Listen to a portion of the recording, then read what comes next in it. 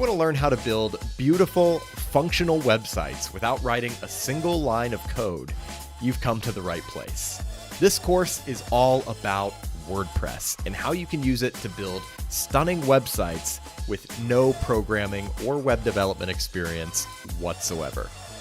My name's Brad Merrill, and I designed this course to be the definitive beginner's guide to WordPress. We're going to start with the absolute basics, how to set up WordPress and navigate the interface, and then we'll walk through the process of actually building a website step by step, giving you all the tools you need to make your site look just the way you want, and to add whatever functionality you can imagine. Whether you're looking to build something simple like a blog or a portfolio, or something a little more complex like an e-commerce store with dozens of products, you'll learn everything you need to know in this course. By the end, you'll be prepared to build virtually any type of website for yourself or for clients using WordPress. I'm so excited to help you upgrade your website building skills. So without further ado, let's get started.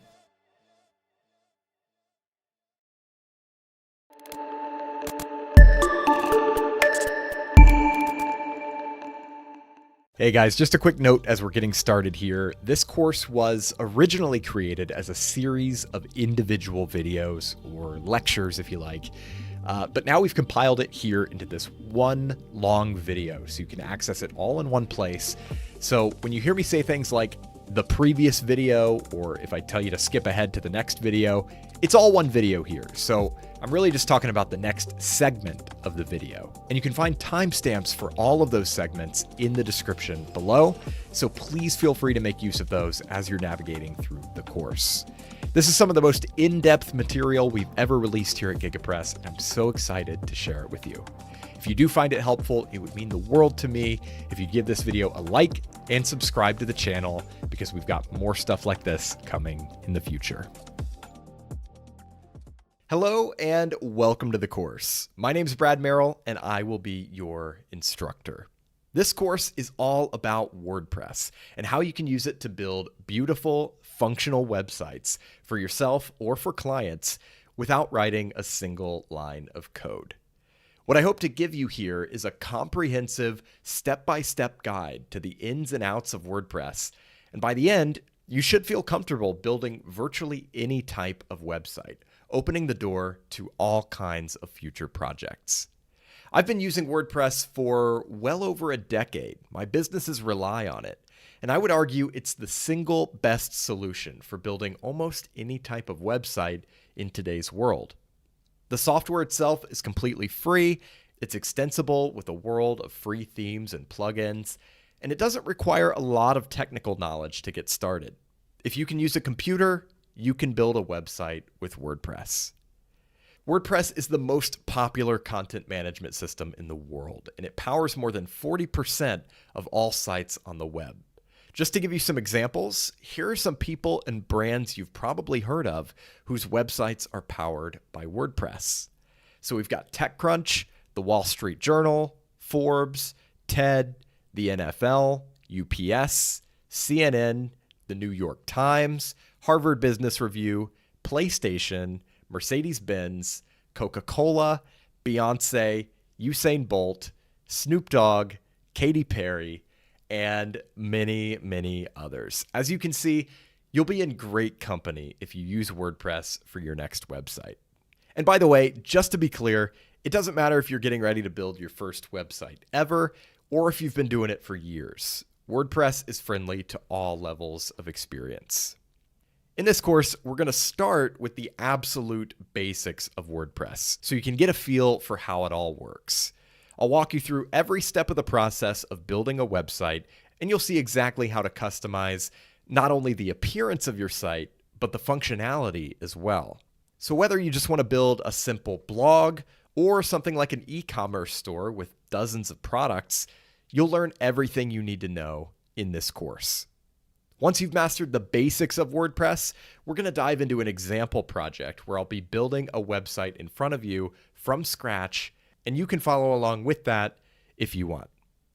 And by the way, if you're just here to learn WordPress and you don't need to build a live site just yet, I'll show you how you can install and run WordPress on your own personal computer so you don't have to spend any money on web hosting or a domain name.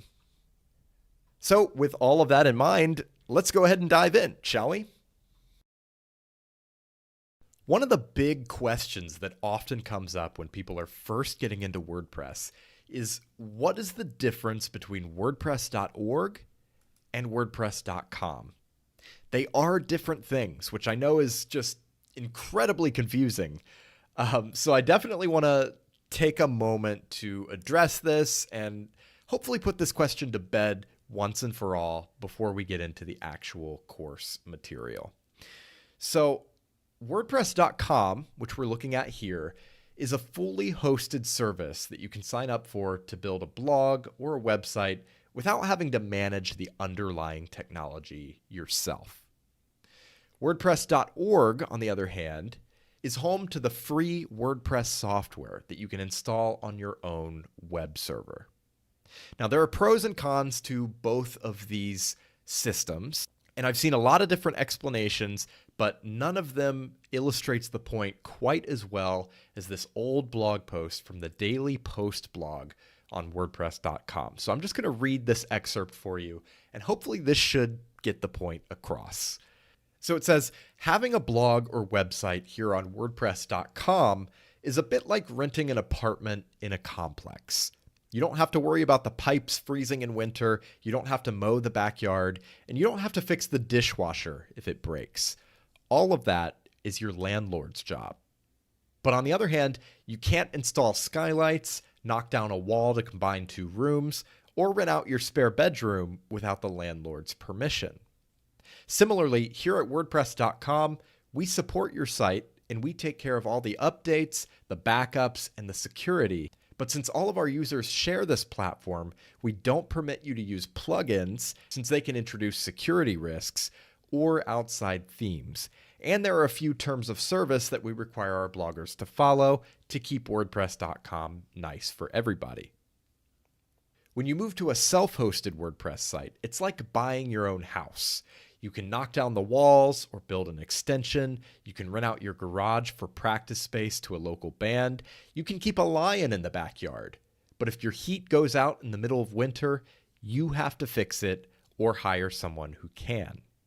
If you self-host, you can install all the plugins you want, but if one of them breaks your site, you have to figure out how to fix it. Luckily, WordPress.org has a great support forum with many knowledgeable and helpful volunteers. You're also responsible for performing routine updates and backing up your content, but the only rules you're bound by are your own. So that's the end of the quote from the Daily Post blog on WordPress.com. Really appreciate that explanation. It illustrates the point really well. WordPress.com, definitely like renting an apartment in a complex. You know, you have a free version where you can create a website for free, but you have a lot of limitations to that. You're going to have advertising on your site that you don't necessarily get a cut from. And, you know, there's going to be certain things that you can and can't do. And then you have all these plans. You've got your personal plan, your premium plan, your business plan, and your e-commerce plan. Each of these, as they get more expensive, unlocks more potential for what you can do with your website. But on the base level plans, there are a ton of limitations, and you're not going to be able to do a lot of the things that we talk about in this course. On the other hand, if you use WordPress.org or the self-hosted version of WordPress, that's the same everywhere. You can take that to any web host, whether it's a budget web host or an expensive web host, and you can do essentially the same thing everywhere. You own your site, you have full control over it, you can do whatever you want with it. And then if you ever want to change web hosts, you can do that very easily. You can just take your existing WordPress site, move it to somewhere else, move to a different web hosting company, and you're good to go. So that would be the primary reason that I recommend WordPress.org. It just allows for a level of control and flexibility that you can't get from WordPress.com or any other hosted service like Wix or Squarespace, things like that. So that is what we're going to be focusing on in this course, the self-hosted version of WordPress that you can get from WordPress.org. And as we move forward, we're going to take a look at exactly how to set it up. So what exactly can you do with WordPress? Well, WordPress started out as a pretty simple blogging platform, and it's had a bit of a hard time shaking that reputation. Don't get me wrong, you can still absolutely build a blog with WordPress, but the fact is today it's capable of so much more. Business websites, portfolios, landing pages, e-commerce stores, forums, social networks, private membership sites. You can build just about anything with WordPress. Now, WordPress itself is actually pretty simple, but it's specifically designed to be modified and extended. And that's primarily done through themes and plugins. Themes control the appearance of your site, and plugins control the functionality. If you want to change the way your site looks, you install a theme. If you want to add a feature that WordPress doesn't offer out of the box, you install a plugin. Now, of course, we're going to be doing plenty of that later on, but I wanted to introduce the idea right up front so you understand sort of how WordPress works and how it's capable of doing so much. There's another side of the coin here, though. Sure, WordPress is technically capable of doing a lot of different things, but what about legally? This is actually one of the key benefits of WordPress. And remember, we're talking about WordPress.org here, the free WordPress software. WordPress is open source, and it's licensed under the GNU General Public License, or the GPL. What that essentially means is you're free to use and modify the WordPress software, as well as any themes and plugins you install. And you can use them for any purpose, personal or commercial, for as long as you want without having to pay licensing fees or anything like that. You own your site, you own your data, and you own your content. You're not at the mercy of some website building service that could shut down without notice or raise their prices at any moment. You control everything. So in other words, you can use what you learn in this course for all sorts of practical applications. Building a stunning website for your business or your side project, starting a blog, or even charging clients to build websites for them. That can be quite lucrative, either as a side hustle or a full-on freelance business if you want to go that route. So again, those are some of the things you can do with WordPress. As we move forward, you're going to see a lot of examples, and ultimately, we're going to get you to a level of proficiency where you will feel comfortable building any of these different types of websites, regardless of your individual goals. Here's another important question. How much does it cost to build a website with WordPress? We've already touched briefly on the fact that WordPress itself is completely free. In fact, the organization behind it is the nonprofit WordPress Foundation, which again releases everything under the GPL, or General Public License, giving us as users the freedom to use and modify the WordPress software in any way we see fit at no cost whatsoever. But that doesn't exactly tell the whole story. WordPress is free, but there are other expenses involved in creating a WordPress website and getting it up on the web. The two expenses that are sort of required are a domain name and a web hosting account. So a domain name is your website's unique address on the web. Google.com, WordPress.org, example.net, these are all domain names. When you go to create your website, you'll need to register a domain name. The cost of a domain name varies depending on the extension, like .com, .org, .net, and so on. And it also depends on where you get it from. Some companies are priced higher than others.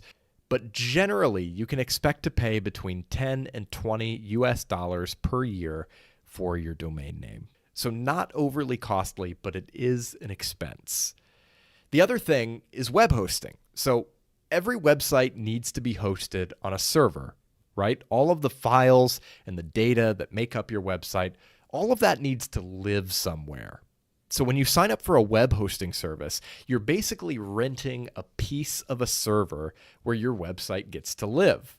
So you can think of your web hosting account as your website's house, and then you can think of your domain name as the address for that house.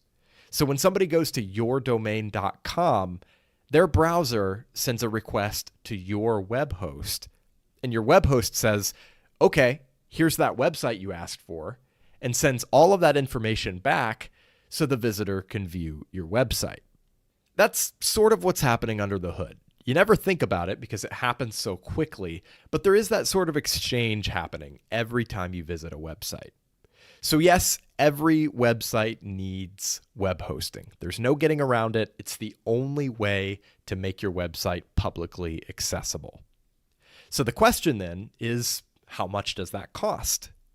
Well, it can vary pretty widely depending on your individual needs.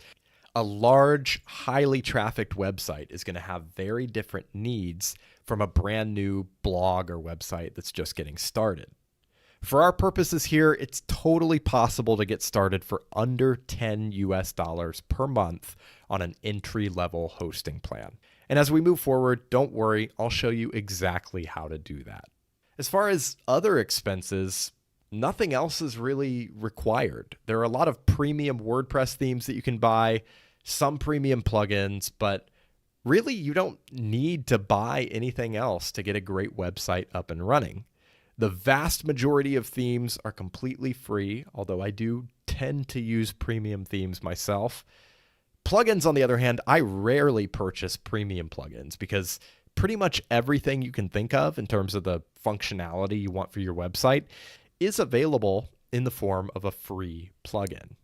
So hopefully that gives you an idea of the costs of building a website with WordPress.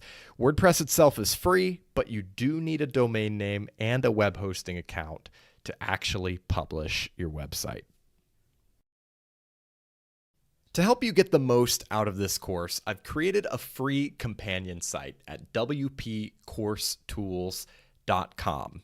This site is going to help you get a free domain name with your web hosting account. And it also has links to all of the various tools and resources that I mentioned throughout the course. So you don't have to go back searching for a specific video and, trying to find the point in the video where I mentioned a specific tool.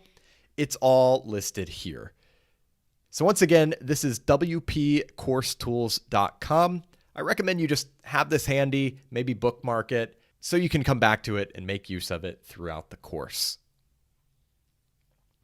Okay, as we move into the next couple of videos, we're going to begin the process of actually setting up WordPress and building out a website.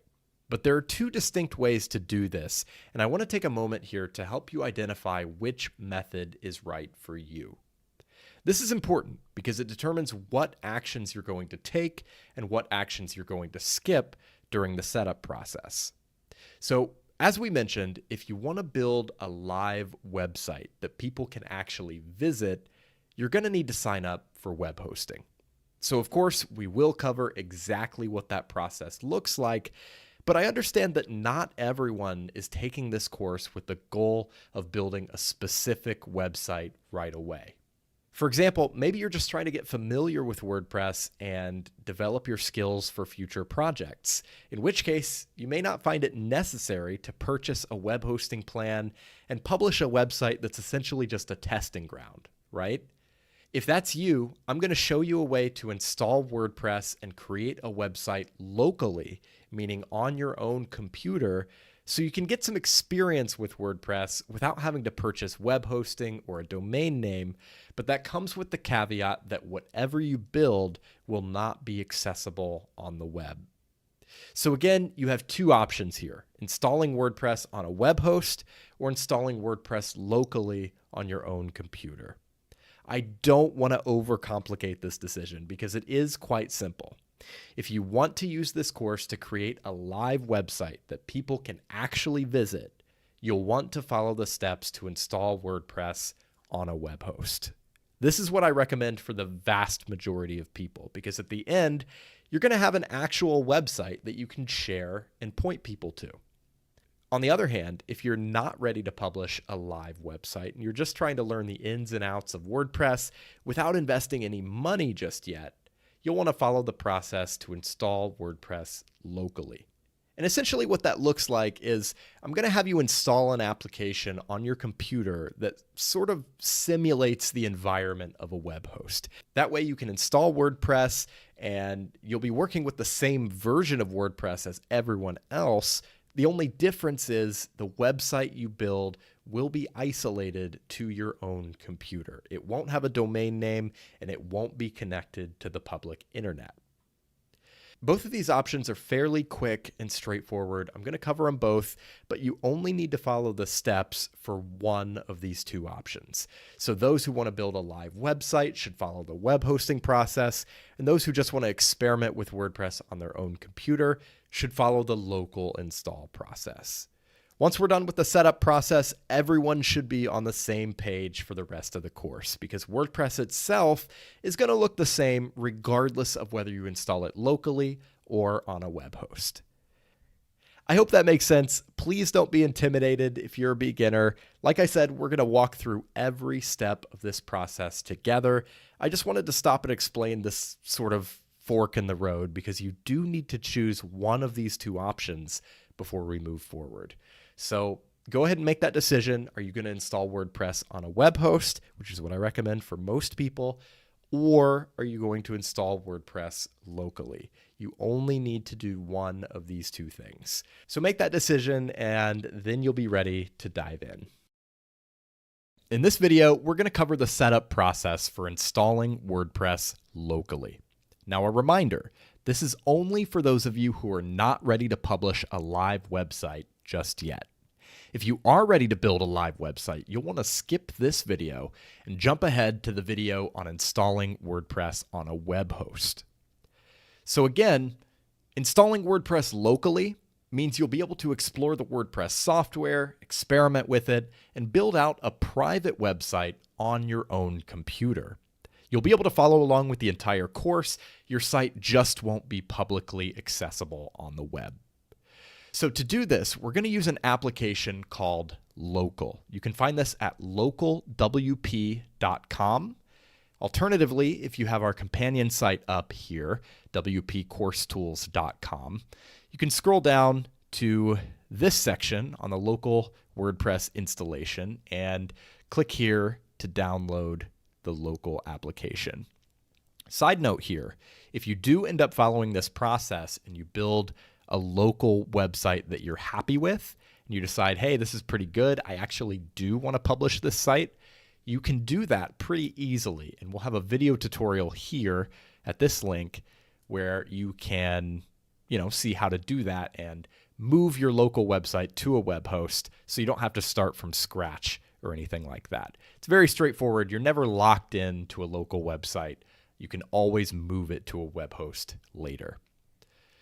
So once you're on localwp.com, you'll want to start right here where it says download for free. You don't have to create an account. You'll choose your platform. I'm on a Mac, but it also supports Windows and Linux.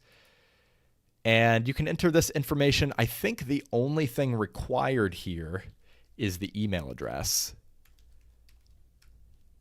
So you can skip the first name, last name, and phone number, then click Get It Now. That will download the installer right here. And of course, this is going to look a little different between Mac, Windows, and Linux, but if you've ever installed an application before, it's pretty straightforward. You're just going to follow the setup process as you normally would. And once you've completed the installation, go ahead and run the application. Agree to the terms of service. And we'll hit no thanks on that. You can create an account if you want to. You don't have to. You can actually exit out of this. And then it'll say you haven't created any sites yet, and it'll prompt you to create a new site. So go ahead and click on that. We're going to leave it selected on create a new site here, then click continue. Now we're going to name the site. You can name it whatever you want. You can always change it later. So I'm going to call it Brad's Local Site. You can skip the advanced options and click continue. We will go preferred, continue. Now you're going to set your WordPress username and your WordPress password. This is what you're going to use to sign into your WordPress dashboard, where you manage your website and manage your content and basically do everything related to your website. So you definitely want to remember this if you want to make a note of it or add it to a password manager. So I'm just going to go with Brad and then enter a password here. And then we'll enter an email address. And we'll hit Add Site. It'll take a moment to create your website. If it prompts you to give it administrator privileges on Windows or here on Mac, if it asks you to enter your password, go ahead and do that. And after just a moment, your website will be ready to go. So here we are. You can see you have two options here. WP Admin, that's going to be your WordPress admin interface, the dashboard where everything happens. And then you can actually open your site. So we're going to go to the WP Admin. And you can see the domain name that it's created is bradslocalsite.local. That's kind of what your domain is going to look like when you're using local. And to log in, you're going to use the same credentials you just created.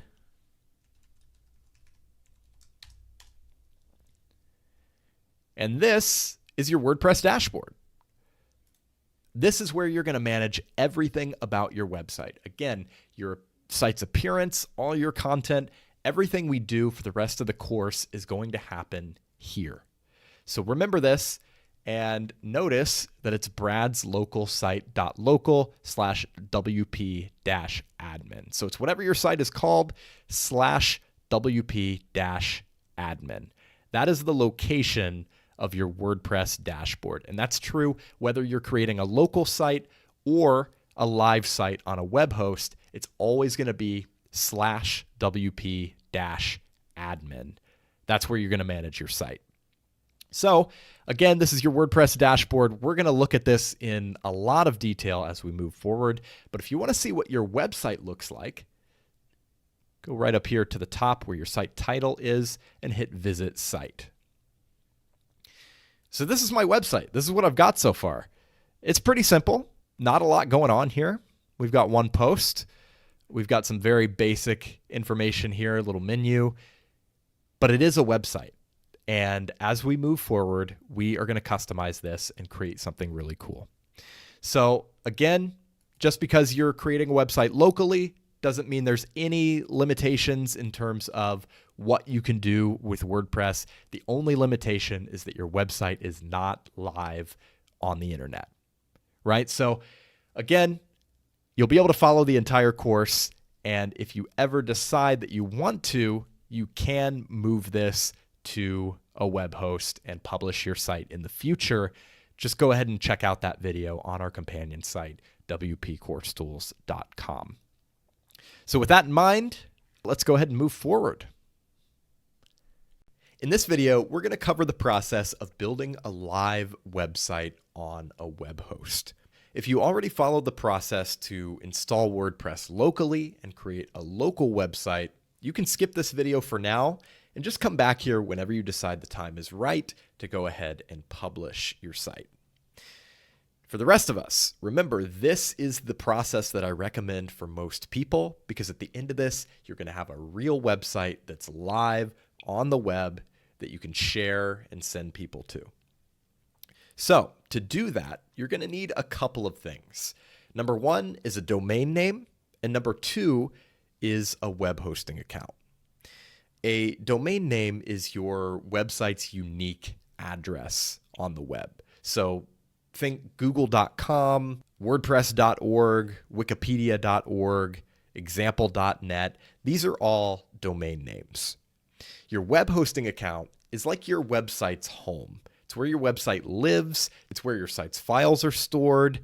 And again, it's like renting a little slice of a server that connects your website to the public internet. So the easiest method is to get both of these things from the same company. For this course, we're actually going to use our own GigaPress web hosting.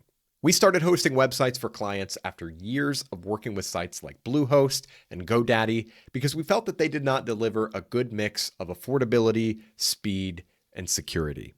Now, you're not required to use our hosting. You can follow a very similar process with any web host, but what you're going to see on screen is what that process looks like with the GigaPress hosting specifically. To get started, go over to our course tools page, wpcoursetools.com, which has all of the resources needed for this course. You're going to see this section right here where it says find your perfect domain name. So this tool is going to do a couple of things. First and foremost, you can enter any domain name that you're thinking about here, and it'll tell you if it's available, along with some other potential ideas. So you can enter any idea you have for the name of your website, with or without an extension, and you'll see a variety of options that you can register for your site. So for example, we can type example.com, click search, and you're going to see that unfortunately example.com is unavailable, and so are all these other extensions. But if we enter something a little more original, like gigapresstestsite.com, we're going to see that that one is available. Now, the other thing this tool is going to do is when you click claim this name, it's going to pop you over to GigaPress hosting and allow you to register that domain name. So find a domain name that you're interested in, go ahead and run it through that tool. And once you find one that you like, click claim this name.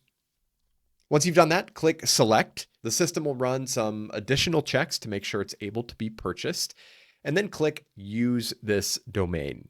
I would recommend registering your domain for 1 year, though you can pick a longer period of time if you want to. I also do recommend adding domain privacy and protection. Let me explain what this is, and I'll show you a little example here. When you register a domain name, your information as the owner of that domain name will be listed in the public whois records. So that basically just shows who owns what domain name and how you can contact them. So typically when you register a domain name, you're going to see your name, your email address, your phone number. All of this is going to be listed in the public database as the owner of your domain name. When you add the domain privacy service, GigaPress essentially acts as your agent. So instead of having your name, your address, your phone number, it's going to show their address, their phone number, their email address, all of these things so that your personal information stays private. This prevents spam or people contacting you directly by looking up the domain's owner information. Next, it'll bring you over to where you can select your web hosting plan. Now, we've got 3 plans here: Starter, Advanced, and Online Store. Honestly, for a brand new website, Starter is going to be just fine. You can see all of the stats here, and all of these plans do have 75% off for the first year if paid up front, and they come with basic SSL. So we can go ahead and click select on the starter plan, and then here you'll see some add-ons. I'm going to add the monthly plugin updates and daily backups, so I don't need to do this manually. Plugin updates are important on your WordPress site to keep it secure, and daily backups are a good peace of mind in case anything were to happen to your site. You're not going to lose all of your hard work. Once you're done selecting add-ons, click Next. Here you can enter your account information, just some basic stuff like your name, address, phone number, email address, all of that. Go ahead and review your order to make sure everything is correct, and then click Checkout Now. Lastly, it will generate an invoice. Click Pay, and it'll direct you to enter your payment details, then click Submit Payment to get everything set up. Once done, we'll send you an email asking you to verify your email address to activate your domain name. Make sure you hop over there and do that real quick, because otherwise your domain name will not be activated and your website will not be accessible. So it's very important that you open that email, click that link to verify your email address, and then you can come back and proceed with the next part of the process. So once you've verified your email address, you can go over to the client area, the top right-hand corner of gigapress.net, then click Login to cPanel. Now, the next thing before we move forward is to create a password for your WordPress account. Here, you'll see that WordPress has already been installed and is waiting for you to configure it. So click on WP Toolkit on the left-hand side, then click Setup and update your password and email address to be used for your WordPress admin account. Now, to be clear, this is separate from your GigaPress account. Your WordPress account is just for this interface where you manage your website. Now, how do you access your WordPress site? Well, your domain name is probably not active yet. It's going to take anywhere from a few minutes to a few hours for your domain name to fully activate. So that's why under WP Toolkit, you can see a button called Login. This will allow you to log in directly from cPanel. However, in the future, you will be able to go to your domain/WP-admin. So in my case, it would be gigapresstestsite.com/WP-admin. That is going to be where you log into your WordPress site, where you manage your content, manage your themes. Everything about your website is going to be managed there. But again, this may take a little bit before you can actually go directly to that link. So in the meantime, you can log in through cPanel. I hope that's not too confusing. Again, you will be able to access this through your domain name. It just takes some time for it to activate. So at this point, we're ready to start managing our website. So we're going to click this button here that says Log into WordPress. This is going to open your WordPress dashboard. Now, I know there's a lot going on here and it's going to look pretty overwhelming at first. So when we come back in the next video, we're going to go through all of this dashboard and give you a full tour. Make sure you know where everything is within the WordPress interface. In this section, I want to get you comfortable with navigating the WordPress interface. To do that, I'm going to give you a very basic tour of the WordPress dashboard, along with a surface level overview of some of the most common things you'll be doing with it. That way, as we dive deeper into these different aspects later, you'll be at least somewhat familiar with where everything is and how to navigate it. Now, of course, the first step is logging in to the WordPress dashboard. If you created a local website, you'll need to open the local application, select your site, and then click WP Admin. If you created a live site on a web host, you can always access your WordPress dashboard by going to your domain/WP-admin. So for me, it would be bradstestsite.com/WP-admin. Now, as I mentioned, your domain name will take some time to fully activate, anywhere from a few minutes to a few hours. So if you get some kind of error when you try to do this, you just need to give it some time. So we'll do that, and you'll see this login page. Here you're going to use your email address and the password you set for your WordPress account.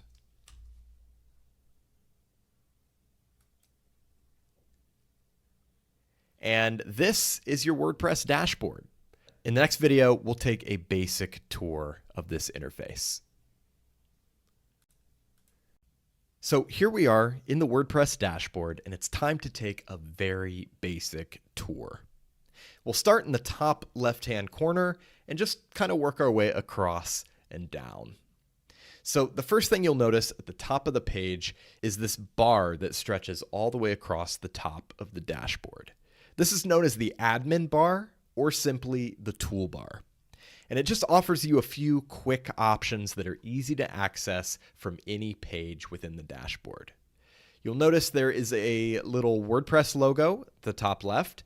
This is something you'll probably never use, but it just offers you some quick links to some official WordPress resources like WordPress.org, the documentation, the support forums, and even a link to send feedback.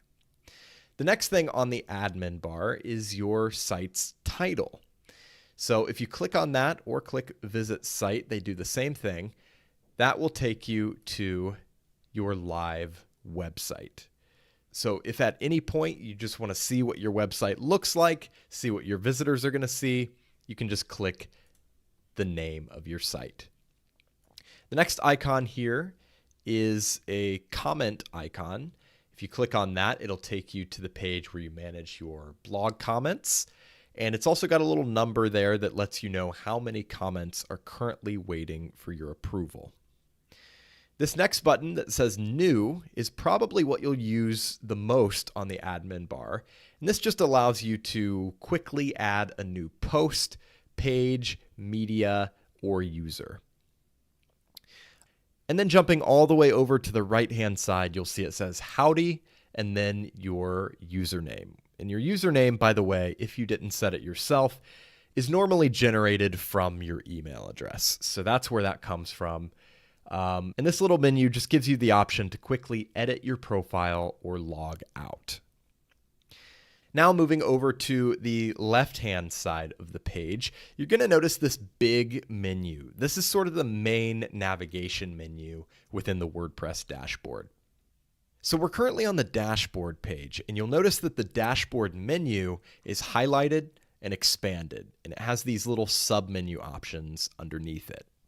The same is true for the rest of the menu options here. Just hover your mouse over each one to expand it. So let's just go through these menu options and just give you an idea of what they all are. So dashboard, of course, is sort of the home page within the WordPress dashboard. Posts is where you manage your blog posts.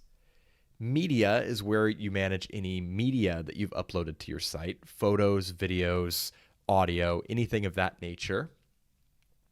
Pages are similar to posts, but these are more like your static pages, like your about page and your contact page. You'll manage those there. Comments, of course, is where you manage your blog comments. Appearance is where you manage your site's theme, and you can customize everything about the way your site looks from that section.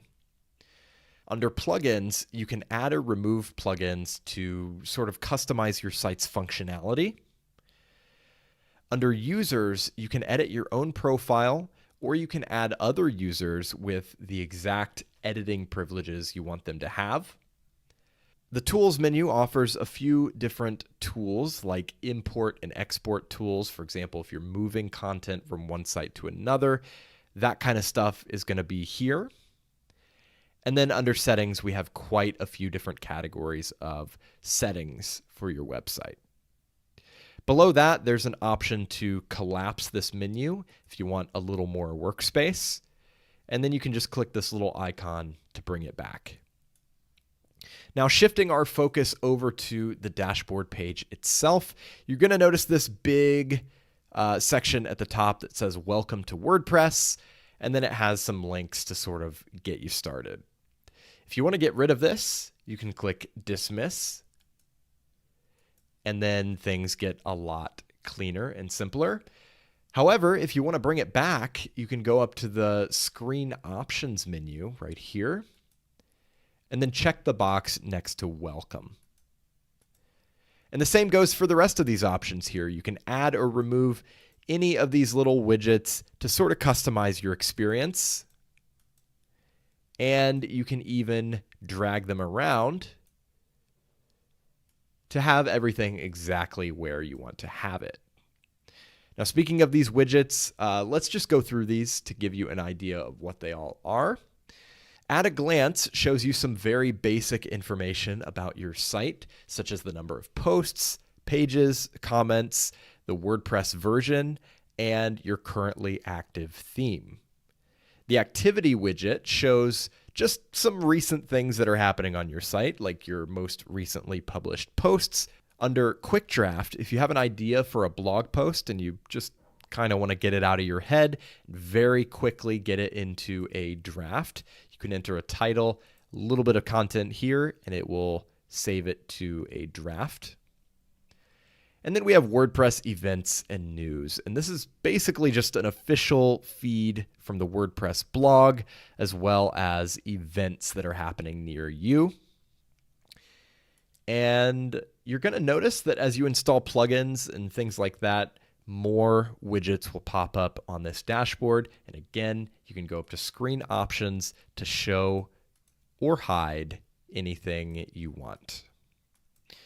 So that is a very basic overview of the WordPress dashboard. I know we haven't clicked into anything, we haven't left this page, but we are going to do that as we move forward. Just wanted to give you an idea of what the menus look like, what they do, where they're going to take you, and so on and so forth. So once again, this is the WordPress dashboard, and as we move forward, we're going to dive deeper into each of these different sections. In this video, we're going to take a brief introductory look at the process of managing posts and pages in WordPress. Now remember, this is just the basics. We're just trying to get familiar with the menus and the interface so you know where everything is for later on when we build on this. So we'll start off with posts, and naturally we're going to go over to the main menu to the posts section, and we can click on all posts. So this is where you're going to see all of your existing blog posts. And you can see we only have one at this point, but you can imagine you could have dozens, you could have hundreds, and it just shows up in a table like this, where you can see the title, the author, the categories, the tags, the number of comments, and the date. Above this table, you'll notice we have a bulk actions menu where we can select one or more posts from the table to then edit them or move them to the trash. And then you can also filter the posts that show up, because again, you could have hundreds of posts here. It's not always as simple as just having one post in this table. So you can select the dates or the categories and then filter the posts based on that information. Also at the top, you have menus for different post statuses. So we only have one post and it's published, so we've only got published, but in theory you could have posts that are drafts that have not been published yet, or posts that are pending review. For example, if you have another author who has submitted a post to you for your review, that would be another post status that would show up here. Of course, you have your Add New button. You can add a new post from there. You can also add a new post directly from the main menu, or as we discussed, the admin bar. Now, in terms of managing content, there are a couple of ways that you can do that. You can click on the title to open the post editor. I'm just going to do that in a new tab here. And you'll see, the first time you open this, you'll probably see this little introduction, and then you'll see the post editor. So we've got our title here, and we've got our content here. Very simple first post that sort of comes preloaded with WordPress. And then you'll notice this sidebar over here where you can manage a lot of metadata and manage individual blocks of content within the post. We are going to come back to this. We're going to do a deep dive on this content editor. So don't worry too much about it yet, but this is how you edit your content. Now going back to that table, you can also do a few different actions right here. You can edit, which will open the same content editor we just saw, or you can do a quick edit, which is an interesting little way to manage your metadata on the fly, like your date, the post status. Like I said, you could make it a draft or pending review. You can turn comments on or off. You can manage the categories and tags. All these little quick things that you may want to do with a single post, or under the bulk actions, you can do edit, and then you can make any of these individual changes to a large number of posts. So that's sort of a quick way to make changes to a post without having to open the full editor and do it there. So we'll hit cancel. You can also trash the post to get rid of it. It'll move it to the trash, and then it's sort of like the recycle bin on your computer. You can then empty the trash later, and it keeps those posts around for a period of time if you do want to restore them. And then there's also an option to view the post, which we'll go ahead and do that in a new tab as well. And this is my post live on my site. And you can see there's a comment here on this post as well.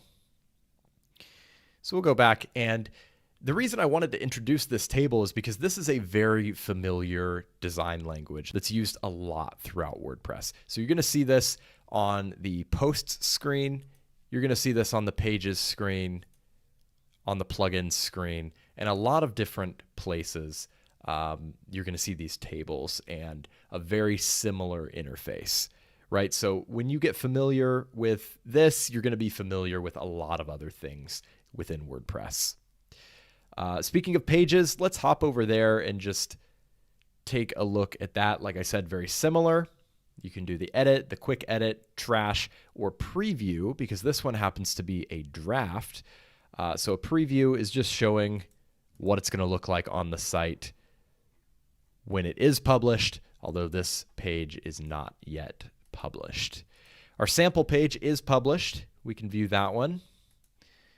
Take a look at that.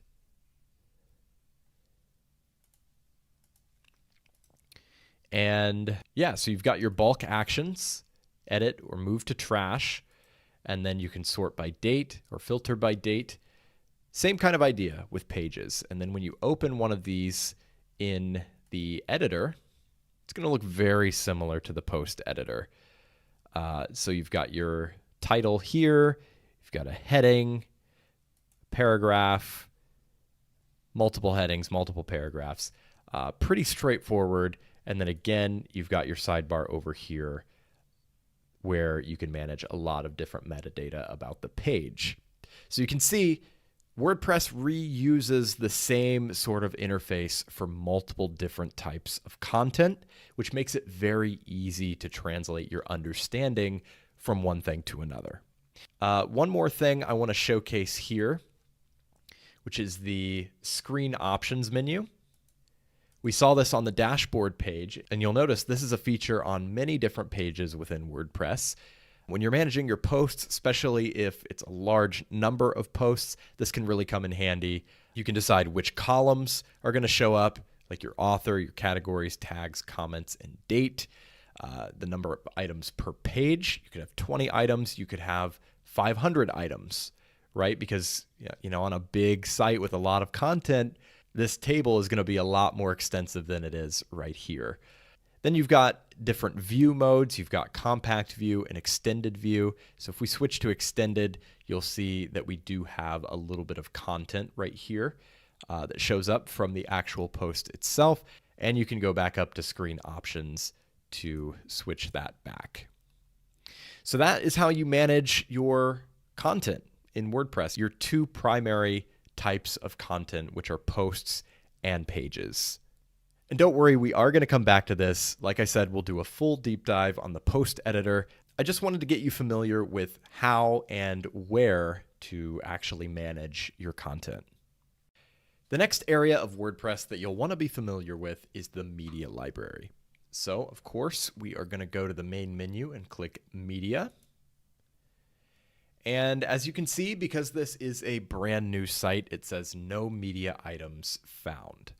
Now, when we do have media, this is where we're going to find all of our photos, videos, audio, even PDF attachments that we've uploaded to our website.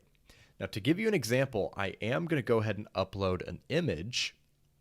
To do that, you can either just drag an image in from your computer, or you can hit Add New and select the files here. I am just going to drag an image straight in, and you can see it is uploading there. And once it's finished, you can see the image will appear in what you can imagine would be a grid if we had more images. So I'll go ahead and open this image. So you've got the image itself over here. Then you've got all this information here. So you've got the basic file information on the top, when it was uploaded, who it was uploaded by, the file name, the file type, file size, and dimensions. And then you can add some alternative text for screen readers and SEO purposes. You can edit the title, caption, description, and then you can view the actual URL to the original file. You can also edit the image. There are a few different things you can do here. You can crop it, you can rotate it, flip it vertically or horizontally, and you can actually scale it down, maintaining its current aspect ratio. So as you can see, lots of options there for managing your media. And by the way, you don't have to upload media directly to the media library for it to show up here. And in fact, to give you an example, if I just go over to the Hello World post here, insert an image, drag in an image file, and update the post, we can then go back to the media library, refresh it, and you'll see that that image is now showing up there, and it shows that it was uploaded to the Hello World post. So all of your media gets consolidated to this one easy interface, and then you can access these files and reuse them across multiple posts and multiple pages, so you don't have to upload the same file multiple times. By the way, you can also filter your media items by type or by date, and you can view them in a list or in a grid. So that is the WordPress media library. Moving right along, let's take a look at managing comments in WordPress. So go ahead and click Comments in the main menu, and you'll see this is a very familiar interface. It's the same table that we saw for managing posts and pages. They're just different columns with different information in them. So we've got the comment author, as well as their email address and website. We've got the comment itself, the post it's replying to, and the date it was submitted. We've also got some different functionality here. So this comment has already been approved, so we have the option to unapprove it. I'm going to go ahead and do that. And then you'll see that we have a little number indicating here and here that we have a comment waiting for our approval, and that would be this one. So then we can click Approve to make the comment appear on the post again. You can reply to a comment right here in the WordPress dashboard. You can edit the comment, you can mark it as spam, or you can trash it. You can also take any of those actions for multiple comments using the bulk actions menu here. And then, of course, you've got different filtering options up here, like mine, comments that I have left with my account, pending review, comments that have not been approved yet, approved comments, spam, and trash. Then you can view the comment on the post on which it was left by clicking View Post. And then we can scroll down and we can see that comment here. And if you didn't reply in the WordPress dashboard, you can also reply right here on the front end of the site. So that is how you manage comments in WordPress. Pretty straightforward. And again, that interface is incredibly similar to other things you're going to see in WordPress. One of the great things about WordPress is just how easy it is to customize your website. And one of the ways that you can do that is by changing your theme. So in this video, I'm going to show you very briefly where and how to do that. And later on, we're going to come back and take a much deeper look at the process of actually customizing the design of your site. But for now, I just want to show you where everything is. And in this case, we're going to click on Appearance in the main menu. So the first thing you're going to see here are your currently installed themes. These are the themes that you have available on your site right now. And this theme is the one, in my case, that is currently active. So we can click on any of these themes to see a few more details, a little description here, and then we can actually do a live preview if you want to see what your website will look like with this theme. When this preview comes up, you're going to see some customization options on the left side and a live preview of your site on the right. And then you can actually click around within your website and see what different pages and posts are going to look like with this theme activated. You can make any modifications you want over here, things like colors, various theme options that are available, every theme is going to have its own collection of options that you can customize. And then when you're satisfied, you can click Activate and Publish to switch your site to that theme. If you want to cancel and go back, you can just click the little X symbol up here. And then we can take a look at the other themes that we have installed. Same thing here, we can do a live preview. Click around the site. Change the options over here as desired. And then again, you can activate and publish, or you can cancel. So like I said, these are just the themes that are already installed on your website. Now, we only have 4 themes here, so where are the rest of the themes? Well, you can click Add New Theme here or here, and that is going to bring up the official WordPress theme directory. These are all free themes that have been created and released to the WordPress community for free with no restrictions under the same license that WordPress is released with. So you can install any of these themes and use them for free. One thing I will mention is that the thumbnail often looks a little bit different than what you're going to get right out of the box. You're going to need to do some tweaking and, actually configure your website to match what you see in the thumbnail. And we will get into that a little later in the course. We're going to go through everything, including customizing your website and really building out something beautiful. So don't worry, we're not going to be stuck with this very basic design. We're going to create something a lot more compelling. But for now, you know where the themes are. And if you want to go and experiment and take a look at a few of these themes, I do encourage you to do so.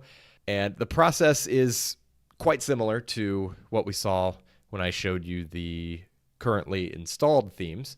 You can just click on any of these. You'll get a preview, and then you can install the theme. And after you install it, you can see a live preview with your website and your content. So actually, we'll go ahead and install this one. And get out of here, go back to our installed themes. Then we have Cadence here, the one we just installed. We can do the live preview. And again, doesn't exactly look like the thumbnail because there are a few extra steps to get it to that point. But you see we have all of our options over here, our colors, fonts, header, footer, and you can click around and see what the theme is going to look like on your website. So you can see it's just a couple of clicks to completely overhaul the design of your website. And like I said, as we move forward, we're going to really get into the weeds and you'll see how to build something truly unique. WordPress is one of the most powerful website building platforms out there, but out of the box, it's actually pretty simple. There aren't a lot of bells and whistles included in the initial installation. The real power of WordPress lies in its extensibility. This whole platform is designed to be modified and extended, and one of the key ways that you can do that is by installing plugins. Now, plugins are small pieces of software that can be added to your website to do any number of things. They can make very small changes or they can completely transform your website. This is a big topic, so we're going to dedicate an entire section to plugins later on in the course.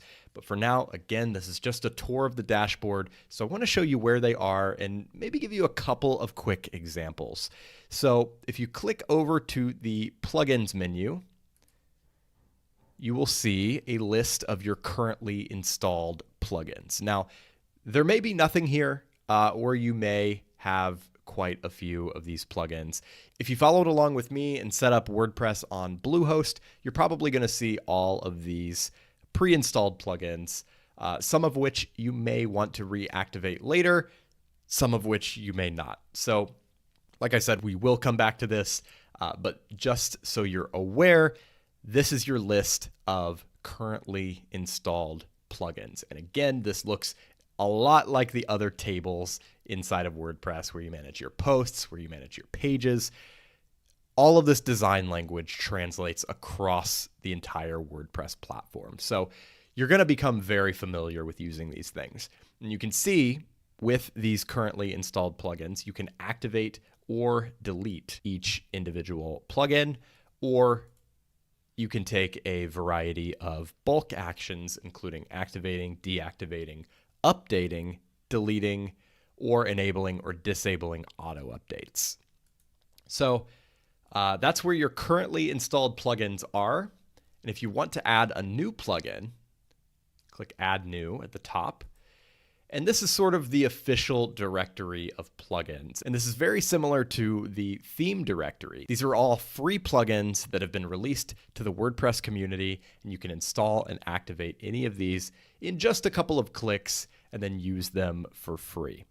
So these are some featured plugins, and then you can click over to, let's say, popular plugins, and you'll see just a variety of popular WordPress plugins. So for example, Contact Form 7 is probably the most popular contact form plugin for WordPress. It's just exactly what it sounds like. You can install that, and it enables you to insert contact forms into your posts and pages. Yoast SEO adds a variety of search engine optimization features. We're actually going to cover that in depth later in the course because that is an important part of setting up a WordPress website. WooCommerce is another popular one. This is for e-commerce. So if you want to turn your website into an online store with products, a shopping cart, and then you want to be able to accept payments, WooCommerce is basically an all-in-one solution that enables you to do that. Another contact form plugin here, WP Forms. Let's see what else. We've got some security plugins. We've got import and export plugins. We've got backup plugins. You can see plugins range in their scope very widely. So you have plugins that do things like adding social media buttons, like, your share buttons at the top and bottom of your blog posts, all the way to things like BuddyPress, which we can see here, which basically turns your site into a full-fledged social network with registration and messaging and all kinds of different community features to allow your users to interact with each other. So you can see the power of WordPress, and you can see how you can create something really unique by combining different configurations of plugins. And all of these plugins are free. You can install these for free. There are premium plugins out there, but everything you find in the WordPress directory is going to be free. So when it comes to installing a plugin, I'm just going to show you what that looks like. So as an example, I'm going to install Contact Form 7, and it's very straightforward. So to see some more details about the plugin, you can click on the title of the plugin, and you'll see a description here. You can see maybe some frequently asked questions, screenshots, and then importantly, reviews from the WordPress community. So you can see what other people are saying about the plugin and if it has any conflicts with other plugins, for example. And that can help to inform your decision on whether this is something that you actually want to install on your website. So just for this example, we are going to go ahead and install this. Again, I recommend checking out the details before you install, but you can just go ahead and install right here from the list. Install now. Once it's installed, the button will change to activate. So you can click on that to go ahead and activate the plugin. And just like that, the plugin has been activated. And what you'll notice is that plugins will often add a menu item to your WordPress dashboard. So we have a new contact option here, and that is where you manage your contact forms. So if we go there, we're going to see this same familiar design language, the table where you have your contact forms, and it's created one as an example for us. So we can click there. And this is our contact form. And if we want to insert this somewhere, all we have to do is copy and paste this little short code into a post or page, and the contact form will show up. So that's just an example. That's just one plugin. There are many contact form plugins out there. There are many other plugins out there that do a lot of different things. So just wanted to show you where your plugins are, how to activate them, and of course, if you want to deactivate them, you can also do that from this menu. Just click deactivate next to that plugin, and you can see it's been deactivated and that contact menu is gone. So that is a brief look at plugins. We will come back to this, of course, and take a deeper look later on, but that is a brief introduction. You've probably noticed that WordPress comes with a few pieces of dummy content. So we've got this Hello World post, we've got a sample page, we've got one comment, and then we've got a draft of a privacy policy. So all of these things are here to basically just make your site look a little less empty as you're first, setting up WordPress, maybe testing out themes and things like that. You want to see what your pages are going to look like and so on and so forth. But you probably don't want to keep these things around as you start creating your own content, right? So if you want to clear these things out, you probably already have an idea of how to do that. It's very straightforward. I'm going to go ahead and do that on this site. I'm going to go to the post section. You see we have our one post here. I'm just going to very simply move it to the trash. That's going to trash that post. And of course, it's also going to get rid of the one comment that we had that was left on that post. The other thing I'm going to do is go to my pages section and clear out the privacy policy and sample page. Once again, we can use the bulk actions menu, move to trash, and click apply. So now we go back to the dashboard and we basically have a clean slate at this point. The site is going to look pretty empty, but as we move forward, we are going to be creating our own real content, so it doesn't hurt to get that preloaded dummy content out of the way. WordPress has a lot of different settings that influence how your website behaves. In this section, I want to take some time to go through those settings, make some recommendations, and get your website set up in the optimal way. We're going to begin by looking at your user profile. So remember, you can go to the users menu and click on profile. This will open up the settings for your personal WordPress account.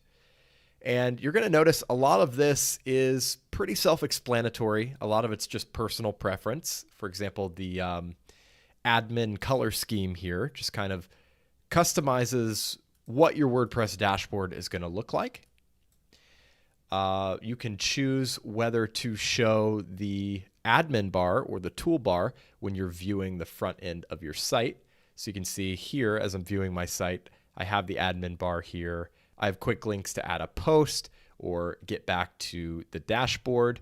But if you disable that, you'll see that you view the site very much like your visitors would see the site without the WordPress admin bar at the top. I personally like to show the toolbar because it is convenient to have those links at my disposal. So I'm going to leave that checked. Here you can customize your name and how it appears on your website. So you can add your first and last name, as well as a nickname, which can be whatever you want. And then you can choose to display your name publicly, meaning on your website itself, as any combination of those. So I'm just going to use my full name. And you'll notice in the upper right corner, the greeting just changed to reflect my name configuration. You can change your email address, add a website URL, some biographical info, which may show up on your author page on your website. Then you can add a profile picture. Now, your profile picture is controlled by Gravatar. Gravatar stands for Globally Recognized Avatar. And this is a service provided by Automatic, which is the company behind WordPress. And basically the way this works is you sign up for Gravatar, you upload an avatar or a profile picture, and that profile picture is going to follow you around the web. So this works on all WordPress sites, as well as Slack, GitHub, a few different other popular services, and it's linked to your email address. So whenever you leave a comment on a WordPress website and you use the email address that's associated with your Gravatar account, your avatar is going to show up. And the same thing applies to your WordPress account on your own website. So whatever email address you use here is what you should use for Gravatar, and then you upload an avatar here and it will be reflected on your website. So this is actually based on your WordPress.com account. So if you have one, you can just log in or you can create one.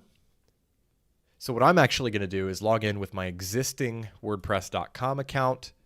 I'm going to add an email address because the email that I'm using with my website here is not yet linked to this Gravatar account. So I'm going to add that real quick.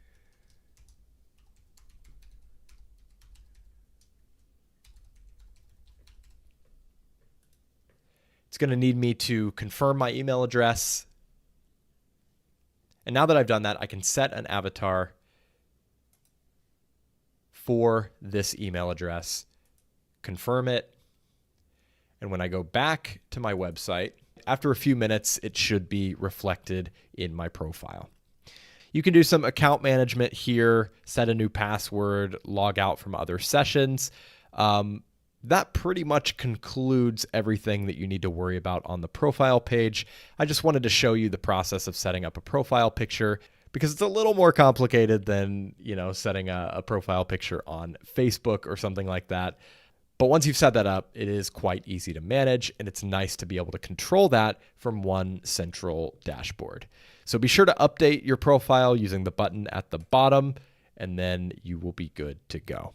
In this video, we're going to go through the general settings in WordPress. So if you hover your mouse over the settings menu and click on general, you'll see this page. This is basically just a bunch of global settings for your site as a whole.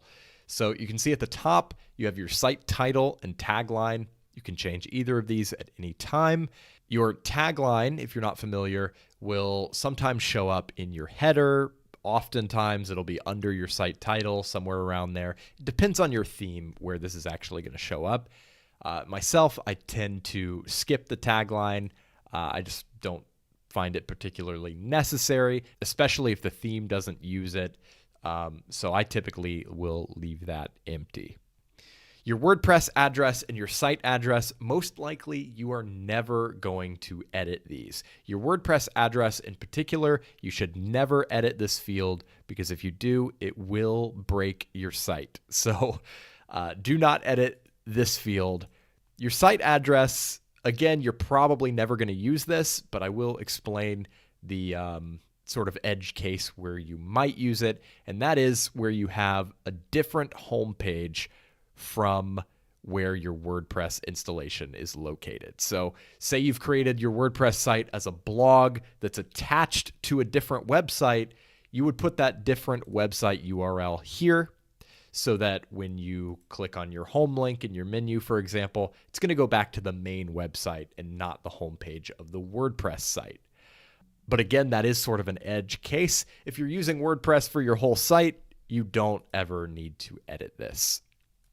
The administration email address. This is used for various alerts and things that come from WordPress, like update notifications or security alerts, things like that. All of that's going to go to this email address. So if you want those things to go somewhere else aside from your personal email address, you can change that here. Under membership, you can decide whether anyone should be able to register for an account on your site. Now, most likely, you're going to want to leave that unchecked because as soon as you check that, you're going to start getting random registrations from bot accounts, spam accounts, things like that. But if you're building a community site or an e-commerce site, anything where people need to be able to create their own accounts, you will want to check this box. And there are ways to mitigate the spam accounts and stuff like that. So if you are creating a community website or an e-commerce website, there are plugins and solutions that you can use to keep the bots and spam accounts away. So don't worry too much about that. But if you don't need people to be registering at all, leave that unchecked. The new user default role, you can probably just leave that as subscriber. We'll talk about user roles a little bit later, but that is going to be the user role that people get when they register themselves. Here you can set your site language. You can set a time zone by choosing a city near you or the appropriate UTC offset. You can choose the date format and time format that you prefer, basically just the way you want dates and times to show up on your website. You can choose the day that you prefer as the start of the week. And then if you're using Bluehost, you're going to see this endurance cache section at the bottom. That's just a feature that they add to sort of speed up your WordPress site. You can leave all of that as is. Once you've got all that configured, be sure to save your changes and we will move right along. Next up, we're going to check out the writing settings. So hover your mouse over settings, click on writing. Most likely, you're not going to need to change anything on this page, but I did just want to give you an idea of what all of this is. So first, we've got the default post category. Now, every blog post in WordPress has to have at least one category associated with it. So it creates this default category, uncategorized, that gets associated with anything that you don't set a category for. If we had more categories, we obviously haven't created any categories on this site yet. They would display in this list as well. So if you want all of your uncategorized posts to be associated with a different category that you've created, you can select that here. Default post format. This, again, most likely you're going to want to leave it as standard. But if you had like a micro blog where you just wanted to have little status updates or images or something like that, you could change that here. Post via email. This allows you to send an email to a particular address and have WordPress automatically post that email as a blog post.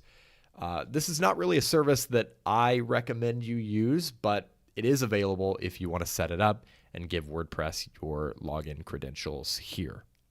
You can also set the default category for any posts that you email to that address. At the bottom, we've got update services. This default service here, Ping-O-Matic, will automatically send updates to search engines like Google, Bing, Yahoo, etc. whenever you update your site. So you add a new post, it will say, hey, Google, there's a new post on this website, and it'll make them aware of that without you having to do it manually. So again, not really much you have to edit on this screen. Just wanted to make you aware of these settings. Moving along to the reading section of the settings menu, we've got a couple of simple options here. So the first one you'll see here, it says blog pages show at most blank posts. And the default is 10. And that is exactly what it sounds like. The blog pages on your website, the archive pages, are going to show 10 posts or whatever number you set here. And that's 10 posts per page. So you'll have to click to the next page after the first 10 posts. 10 is a good number. That's the default. So that's usually how I leave it. The one time I would adjust this is if the layout of my website doesn't really work with 10 posts. So for example, if we've got a grid of posts that's 3 by 3, that's 9 posts. If we have it set to 10, we're going to have a row on the bottom that only has one post in it. And it's going to look a little weird. So I might set that to 9 or maybe 12 just to make it cohesive with the design of the page. But again, generally, I just leave this as is. Syndication feeds show the most recent blank items. That's for your RSS feed. Same thing here. 10 is probably fine. But if you want to show more or fewer items in your feed, you can adjust that here. Also for the RSS feed, you can choose to show the full text of your articles or a short excerpt if you want people to have to click back to your site to view your content. Finally, we have search engine visibility. This is important. There's an option here to discourage search engines from indexing this site. If you want to show up in search engines like Google, make sure this box is not checked. And that's it for your reading settings. Next up, we're going to check out the discussion settings. So we'll go to discussion under the settings menu, and this is where you manage how your website handles comments. So if we take a look at the default post settings, there are two options about pingbacks and trackbacks. And this is sort of an old school thing from the blogging world where blogs will notify each other when they link to a blog post, right? So I link to your blog post, you get a notification in your comment section that I mentioned your post. This is sort of going away these days, but you can choose to enable or disable that behavior here. Below that, you can choose whether you want to allow people to submit comments on new posts. That will be sort of your global comment setting going forward. However, individual posts will override these settings. So if you change this, it will not influence your previously published posts, and you can enable comments on an individual post, even if they're not enabled globally. Other comment settings, you can choose whether the author must fill out their name and email address, whether they should be registered and logged in. You can choose to close comment sections on posts older than 28 days or whatever period you set here. I'm going to disable that because I like to leave my comments open indefinitely. You can choose to use cookies to save author information. So when a person leaves a comment and fills out their information, next time they come back, that information will be pre-filled, their name, their email address, their website, if you have that enabled. You can choose to enable threaded or nested comments and choose how many levels of replies you want to have. And then if you want to break comments into multiple pages, for example, 20 top-level comments per page, you can do that with this setting. Here you can choose whether you want to receive notifications about new comments or new comments that are being held for moderation. Before a comment appears, if you choose this first option, comment must be manually approved. That means that all of your comments have to be approved individually. The second option is a little less strict. It does still require a user's first comment to be approved, but once they've had at least one approved comment, they can come back and comment freely without their comments being held for approval again.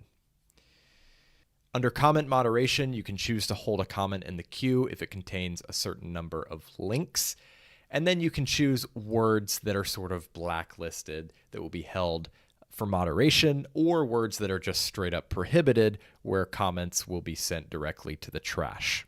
Then we can edit our avatar settings. So you can choose whether you want to show avatars at all. And then you can choose the maximum rating. So Gravatar has this rating system ranging from G to X, and you can choose what the maximum rating that's appropriate for your audience would be. And if somebody's avatar is rated higher than that, it will not display. And finally, you can choose the default avatar for anyone who doesn't have a Gravatar of their own. And as always, be sure to save your changes when you're done. Our next settings menu is going to be media.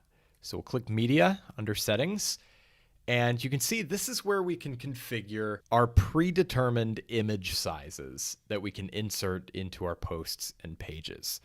Now, before we edit anything here, I want to go over to the post editor and show you what the actual effect of this is going to be. So I've created a little post here, and I'm going to add an image. We'll just add this cat that I uploaded before. And you can see over here on the right-hand side, the image size is large. So we've got full size, large, medium, and thumbnail. Full size obviously is going to be the actual image that you uploaded. It's not going to be sized down at all. Large is going to be a maximum of 1024 pixels. on either side. So the way it's going to be scaled is that the longer side is going to be scaled down to 1024, and it's going to maintain the aspect ratio. So the other side is just going to be scaled down to, whatever that equivalent is.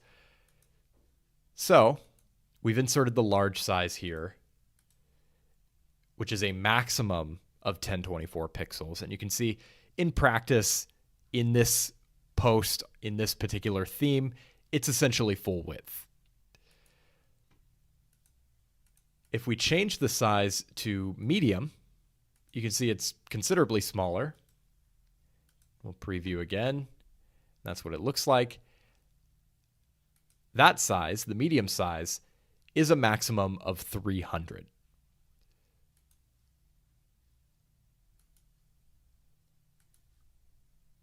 Finally, we have thumbnail. Thumbnail is a little bit different. It scales it a little bit differently by default. So you can see I'm not getting my whole image here. It actually cropped my image down to a perfect 150 by 150 square. I don't actually like that.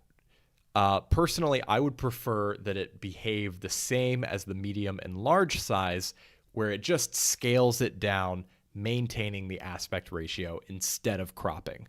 So that's what this checkbox is. Crop thumbnail to exact dimensions. Normally thumbnails are proportional.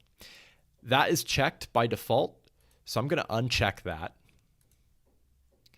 And now when I insert an image using the thumbnail size, it'll behave the same as the medium and large size, where it just scales the larger side down to 150 pixels and maintains the aspect ratio with the other side. So it doesn't crop anything, and that's just my preference. Now, you can also change these sizes to anything you want. You can choose the maximum width and the maximum height for any of these, so that when you insert images and you use these sizes, they display in a predictable way that works with your design and your style. Finally, at the bottom, you can choose whether you want to organize your uploads into month and year-based folders. That just has to do with how your actual media files are organized on the server. I would leave that as is unless you have a specific reason to change it. One of the first important things that I do with every new website is configure my permalink structure. You can do this by clicking Permalinks under the Settings menu. And what this does is it determines what your post and page URLs are going to look like. So often, by default, the permalink structure will look something like this.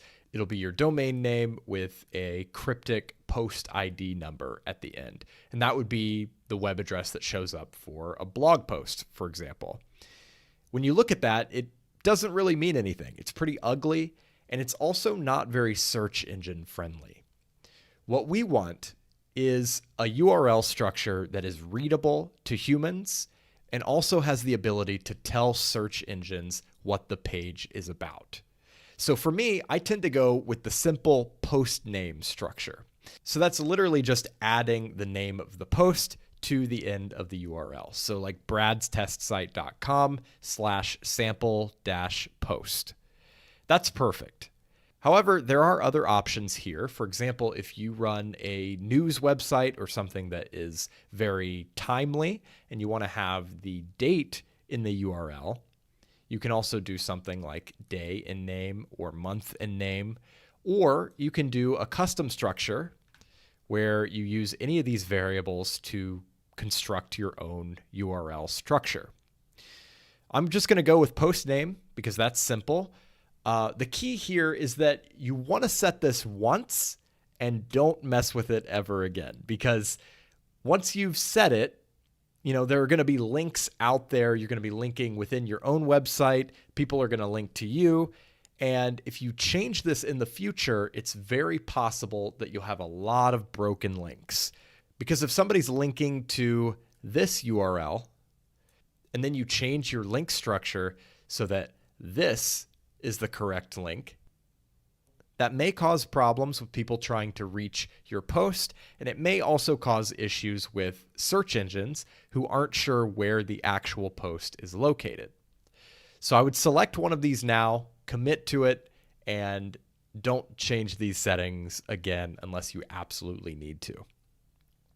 Now at the bottom, you can change the category base and tag base. So typically the way your category archive works is it's going to be your domain name / category / the name of the category. So the example would be bradstestsite.com / category / uncategorized, right? And same thing with tags.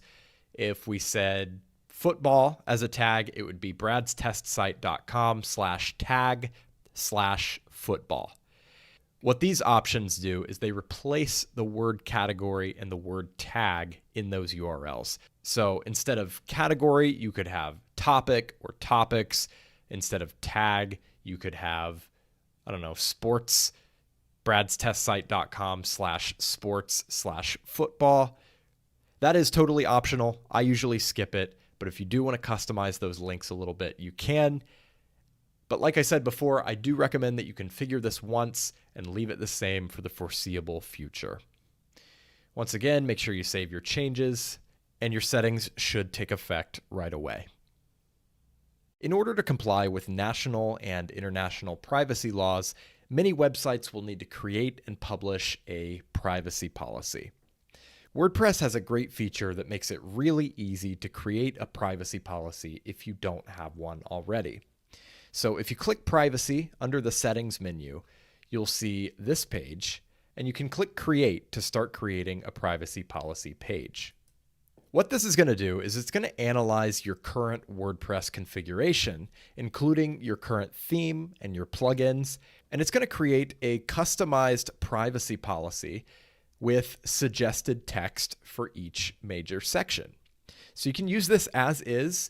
It's recommended that you do read through it and make any necessary modifications. But this is a really handy way to accurately disclose how you are collecting and using your visitors' personal information. Once you've made any necessary modifications to your privacy policy, you can publish the page. And then later on, you may want to add it to a navigation menu, such as in your website's footer.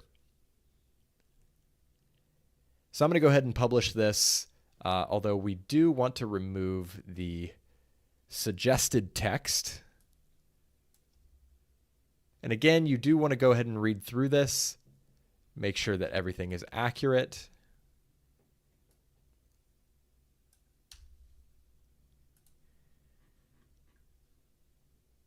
And we'll go ahead and publish.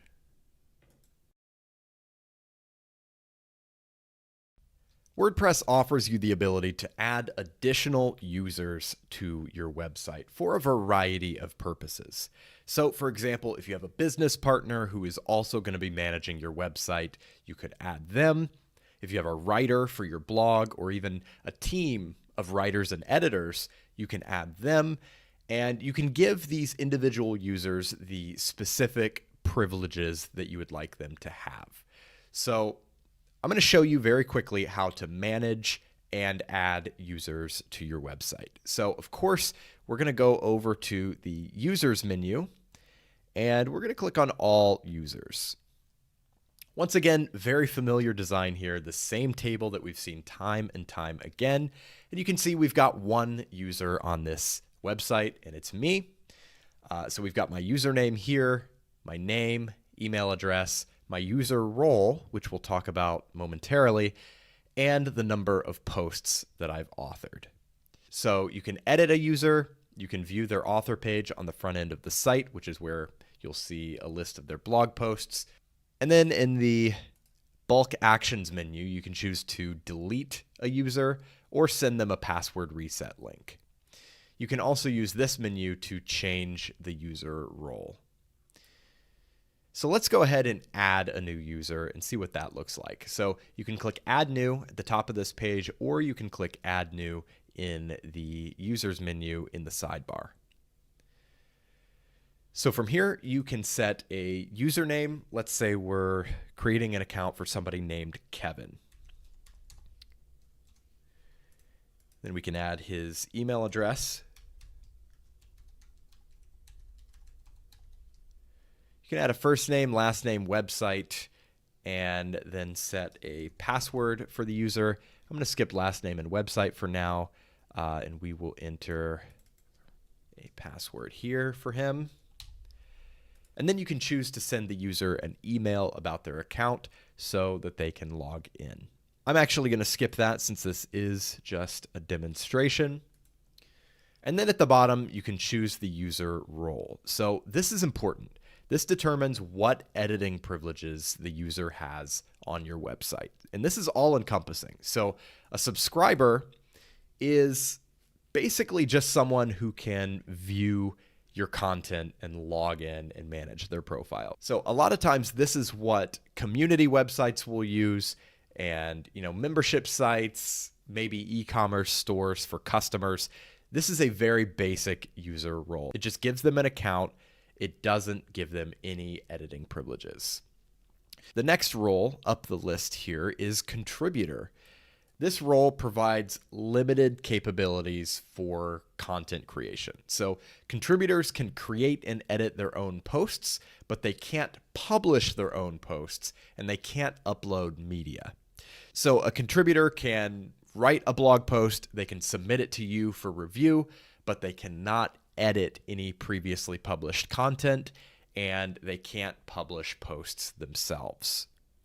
Users with the author role can write, edit, and publish their own posts, but they can't edit others' posts, and they can't make any administrative changes to your site. So an author basically has unrestricted publishing rights. So they can write blog posts, they can publish them immediately to the website without your approval, but they can only manage their own posts. Moving one step up, editors can manage all of the posts and pages on your site, including those written by others. So editors will often oversee the work of authors and contributors. While editors do have a high level of access, they cannot manage your global site settings, your plugins, your themes, or your users. They can only manage the content on your website, the posts and pages. And of course, moving up to the top level role, the administrator role, this is essentially what you are. This is the site owner, although you can have multiple administrators. It's the most powerful user role, and it's what you're assigned when you create a new website. Administrators have full control and can manage all aspects of your WordPress site. So I would encourage you to be very selective about who you give the administrator role. Generally, it should be reserved for the site owner, but if you have, again, like a business partner or something like that, somebody who is equally in control of the website, you can give them that role. So for this example, let's say we want Kevin to be a contributor. We want him to be able to create his own content, submit it for review, but not be able to publish it without approval. And we also don't want him to be able to edit other people's content or anything like that. So Kevin will be a contributor, and we'll go ahead and hit Add New User. Now we're back on the user's screen, and you can see Kevin has been added to this table. And if we click on Kevin's username, you'll see that we have a very similar page to what we saw earlier, editing our own profile. So you can actually make all of these profile changes for other users on your site in the exact same way that you would make them for your own profile. So that is a brief introduction to managing users on your WordPress site.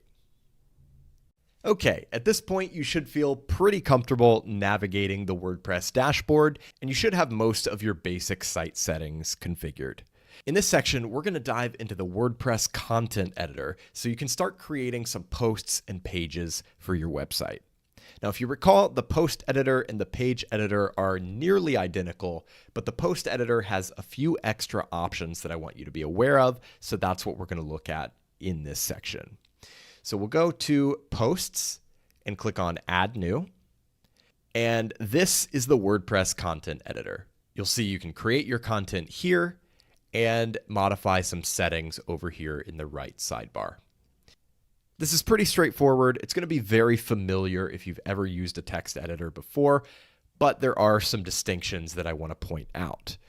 So over here on the left side, you're going to see your content. You have your title at the top, and then your individual blocks of content below that.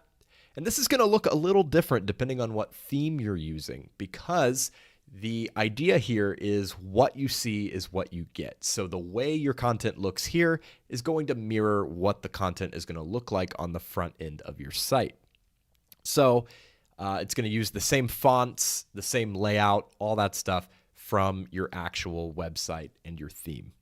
You're not going to have your header or your sidebar if you have one. It's just going to be the content itself, but it is going to mirror the same layout as your website. So that is handy to be able to see exactly what your content is going to look like as you're editing. Up here in this top bar, you can choose to save the post as a draft. If you want to come back and edit it later, you can preview it on the front end of your site, or you can publish. This little settings icon allows you to toggle the right sidebar if you want to have a little more workspace. And then in this sidebar, you have two tabs. You have the post tab for all of the settings and metadata about this post. And then you have the block tab, which allows you to make some modifications to the individual block of content that you are editing. So that's what the content editor looks like. When we come back, we're going to talk about these content blocks and take a deep dive into creating content with WordPress. So here we are in the WordPress content editor. And as I mentioned, this editor has a lot in common with any other text editor, but the primary distinction is that WordPress content is based around blocks.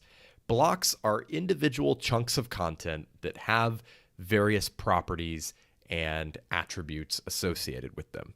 So I think the best way to demonstrate this is just to start creating something. So I'm going to enter a title for this blog post.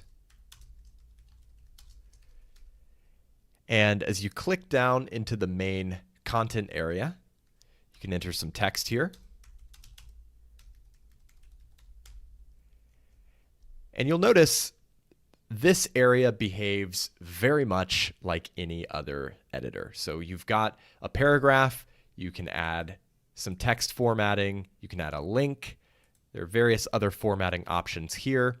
And then when you press enter or return, you're going to drop down into another paragraph exactly as you would expect. But these paragraphs are actually blocks. So paragraph just happens to be the type of block that this is.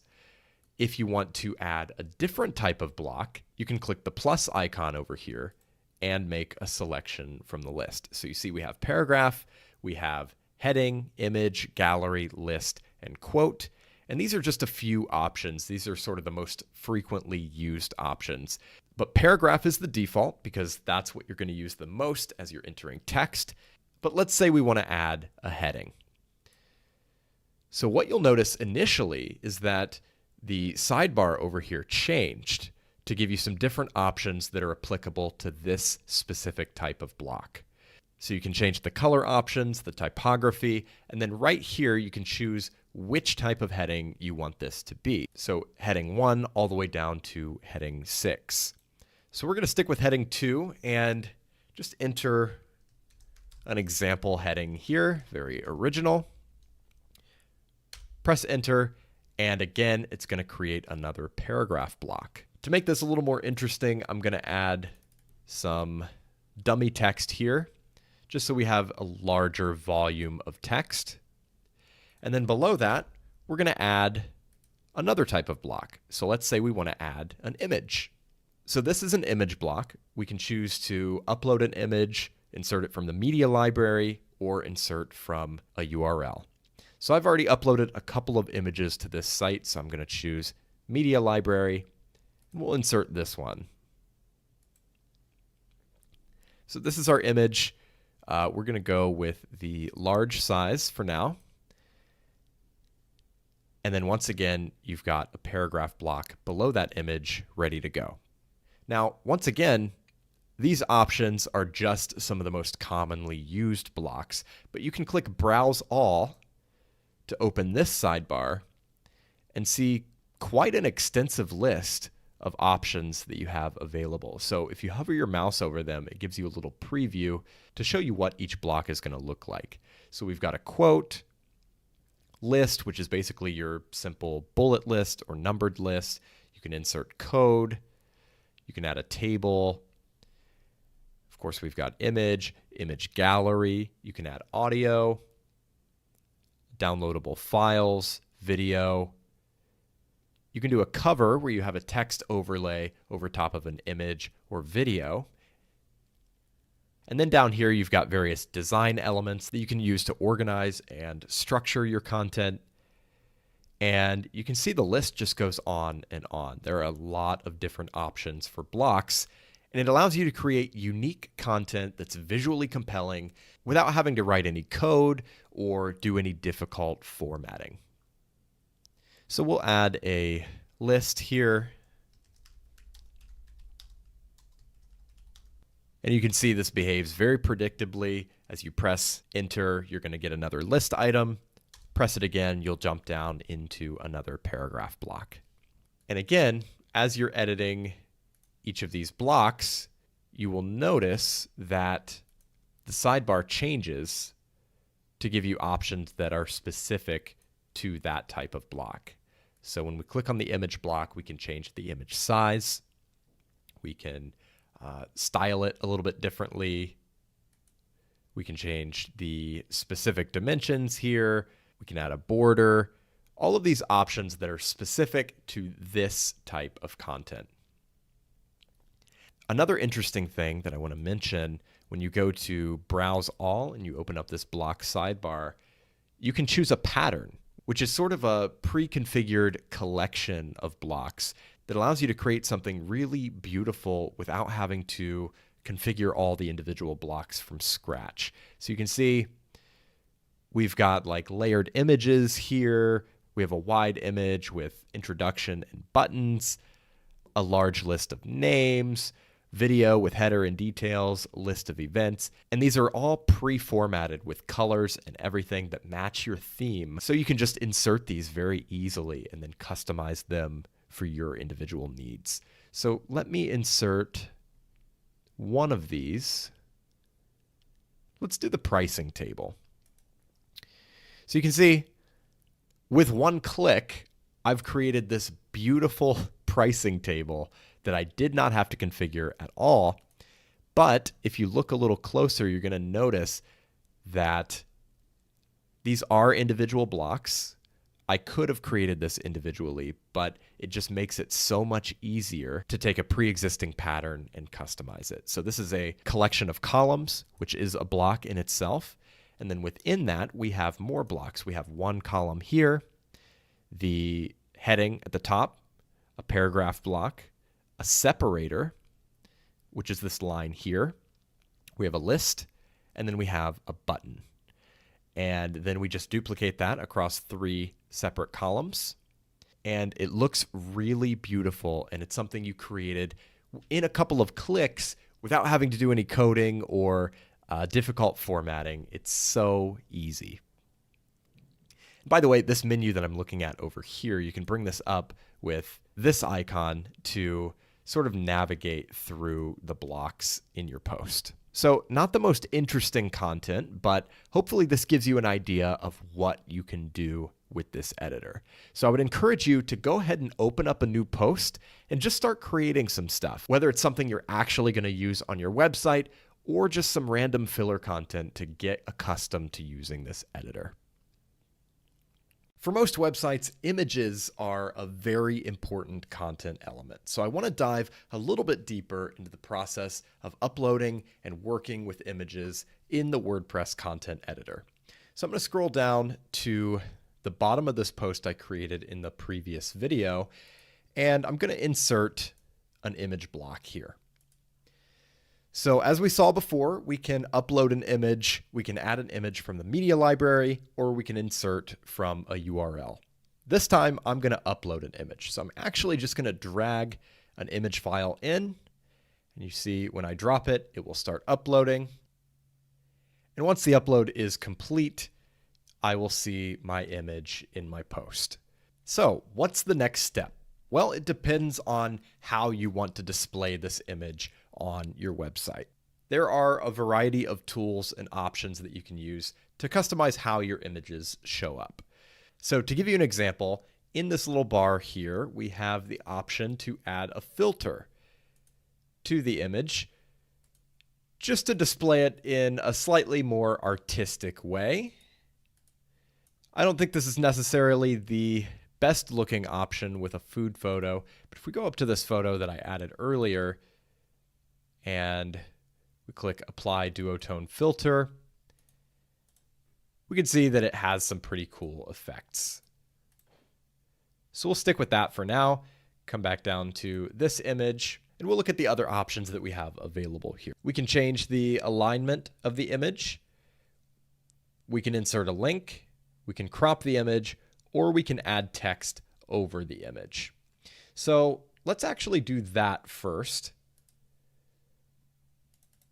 If we want to add some text here, we're just going to say tacos. Again, very original. And then we can set the color for the text over here in the sidebar. We'll go with white. This isn't that interesting, but if you had a headline or something that you wanted to add here on top of an image, you could definitely do that. So I'm going to undo that so we can go back and work with the image again. Once again, we can crop. If you want to apply a crop to your image, you can do that and then click Apply. I'm going to cancel. Something I often find myself doing is inserting an image and then aligning it to the left or the right so that my text will wrap around the image. That way it doesn't take up that much screen real estate with just the image itself. So the way I typically do that is I'll set the image size to thumbnail or medium. In this case, I think I'll go medium.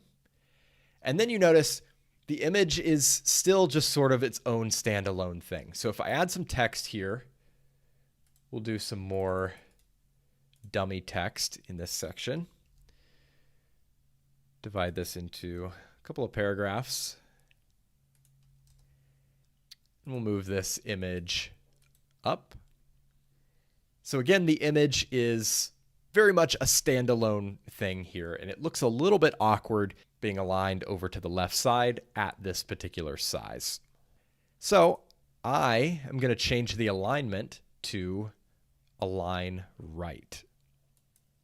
When we do that, you can see that the blocks that follow the image block will then automatically wrap around the image itself. So it's a great way to add some visuals, some illustration to your content without it taking up so much space. Now, looking at these other alignments here, you'll see that the default is none.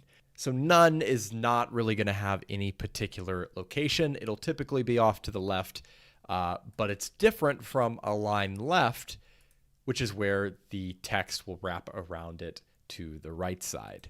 You can also align center to center the image on the page. And you can do full width if you want the image to be really big. But now you notice that the image is kind of pixelated, and that's because I'm still using the medium size, and the medium size has then been scaled up, which makes the image kind of look like garbage. So if we go full size, you'll see that it is crystal clear. So that's how I typically handle alignment. I will usually center the image if it's just a standalone thing, or if I want it to be more decorative, I will align it to the right or left side and scale it down to a smaller size. And then depending on your theme, you may have some different styling options. For example, here we have the option to show a rounded image. I think the default looks better in this case. But yeah, I just wanted to look a little bit closer at the process of working with images, because images are a very core part of most websites, and you're going to be working with them a lot. In this video, I want to show you a few ways to arrange and organize your blocks within your WordPress content. So you remember, each of these individual pieces of content is a block. So we've got a heading block, a paragraph block, and an image block. And if you want to move these around, say we want to move this image up, you can do so using these little arrow icons. So when you select the block, this menu comes up. You can click on these arrows, and you can see the block easily moves right around the post, shifting the next block down below it. Alternatively, if you don't want to use these arrows, or if you need to move the block across the entire post, for example, you can drag and drop for a very simple sort of visual way of moving the block around. You can even drag it within a column. So if we wanted that image to be there, and if we want to drag it back out, we can drag it here, for example. So you can see just how easy it is to move your blocks around once you've created them. I think this is a much better system than the sort of classic way that you would do that in a normal text editor or other website building services, where you may have to like delete a bunch of text, copy and paste it to somewhere else, and so on and so forth. Here you can just move it around very easily, and you can even do that in the list view over here. If you want to grab the image and then just move it down to here, for example, you'll see it moved down to that position. So for now, we'll just leave this here. Now, in terms of arranging your blocks, columns are a very common way to do that. And you can see we have a column arrangement here for this pricing table, although we did create this sort of automatically using a pattern earlier. So I want to show you what that looks like when you go to create a row of columns manually. So you can click the plus icon to add a new block, and I'm going to click columns. If columns does not show up in this menu here, remember you can click browse all and then scroll down to the design section and click columns right here. So when you bring up the columns block, you have several options for how you'd like to arrange your columns. In this case, I'm going to do a simple 50-50 split, but of course you can do any ratio that you prefer. So we're going to do a 50-50, and you see we have two empty columns where we can go ahead and insert a block. So I'm going to create like a simple pros and cons list. Like if I were creating a product review or something like that, we're going to do pros and cons. So I'm going to insert a heading. We'll say pros. And then on this one, we'll do the same thing with cons. Now from here, we can hit return, and it'll create a paragraph block right there within your column. Now let's say we want to make a list of pros and cons, right? So we'll click the button to create a new block. We'll select list, and then we'll just add some list items here.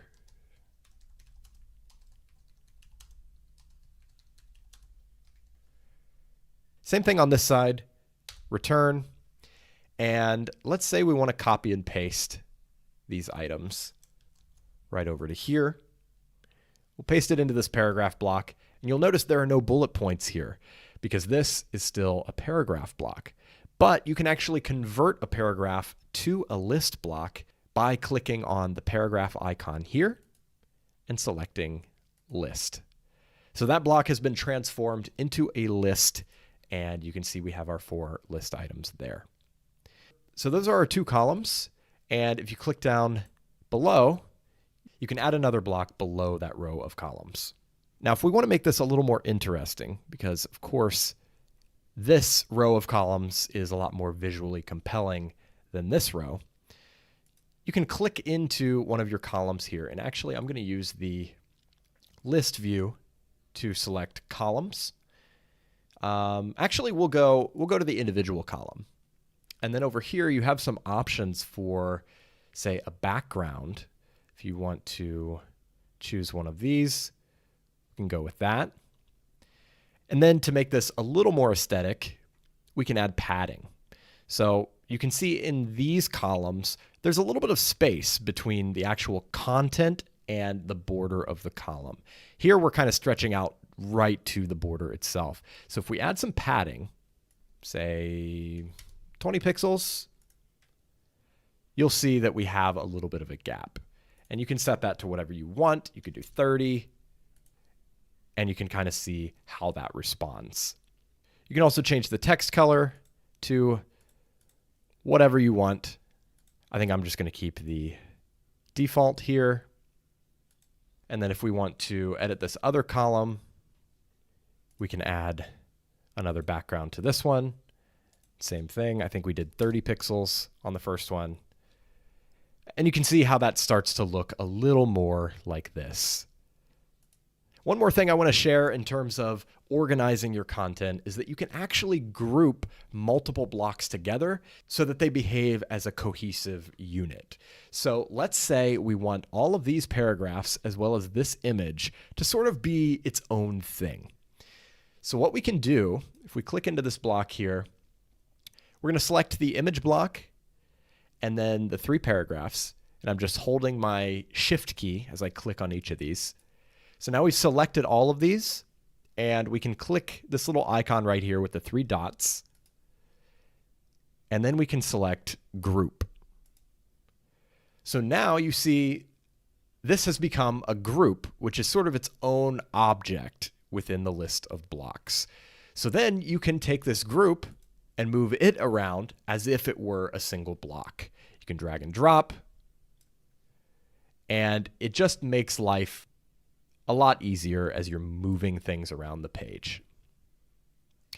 So those are a few tips for arranging and organizing your content in WordPress. Okay, so at this point, I have created a blog post. I've made use of several different types of blocks, and I'm ready to publish my post. But before I do that, I need to configure the post settings. So let's go through these real quick and talk about what each of these settings does. So at the top, you're going to see the section on status and visibility. So visibility determines whether your post is public, private, or password protected. Public obviously is visible to anyone. Private posts will only be visible to administrators and editors. And of course, password protected means you set an individual password for this post, and then anyone who tries to visit it will have to enter a password to view the content. Here you can choose the date for your post. By default, it will publish immediately, and it will use the current time and date as the date for the post. However, you can also schedule it for the future or backdate it so that it appears as if it were published in the past. You can choose to stick the post to the top of the blog so that it always appears on top even when new posts are published after it. And then you can mark it as pending review. This is for posts that have been submitted by contributors and need to be reviewed by an editor. You can also choose which author account should be associated with this post. And if you want to delete the post, you can move it to the trash. And then you can choose the template for your post. Now, generally, you won't have to edit this. The options here are determined by your theme, and this determines the layout of your post on the front end of your site. So, for example, you may have a landing page template where you don't have a header or a footer, and the focus is purely on your content. But again, most of the time, you're not going to have to change this. The next option is revisions. That's essentially a catalog of the past versions of this particular post. It's like your edit history. Under Permalink, you can set a custom permalink for this post. And the option here is the URL slug. So a slug is basically just the URL-friendly version of your post title. So you can see the post is called My Example Post, so the slug is my-example-post. But if you want the URL to be something else, for example, let's say we just want it to be example-post, we can change that, and that will be the URL of the post. Now, just like your global permalink settings, I would advise against editing this once the post is published because you don't want to have those broken links where people are pointing to a previous version of the post. Next up, we have categories. Categories are one of the 2 ways that WordPress organizes your content. So you have categories and you have tags, which is the next menu. So you can use these however you want. There's not really a specific standard for how you have to use categories or tags, and you really don't have to use them if you don't want to. It's mainly just for organizing your content. So all of your categories will appear here as checkboxes. All we have is the default category, which is uncategorized. So if we want to add something new, we can say food. And we'll click Add New Category. And you'll see it shows up there and it is selected. So we'll unselect uncategorized. And by the way, you can also add subcategories. So if we wanted to add something a little more specific, so we have tacos here. So we'll say we want to add a category for Mexican food. So we'll type Mexican, and then we'll make the parent category food and click add category. And you'll see that Mexican appears as an indented item underneath food. Now moving down to tags, you don't have to use tags, and a lot of people these days don't use tags. But this is generally sort of a more specific way to organize your content. So we categorize the post under food and Mexican. And if we want to narrow that down a little bit more, we can tag it tacos. So you'll notice that tags appear a little bit differently, and they don't have the hierarchy structure that categories have. So you can have categories and subcategories, but tags are all sort of on the same level. Another thing to note is that every post is required to have at least one category associated with it, but you don't have to use tags. Now, by the way, if you decide not to use categories, as we discussed earlier, every post will just default to that default category, uncategorized. Moving right along, we'll collapse these and go down to featured image. So this is sort of the thumbnail that's associated with your post. This may appear on your blog page. Some themes will show it at the top of your post itself. The way things actually display on the front end of your site depends entirely on your theme. And of course, we're going to talk about that in the next section. But for now, the featured image is just another piece of metadata associated with the post. And so for this one, I'm just going to select the taco photo. Below that, we have the option to write a custom excerpt. Now, generally, when you're displaying posts on your blog page, it's going to display the first few words or sentences just straight from the top of the post. But if you want to use a custom excerpt or description instead, you can write that here. Totally optional. And finally, we have our discussion settings. So this overrides the global setting for your website, and you can choose to allow or not allow comments or pingbacks and trackbacks. All right, so those are your post settings. The next thing you want to do is save your post, right? So you can save it as a draft if you want to come back and edit it later. You can preview the post. Click preview in a new tab. You'll see what that post is going to look like on the front end of your site. Remember, we set the featured image. This is how this theme displays the featured image. It shows it very big at the top of the post. And then you'll see your post content down here. When you're ready, you can go ahead and publish your post. Just click on the publish button. Here you have a chance to confirm your settings and then click publish at the top. All right, we have published our post. We can click here to view the post on our site. And this is our live blog post.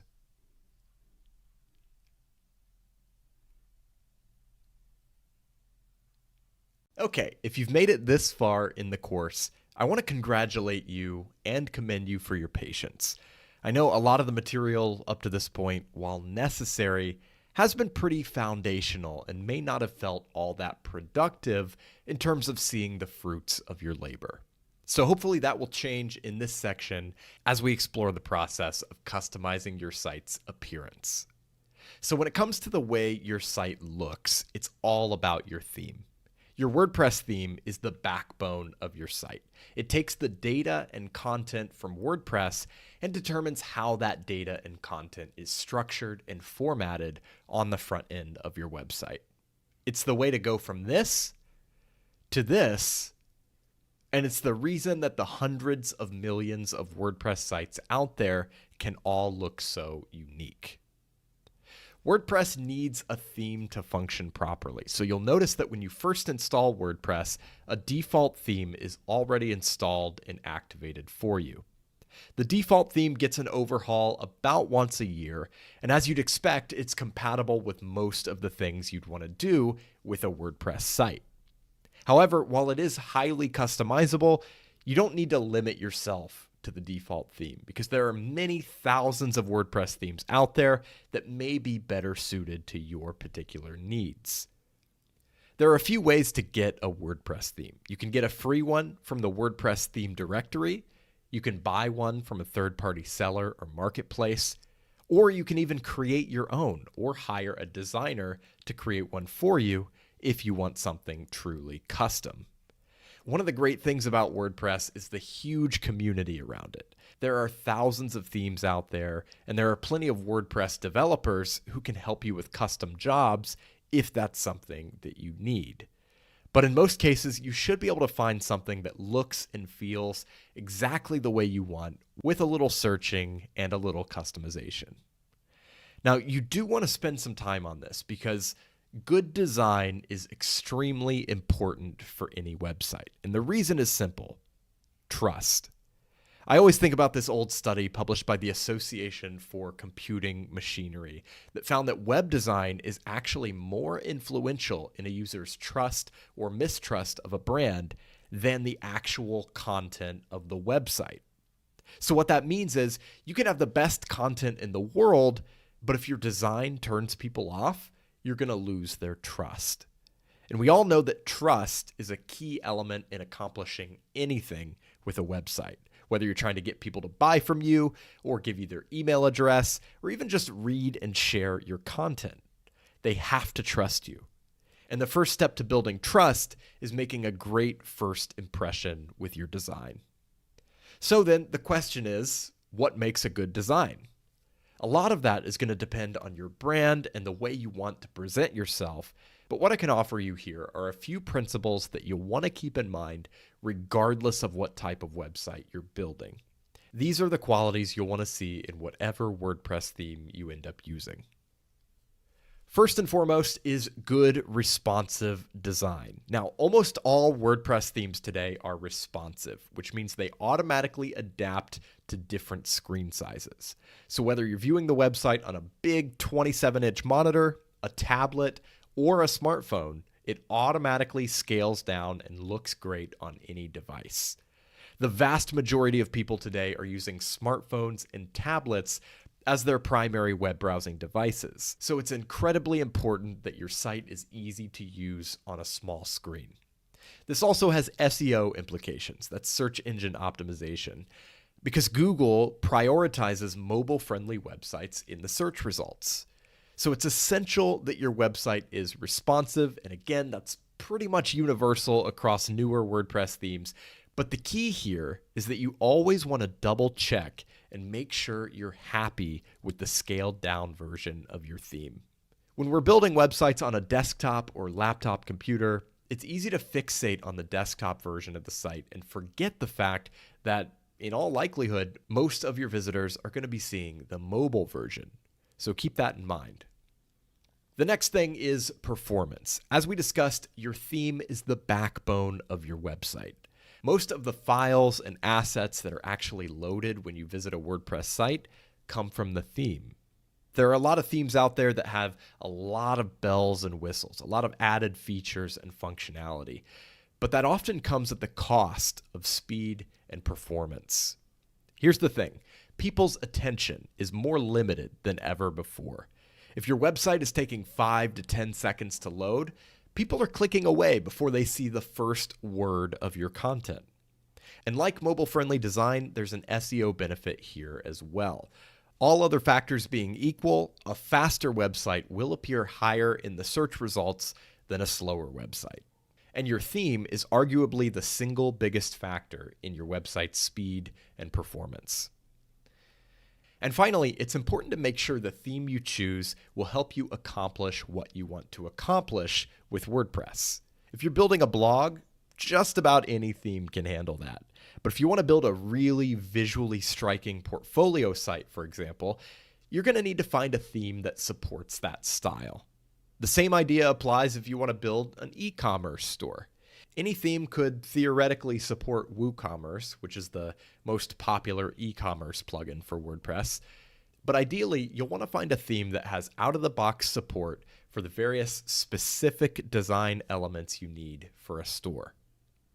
So those are a few things to think about as you move forward. And With all of that in mind, let's go ahead and dive into the process of finding and installing a WordPress theme.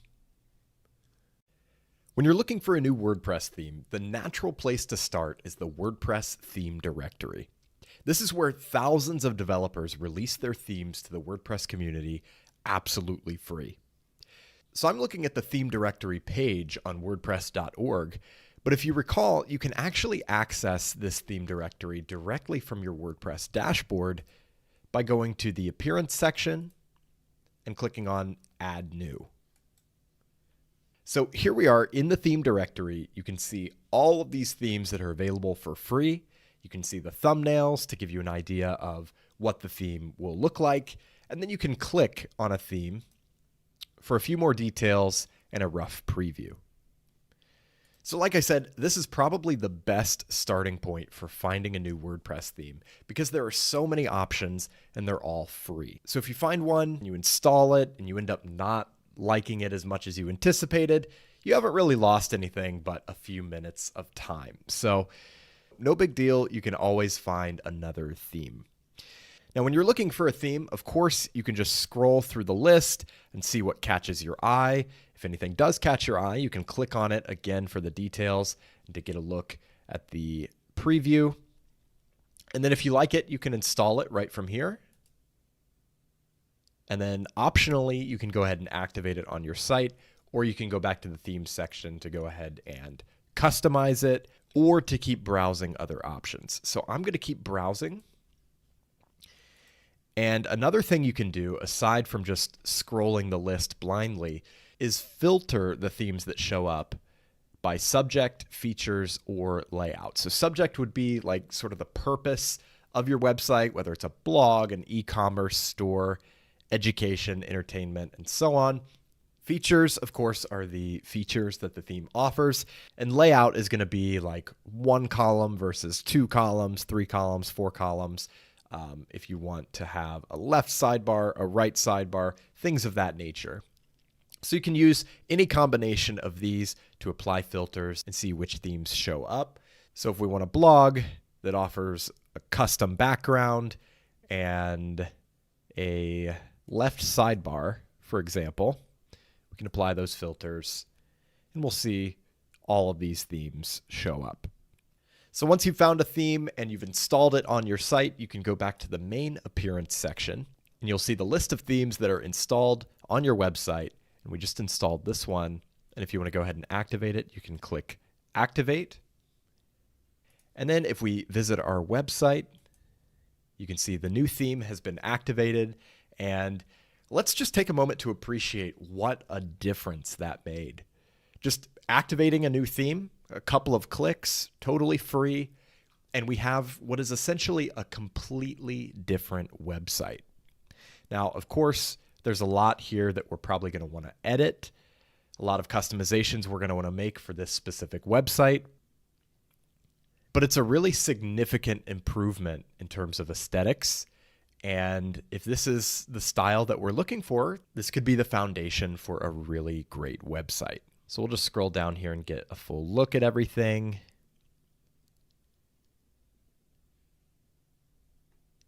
Really, really nice. We can click over to our blog post we created, see what that looks like.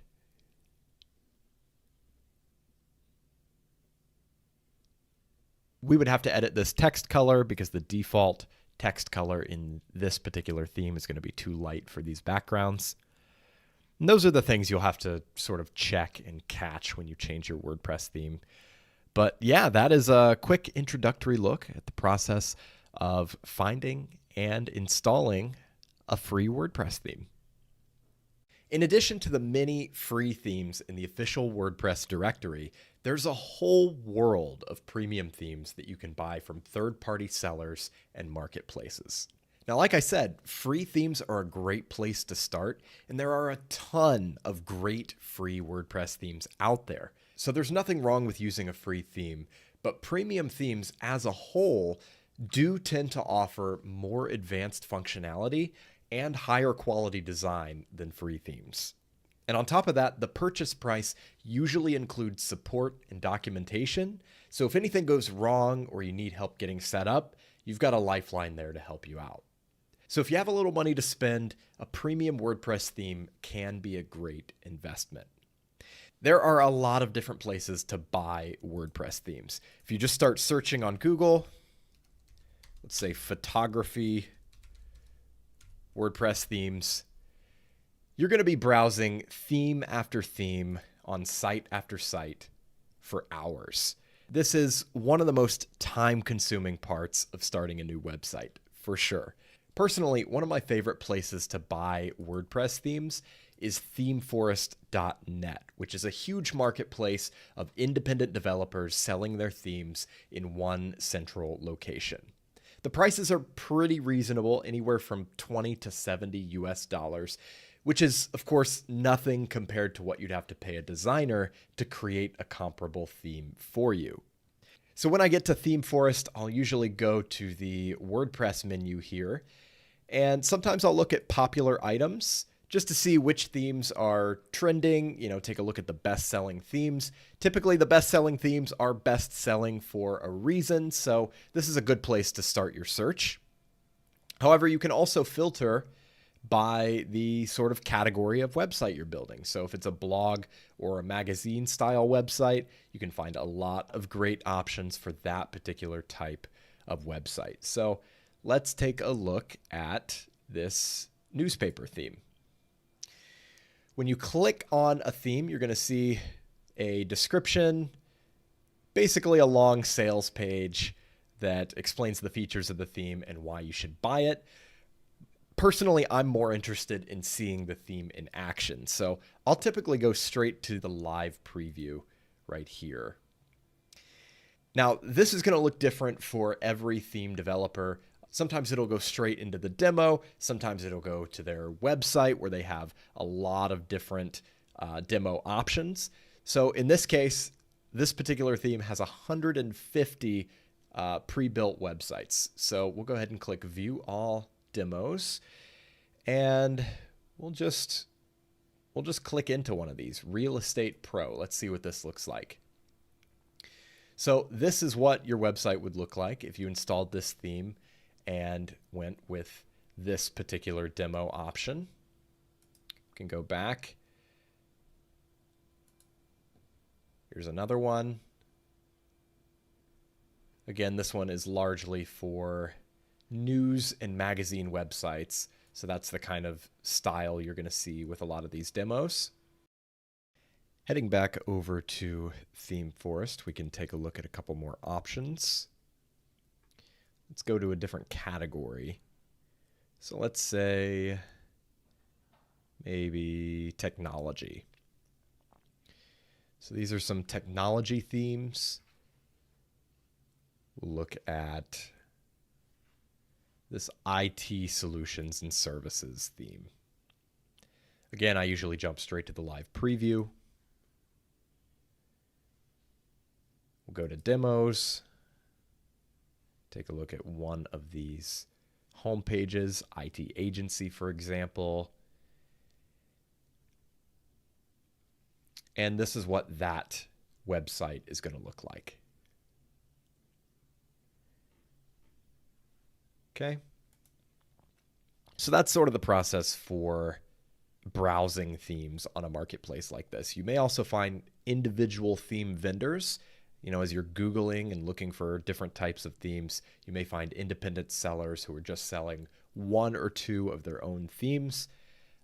There's a lot of different avenues for purchasing premium themes. So don't limit yourself to just this one marketplace, but this is sort of the leading marketplace for WordPress themes. So again, it's themeforest.net if you want to check out this site, but wherever you end up purchasing a theme from, the process of installing that theme on your website is going to look pretty similar. So I'm in my download section here in ThemeForest, and I'm just going to download a theme that I've already purchased. I'm going to go with this Float WordPress theme, just kind of an old school blogging theme. So I'm going to click the download button, and importantly, when you download a theme from ThemeForest, you're going to want to download the installable WordPress file only.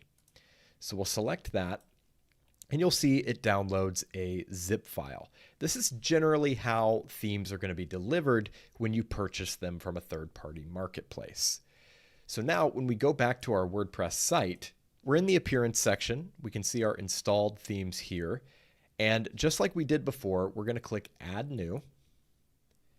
But this time we're going to go up to the top and click Upload Theme. And here I'm just going to drag in the zip file that I just downloaded and click Install Now. So at this point, the theme has been installed, and we can go ahead and do a live preview or activate it straight away. So let's do a live preview and see what it's going to look like. And just like that, we've got our theme installed. You can see what it looks like here, make some modifications to the settings here, and activate when you're ready. And that's the process you'll follow for installing a theme from any third-party seller or marketplace. I gotta be honest, the process of choosing a WordPress theme can be a bit overwhelming. There are just so many different themes out there. There are so many demos to look at. Some of them create just one type of website with a very specific look, while others take more of a multi-purpose approach with hundreds of different possibilities in terms of the end result. And then it can be hard to evaluate things like the performance of a WordPress theme, because the last thing you want to do is install a theme that looks pretty but slows your site to a crawl. Like I said, it can be overwhelming. For that reason, I would like to give you a couple of specific theme recommendations that I keep coming back to for all sorts of different projects. And those themes are Cadence and Astra. Both of these are available for free from the WordPress theme directory. So if you want to install them, you can just search for Cadence. We have that right here. Or Astra, which is right here. We'll go ahead and install that. And these are very popular themes, so you will most likely also see them on the popular tab. You can see we have Astra here and Cadence here. I like both of these themes for similar reasons. They satisfy all the requirements we laid out earlier. They're mobile friendly, they're extremely well coded and optimized for speed and performance, probably better than any of the other themes I've worked with, and they're versatile. You can create virtually any type of website with these two themes. Both Cadence and Astra have an extensive library of starter templates that you can import with a single click. And basically what these do is they configure the theme settings to give your site a specific overall look, and they also import a little bit of content, usually a home page and a few other static pages, complete with pre-configured blocks, so you don't have to create anything from scratch. You can literally just go in and edit the content, rearrange things, and even use the pre-configured blocks as inspiration or as a framework to go ahead and build out your own stuff. This has fundamentally changed the way I build websites with WordPress. In the past, I would have to find a theme that I'm happy with and that I like enough to just use as is. Or if I wanted something custom, I'd have to go in and make changes to the code of the theme itself. Now with themes like Cadence and Astra, everything is so customizable, and using these starter sites gives you a great boilerplate to work with. Of course, you could just take the starter site and use that, but it's so easy to modify and create something totally unique, while of course saving all that time you would have spent building out a site from scratch. So feel free to use any theme you like, but if you're looking for a theme that's battle tested and suitable for pretty much any type of website, Cadence and Astra are definitely worth a try. Personally, I use Cadence for almost all my projects these days, mostly just because I like the continuity of being able to move from working on one site to working on another and have everything behave the same way because I'm using the same theme. But honestly, if you're trying to choose between these, I would just go and look at the starter templates on each of these two sites, and if you find one you really like, that's probably the theme you should use. Now, something to keep in mind, not all of the starter templates are available for free. So if you don't want to upgrade to the premium version, be sure to limit your search to the free templates. So you can see on Astra, there's a little badge here that says free, or if it's premium, it'll say premium. And over on Cadence, you can actually filter by free here at the top. Now, like I said, Cadence is kind of my bread and butter. It's the theme I'm going to use as we move forward in the course. So you're definitely welcome to follow along with that. And just to give you a couple of examples, I built this entire website with Cadence. I'm really happy with the way it looks. Performance is amazing. And I remember as I was building it, I was just blown away by everything you can customize with this theme. So even though there are thousands of websites out there using Cadence, there's not a single one that looks exactly like this one. I also used Cadence for the course companion site, wpcoursetools.com. And for this one, I basically just took one of the starter sites and used it as is, just replacing some of the content. I thought that would be a great example of how you can create a beautiful website with minimal effort if you don't necessarily care about the design being 100% unique or custom. And that's just like using any other WordPress theme that only offers one specific design, right? The difference is I know that themes like Cadence and Astra are made by reputable developers, and they're known for well-optimized code and lightning-fast performance, which is what a lot of themes out there are lacking. So again, no pressure to use either of these themes. There's no sponsorship or anything like that here.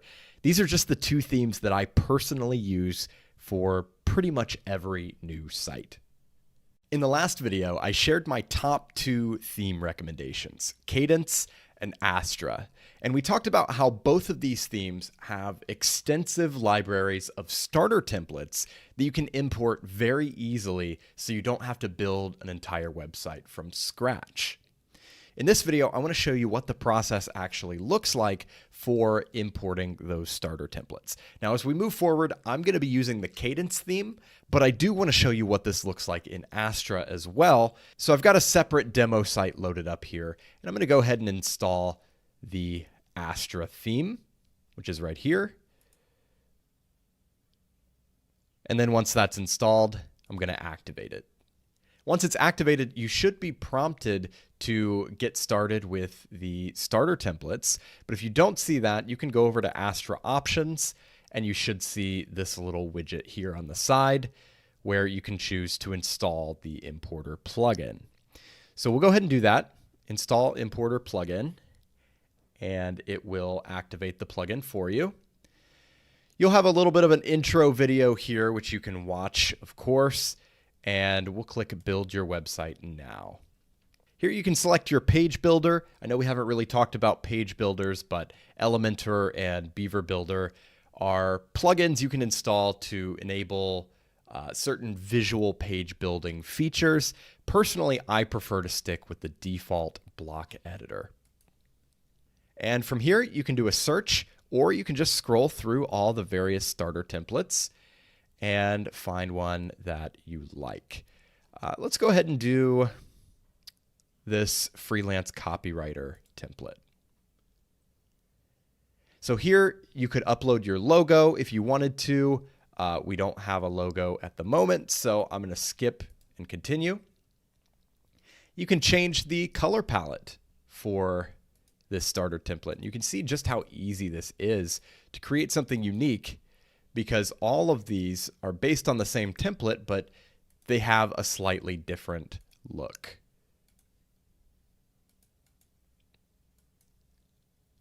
So I'm just going to stick with, we'll go with this one. You can change the fonts as well. They have different font pairings that they've determined go well together. And on this page, you can leave everything as is and click Submit and build my website.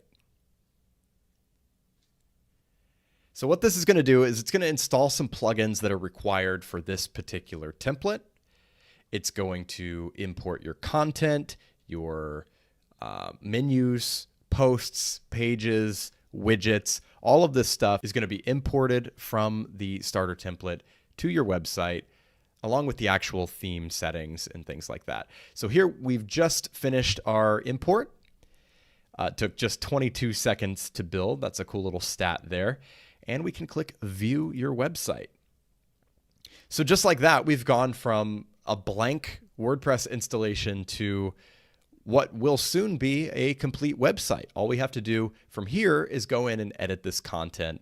And of course, we can make some changes to the theme settings. But yeah, I mean, this is a really nice looking website, and it took us, again, 22 seconds to install. So that is how you import a starter template with the Astra theme. Now, as I mentioned, I am actually going to use the Cadence theme as we move forward. So let's take a look at that process. So I'll hop back over to my main demo site here, Brad's test site, and I'm going to go to the Appearance menu and activate Cadence. And from here, just like Astra, you should see a prompt asking you to install Cadence starter templates. Alternatively, you can go over to the Cadence menu under Appearance and go to the Starter Templates tab. So click Install Cadence Starter Templates. And from here, just like Astra, you're going to see this list of starter templates that you can use. Some of these are going to be for the pro version of the theme. So if you want to just see the free ones, you can filter by free only.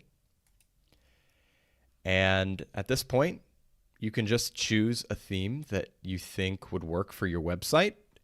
I'm going to go with this one. And this is going to look very similar to the process we just followed. There are different color scheme options.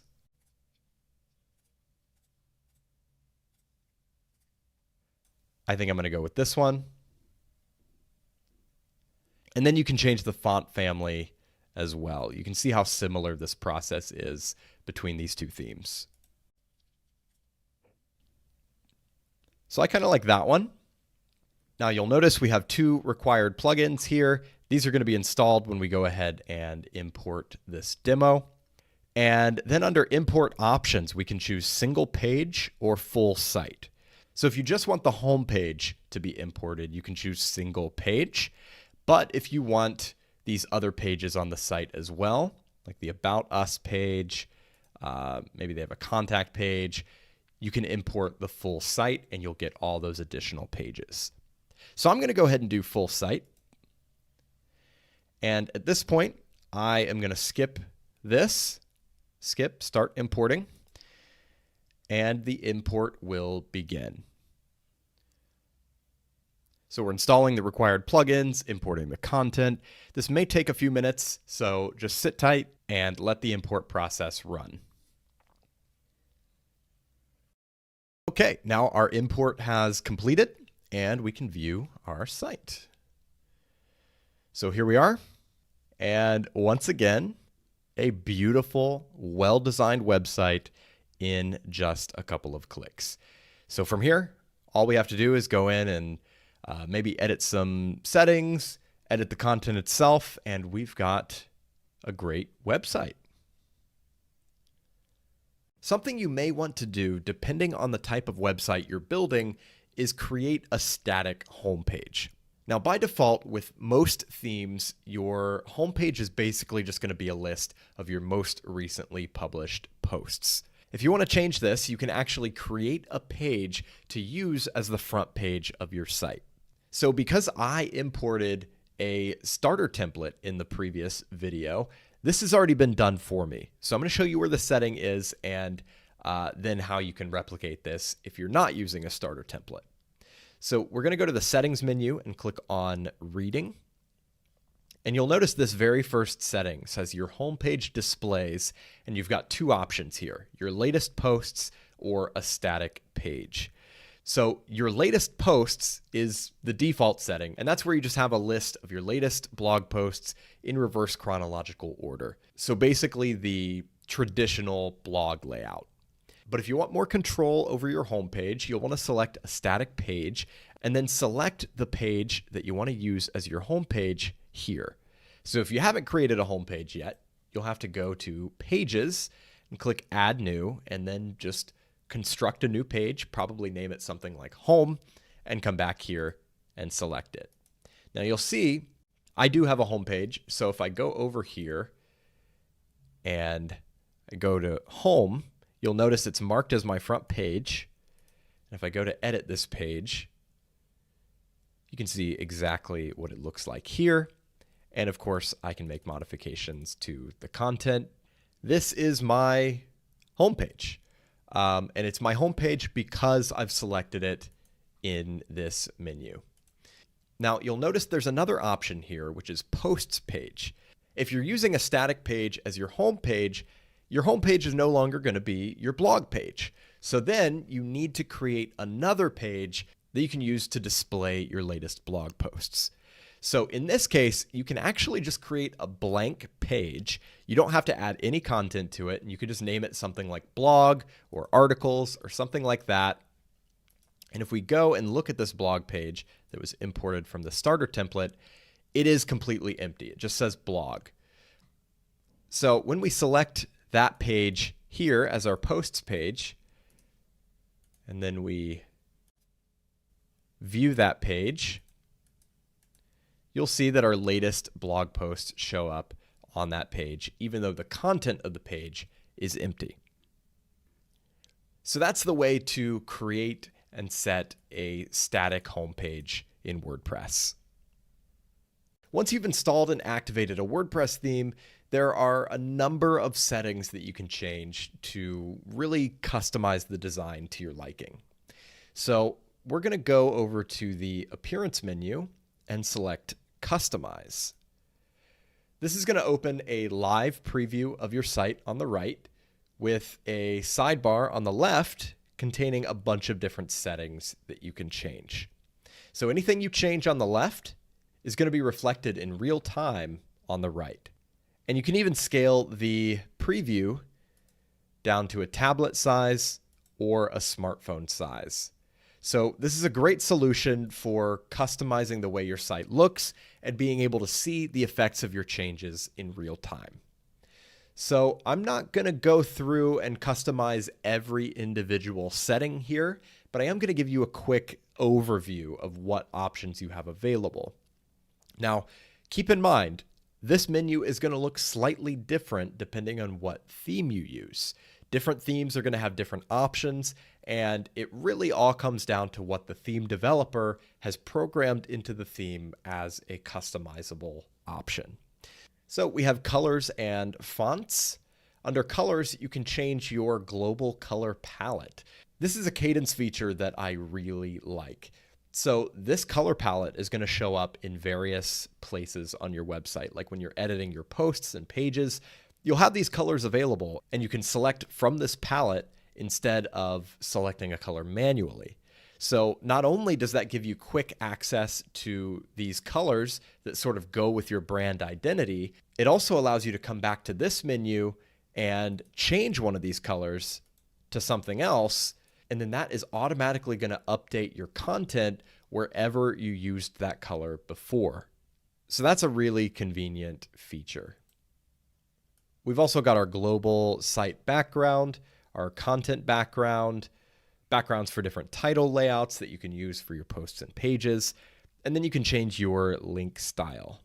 So we've got like our standard underline link, highlight underline, no underline, background on hover, offset background. So you've got a lot of different options here. And then you can change the colors here for a standard link or a link that you're hovering over. So we'll go back. Now we can go to buttons. Pretty self-explanatory here. You're going to change the text colors, the background colors, borders, things of that nature. And you can really get into some granular detail here. You can change the border radius, the specific font you want to use for your buttons, padding, if you want to have a shadow, like all of these details. And all of these things for me have been pre-configured by importing this starter template. But of course, I can go and make my own modifications to really make it my own. So we'll go back again. We can also change our typography. So we've got our base font, which is sort of the global default font. And then we can override that for different elements like our headings, each of our individual headings from H1 all the way down to H6, titles, breadcrumbs, you name it.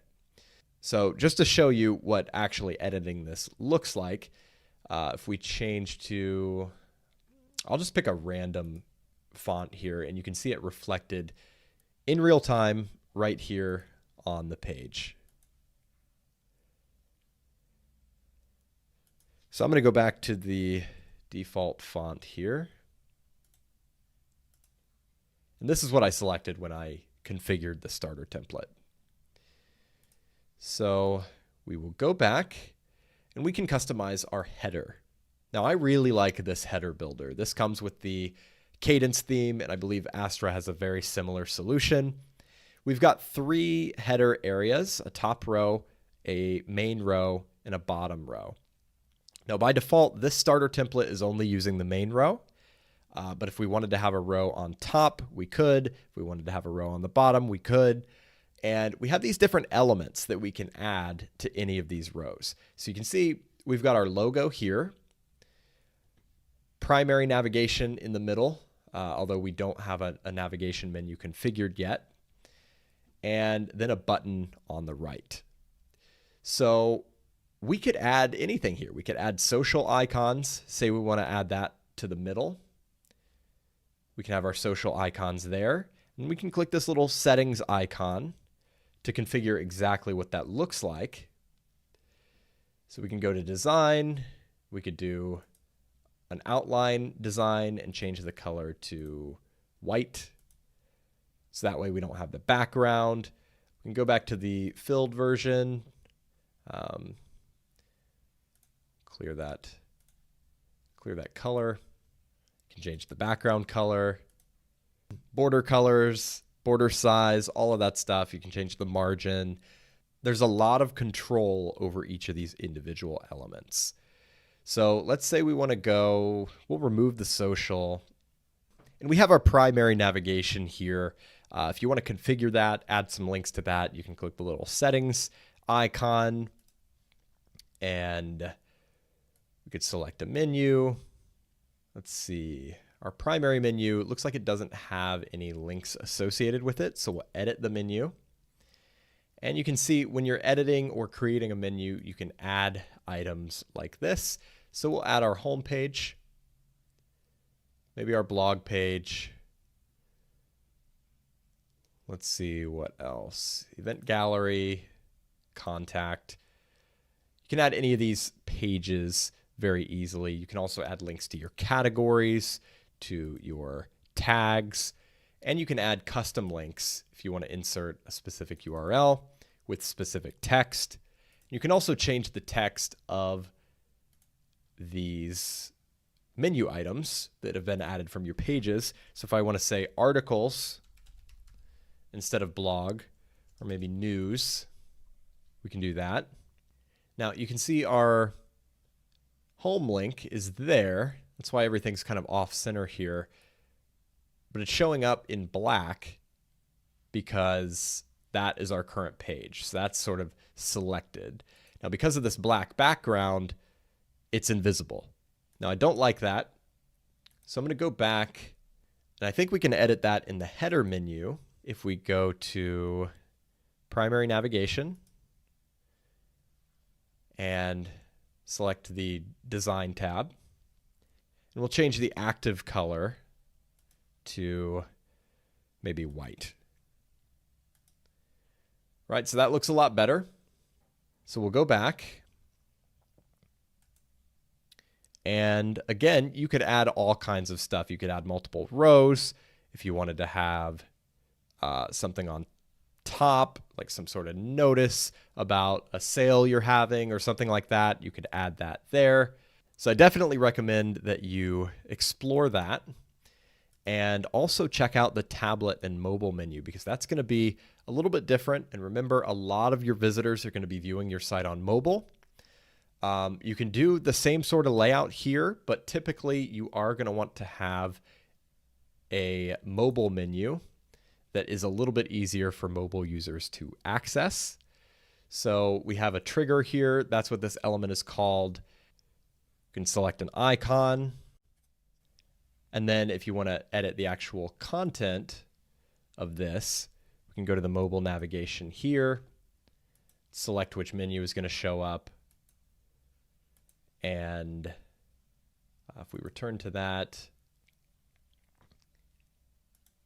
you can also change some options for the drawer container itself. You can make it full width instead of being a side panel.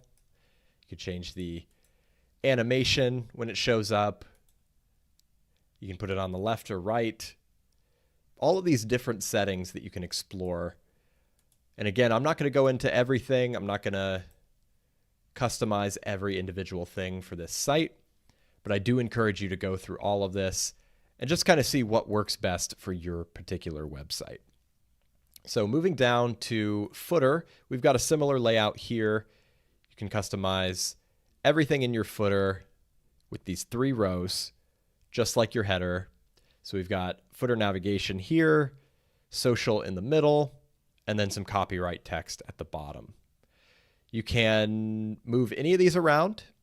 So if we want to put our footer navigation in the middle row, social on top, we can do that. If you want to change your copyright text, you can do that as well. For example, if you don't want to have the theme credit there, you can remove that. And these dynamic elements here are going to make sure that you never have to update your copyright year. So I'm sure you've seen websites that still say like copyright 2016 or something like that. You don't have to worry about that if you use these elements. So you've got your copyright symbol, your year, and then your site title, all dynamically displaying there. But of course, you can also add your own text there. Whatever you want it to say at the bottom, you can type that here. So once again, you can move these elements around. You can change whatever design properties you want. I am going to keep moving in the interest of time. We'll go to the general settings. Under layout, you can change things like your max width for your content. That's just how wide your blog posts and pages are going to be. A lot of other spacing options. Again, most of this has been pre-configured by my starter template, so I don't really need to worry too much about these things, but if I do want to make some modifications, the option is there. So my site does not currently have a sidebar. You can enable that on a page-by-page basis, so you can manage some settings about the sidebar here. We can add a little scroll to top icon for longer content if we want to, change our 404 page, manage some settings for comments, breadcrumbs. We can enter our social network links here so that these icons at the bottom actually go somewhere. Edit some performance settings, and moving on to our posts and pages layout. We've got a lot of options here determining how your posts and pages are displayed. So do you want your page title to appear above the content area or in the content area? You can change the title container width, the alignment, lots of settings, like I said. So going back, you can do the same thing for your single blog posts. So those can be different. And then your archive pages. So that would be like your category pages, your tag pages, your blog pages, author pages. You can change all of those same settings for those particular pages. Oh, and you can also do the same for your search result pages. Under site identity, you can set your site title and logo. So I'm just using this default logo that came with the starter template, but I could remove that and import my own logo, or I could just use my site title. You can choose to display your title alongside your logo, or your logo, title, and tagline. And there are different layouts for each of these options. Or you can just do logo.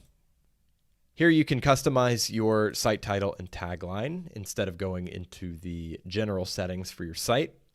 And then you can add an icon if you want, which is what displays in your browser tab when you visit your website. Menus, we already saw briefly. We created a menu here. If you click View All Locations, it's going to show where your theme is going to have menus, and you can select which menu you want to display in each location.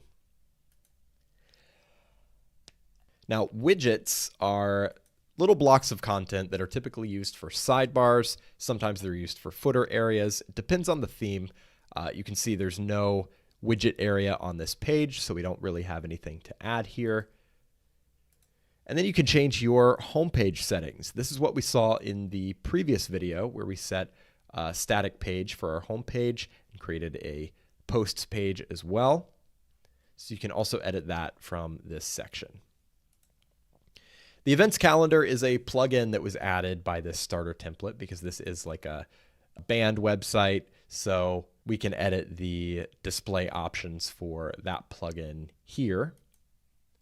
And then beyond that are some advanced options if you want to add your own additional CSS or import or export your customizer settings. So if you want to take all the theme options you've configured here and export that as a file to then import to another website, you can do that through this page. So that's a quick look at the customizer. I know I kind of blew through everything here, but I would like you to go through all of these options and tweak them a little bit, see how they respond. Like I said, if you're using a starter template from Cadence or Astra, most of this is going to be pre-configured, and it just comes down to which options you want to tweak and customize for your specific website. But if you are building something totally from scratch, you can see just how much granular control you have over every aspect of your website. And again, the options that are available here are going to depend on which theme you're using. So I highly recommend that you get into the customizer, do some exploring, and see what changes you'd like to make to your site's design. So visually, this website is really coming together. I installed the Cadence theme, I imported a starter template, I went through the WordPress customizer to change some of the theme settings, and this is what we're left with. But of course, if I were turning this into a real website, my natural next step would be to edit the content, right? We've got all these pages that were imported by the starter template, and it's all just generic content that doesn't have anything to do with me or my business or whatever it is that I'm building this website for. So let's go ahead and edit this homepage. There are three main things that I want to highlight in this video. And the first is that while this page may look super impressive and well designed, it's built with blocks, just like any other page in WordPress. So if we go to the list view here, we can see the actual anatomy of the page. You can see there's a bunch of row layouts, and if we expand those, we can see sections. Expand that, and we can see the individual blocks. And if you click into any of this, you can edit the text, and you can edit the properties of the individual blocks. Like if I want to edit this button, I can do that. I can change the background color, the link, I can add an icon, I can change the size, all of these things. And I can do the same with all of the individual blocks on this page. I can also move things around. So you can see everything is nicely grouped together here, which we discussed earlier. And because of that, if I want to move these sections around, it's really easy to do. So let's take this section, for example, and say I want to move it down a couple of spots. You can see it moves very smoothly past the other sections, which are also nicely grouped together. And it's very easy to rearrange this page.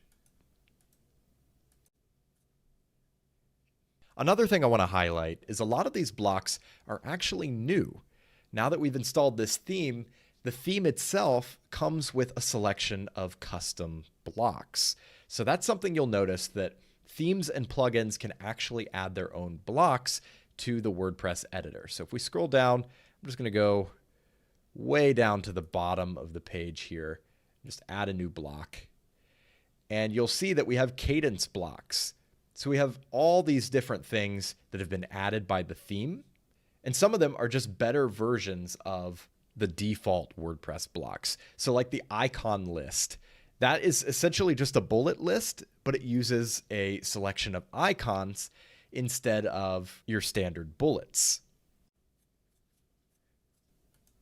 So we've got that. We've got an info box, accordion, testimonials, an advanced gallery.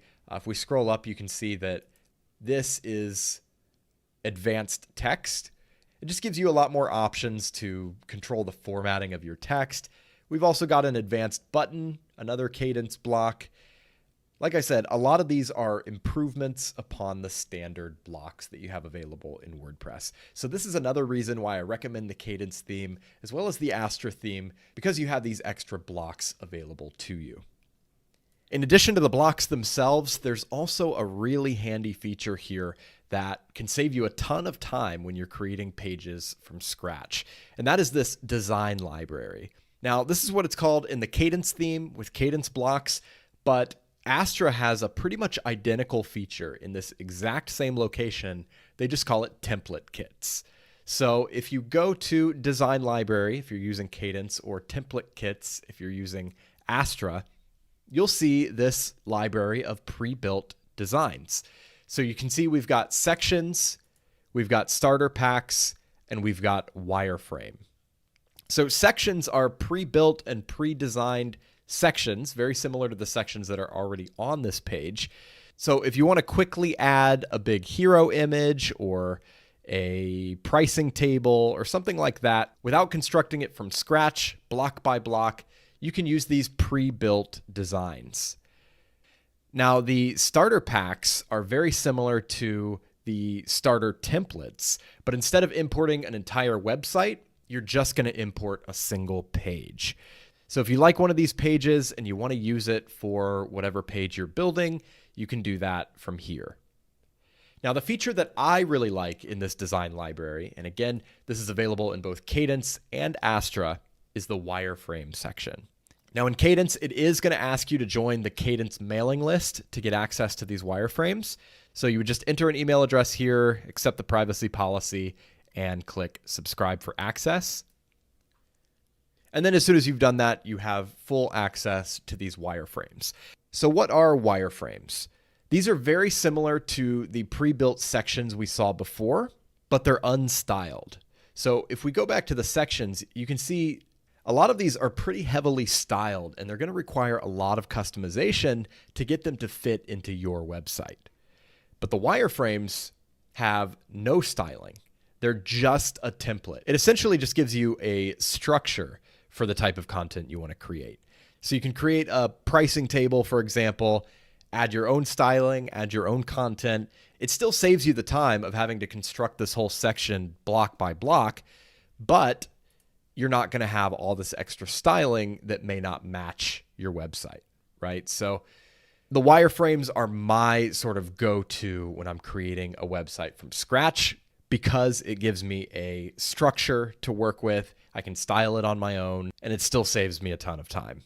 So definitely recommend making use of these wireframes and the sections if you want to, if you're using Cadence blocks or if you're using the Astra theme. The third and final thing I want to mention is that many themes will add their own options to the WordPress editor to allow you to configure how an individual page looks on the front end of your site. So often this will be a tab up here at the top. In my case, with Cadence, it's this little icon that says Page Settings. But sometimes themes will just insert these options right here below the standard WordPress settings. It just depends on your theme. But for Cadence, it's going to be this icon, Page Settings. If you open that, you're going to see a different sidebar here, and you're going to have a variety of options that determine how this page looks on your site.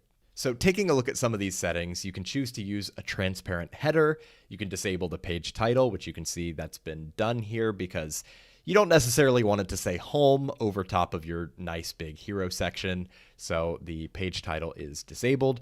And of course, you can set the default on any of these options. This is all just to override your global theme settings. So then you can set your page layout. You can choose whether you want a full width page, which we have here, or if you want a left or right sidebar, a narrow layout, etc. Then you can choose whether you want your content to be boxed or unboxed. That just sort of separates the content area from the background. Content vertical padding adds some empty space at the top and bottom of your content. Then you can choose to show or hide the featured image. And if you want to, you can disable the header or the footer, which may come in handy if you want to create a landing page where your content is the main focus. So those are some page settings that you can configure on a page-by-page basis and override your default theme settings whenever you're looking to create a specific user experience. So if you did import a starter template, go ahead and make some modifications to your front page and any other pages that were imported that you intend to keep, and really make them your own with your own content, and then we'll move forward with the course. Now that I've decided on a theme, customized it a little bit, and I've got a website that I'm happy with, I want to return briefly to the topic of content. So we've already explored the WordPress content editor pretty deeply, but we haven't really discussed the practical aspects of publishing content with WordPress. Right out of the box, WordPress supports two main types of content that you can publish: posts and pages. Now, as we saw, the editing screen for a post is pretty much identical to the editing screen for a page. So it makes sense that this confuses a lot of people as they're just getting started. What's the difference between a post and a page? Well, we're going to settle this right now. Posts are listed either on your homepage or on your posts page, depending on how your site is set up, in reverse chronological order. In other words, the posts appear from newest to oldest. So whenever you add a new post, it's going to appear right at the top. Posts are also typically dated and organized with categories and tags, and they'll often have comments. Posts are what most people use to publish the sort of central content of their sites, the content they're putting out on a regular basis. Blog posts, news articles, podcasts, these are all things that you would publish as posts. Pages, on the other hand, are more static. They stay in one place, they don't show up on your blog archives, they don't have categories or tags, and they generally don't have comments, although they can if you want them to. A few examples of pages would be your About page. If you're running a business site, you may have a company history page or a staff page, and then you may have a contact page. All of these are kind of permanent things that aren't time sensitive and that you want to keep in the same place for a long time. So a page is the more appropriate option. So to give you an example, here on GigaPress, we publish all of our new articles as blog posts, but we use pages for our About page, our contact page, and our static home page. Now, ultimately, how you use these different types of content is totally up to you. You don't have to follow the same rules that I follow. These are just some general guidelines that tend to work well for most sites. Another common point of confusion when it comes to creating content in WordPress is the difference between categories and tags, as well as the actual function and utility of categories and tags. Now, we saw earlier that you can add categories and tags from the post editor, but you can also view and manage all of your categories from this page and your tags from this page. So the first thing to note is that categories and tags are used to organize your posts on your website, not your pages, just your posts. And if we go to view one of our categories, let's say music, you can see that it's created an archive page of all of our music-related posts. And you can see what the link structure looks like: bradstestsite.com/category/music. Tags work in very much the same way. If we go and view our tacos tag, you'll see that we have an archive of all of our taco-related content.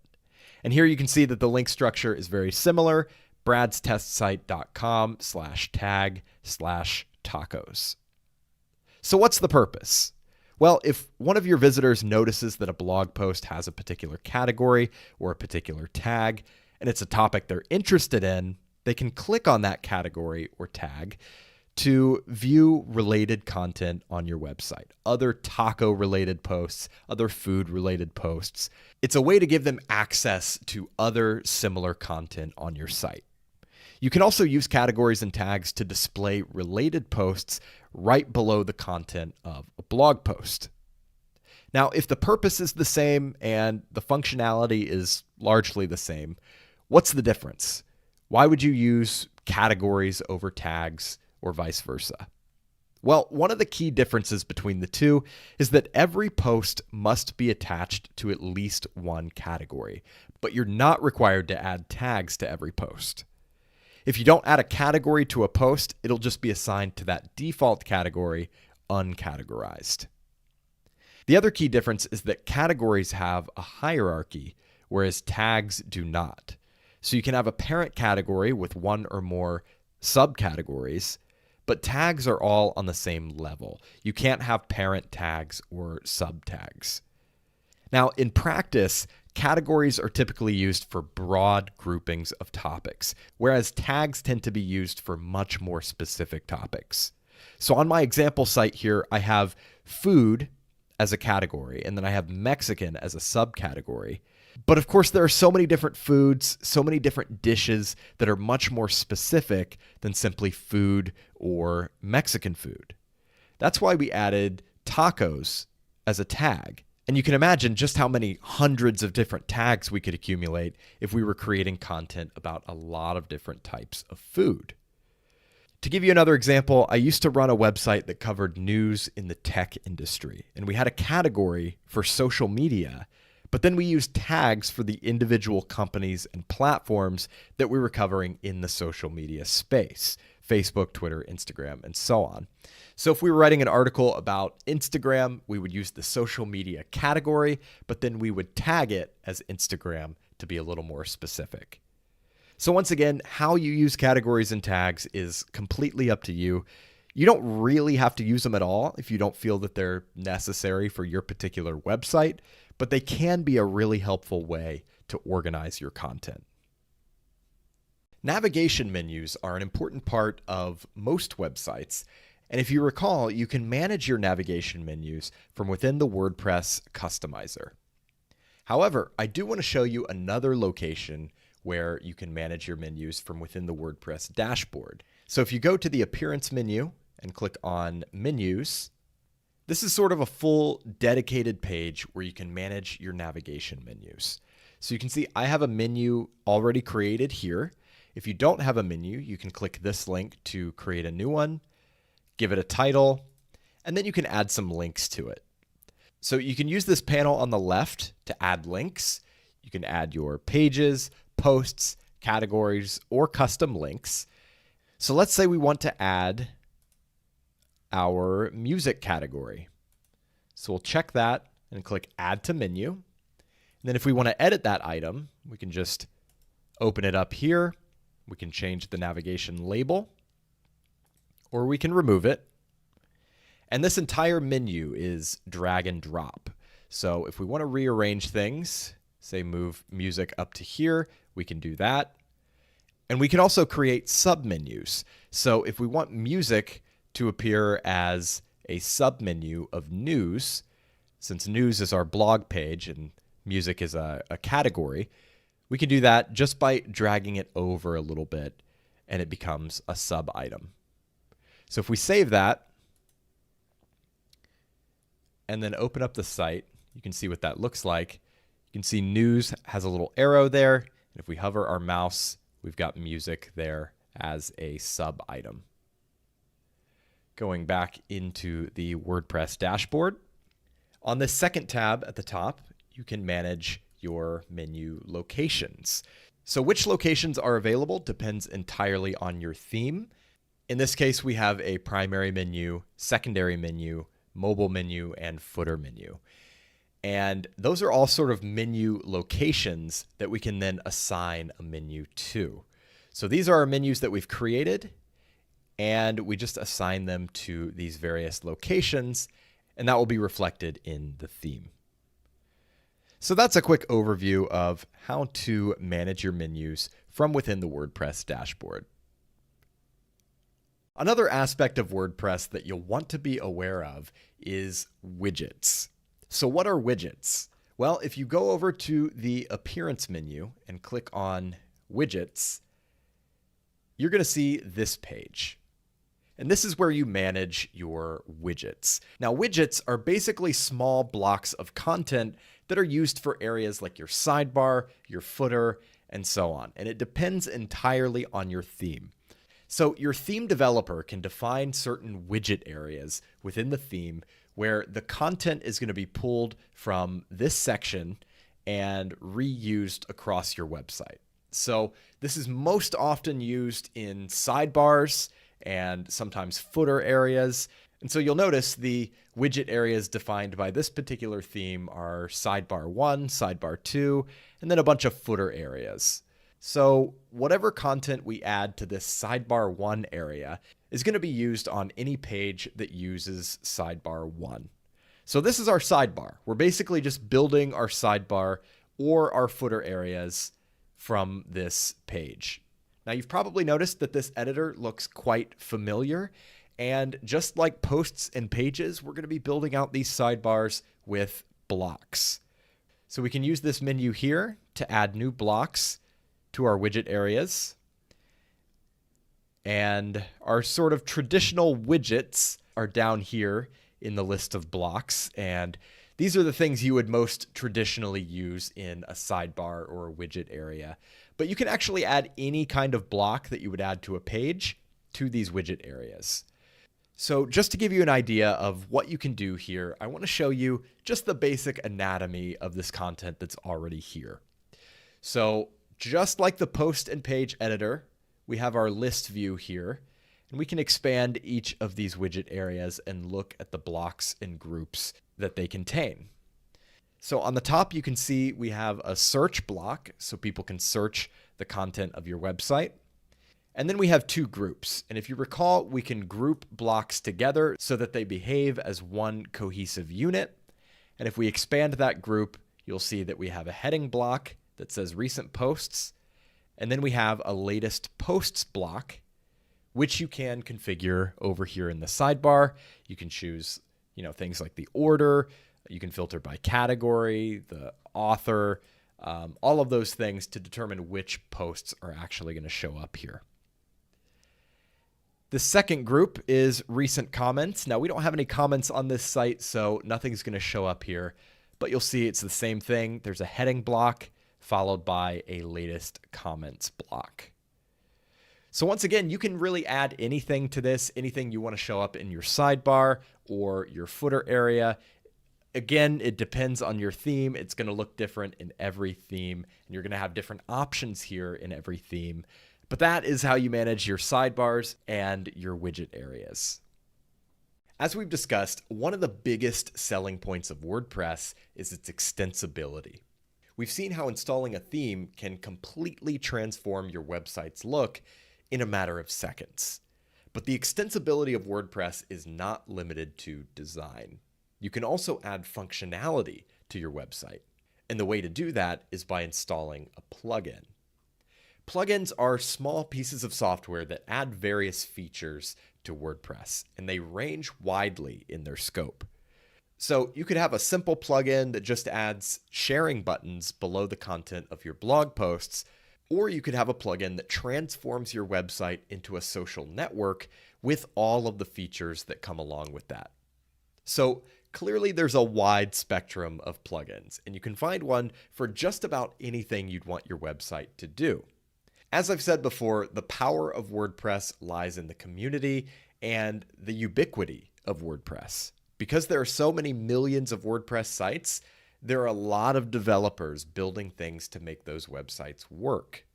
And in the true spirit of WordPress, the vast majority of plugins are free. In this section, we're going to talk about how to find and install plugins on your website. But before we do that, I want to quickly address some best practices for working with plugins. With great power comes great responsibility. WordPress plugins add additional code to your website, so we want to be sure that code is not compromising your site's security or its performance. So the first thing I'd recommend is to always get plugins from reputable sources. In most cases, this would be the official WordPress plugin directory, but there are other places to get plugins, particularly premium plugins. CodeCanyon.net is a popular choice. It's a marketplace run by the same company as ThemeForest, but you may also find yourself on the website of an independent developer who's selling plugins directly to users. There's nothing wrong with this, but I would encourage you to do some due diligence. Quickly Google the name of the plugin, the name of the developer, and just make sure, number one, that you're in the right place, downloading from the official source, and number two, that the developer or the company behind the plugin is legit and reputable. My next suggestion would be to limit your plugin use to those that are actually necessary. Pretty much every website is going to use at least a handful of plugins, but what we don't want to do is install every plugin under the sun because, like I said, every one of those plugins is adding code to your website, and that code has to execute every time someone visits your site. So if we have like 50 plugins, that's going to have a substantial impact on your site's speed and performance. Beyond that, if you ever run into a problem where a plugin is causing some kind of issue on your site, having too many plugins can make it difficult to isolate the problem and find the specific plugin that's causing trouble. Now, there's no particular number of plugins that's okay or not okay. It's more about being selective with the plugins you do install. On a similar note, it's always a good idea to vet plugins before you install them. The WordPress plugin directory has a helpful rating system where you can see what other people are saying about a plugin before you install it. Other marketplaces like CodeCanyon will typically have this as well. So if a plugin is broken, if it's conflicting with another plugin, things of that nature, you'll typically be warned about that in the reviews. The other thing you'll want to confirm is that the plugin is updated regularly. The biggest security risks with plugins are often not malicious. It's not that there's a bad actor developer behind it. They're just a result of outdated code. So you want to see that a plugin has been updated recently. If it's been years since the last update, you're probably better off finding a different solution. So those are a few recommendations to keep in mind, and in the next couple of videos, we'll cover how to find and install WordPress plugins. Let's take a look at the process of installing a free plugin from the official WordPress directory. So from your WordPress dashboard, you can click over to the plugins section. And from here, you'll see a list of your currently installed plugins. And to add a new plugin, you can click Add New, either in the sidebar here or up here at the top. And the first page you're presented with here is a list of featured plugins. You can also use this tab at the top to view the most popular plugins. These are plugins that are installed on the highest number of websites. Now, if you're looking for something specific, most likely you're going to want to use this search box up here. So if we're looking for like social media share buttons, because that's the sort of example I've been giving,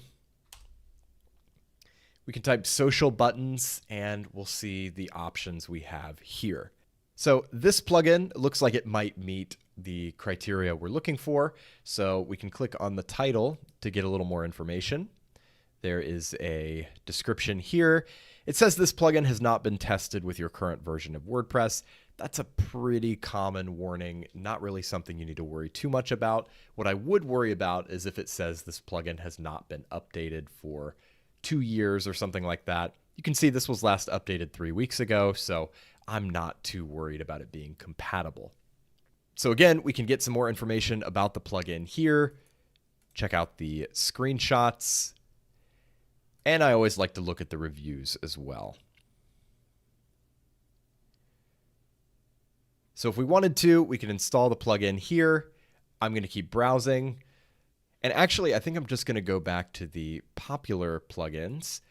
And I'm going to install just a very simple plugin, this duplicate page plugin. This just adds some very simple functionality. It allows you to duplicate an existing post or page. So I'm going to install this. And then straight away, I'm going to go ahead and activate it. Now the plugin has been activated. And if we go over to our pages, you'll see that when we hover over one of our pages, we have the option to duplicate. So if I hit duplicate this, you'll see that we have a copy of that page saved as a draft. So that's a great example of a plugin, just a little feature that WordPress doesn't come with out of the box that you want your site to have for one reason or another. Now, of course, plugins can do a lot more than that, but often it's going to be these little individual features that you're looking for where a plugin is the perfect solution. And by the way, plugins will also typically add a settings menu somewhere, and you can see the duplicate page plugin has added a new option under settings where we can configure some basic settings for that plugin. So that is how you find and install plugins within the WordPress dashboard. And in the next lecture, you'll see how to install a plugin from a third-party seller or marketplace. In this video, we're going to see how to install a plugin from a third-party seller or marketplace. So if you recall the process for installing a premium WordPress theme, installing a premium plugin is almost identical. So I am going to go over to codecanyon.net, which is sort of the code and plugin counterpart of ThemeForest. It's the same company behind it. It's a very similar marketplace. It works exactly the same. And instead of themes, they sell scripts and plugins for websites. Now, if you want to check out Code Canyon, make sure you go to the WordPress section so you don't end up with a plugin for a different platform. You'll notice there are all of these categories. You can get advertising plugins, form plugins, e-commerce plugins, membership plugins. Whatever you're looking for, you can use these categories to find it. Alternatively, you could type something into this search box like social share, and then you could type WordPress, or you could select social share in WordPress to make sure that you get WordPress plugins specifically. Now I'm just going to go to WordPress and go to popular items, and you'll see it looks just like the ThemeForest interface. So we can scroll through, see what plugins we're interested in. Let's check out this WordPress booking plugin.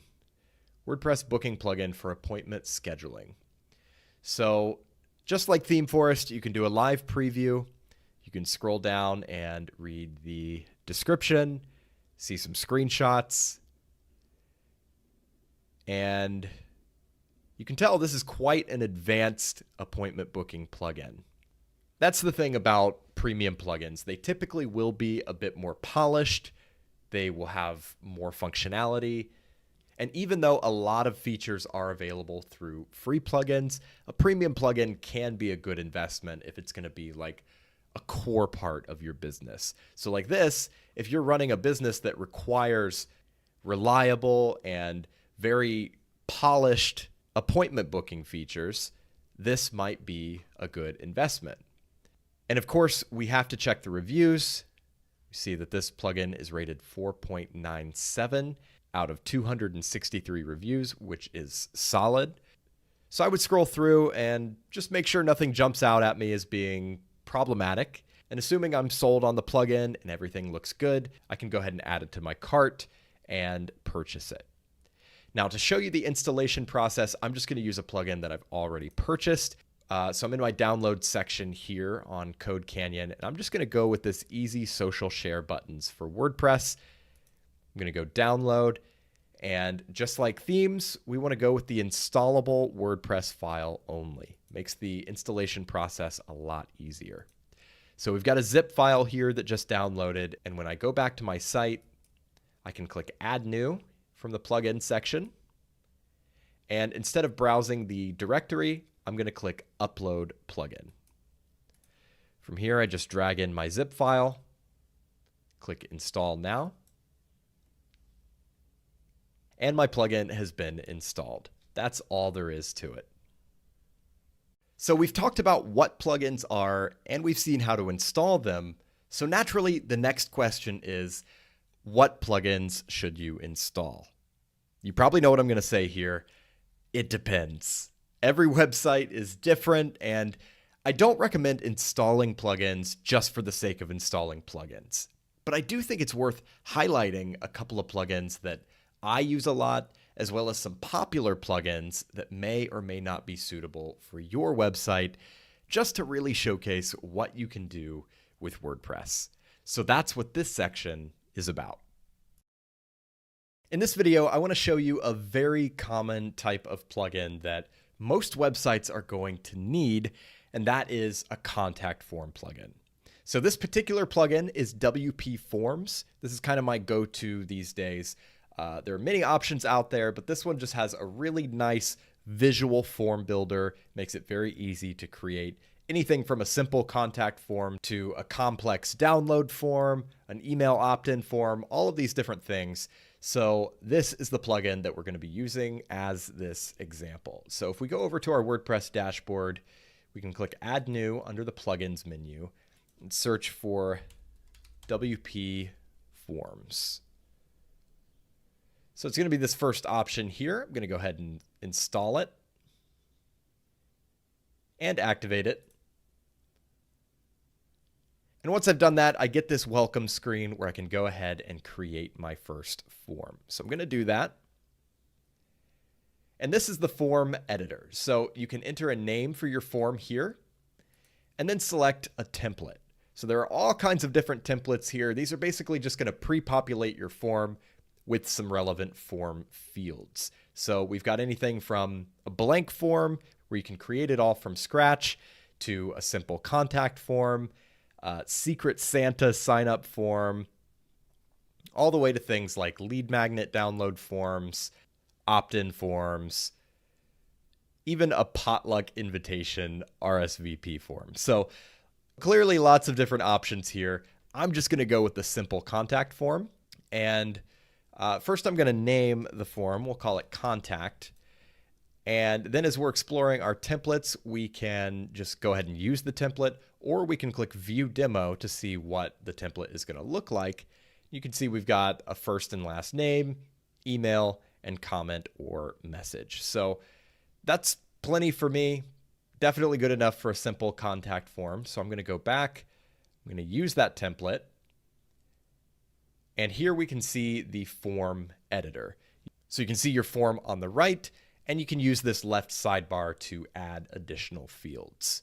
You can also drag and drop the fields within your form if you want to reorder them. So for a contact form, this is pretty standard. I am happy with this. And I'm just going to go ahead and configure the settings for this form. So we'll go to Settings, and you can see there are a few pages of settings here. So we've got our general settings, which includes our form name, form description. You can add tags if you want, change the submit button text and the processing text, and then you can choose whether you want to enable anti-spam protection. And I do recommend that you leave that on so you don't get a bunch of spam submissions through this form. Now, notifications. This is important. You want to make sure that you are sending this to an appropriate email address. Now, by default, it's going to send to the admin email for your WordPress site. So you're fine to leave this placeholder in here, or if you want this sent to a specific email address, you can enter that instead. And then you can customize everything about the actual email that you receive when somebody submits this form. So you can change your subject line, the from name, from email, reply to email, and what the actual message is going to say. And you use these smart tags. So the all fields smart tag is just going to show all of the responses to the form.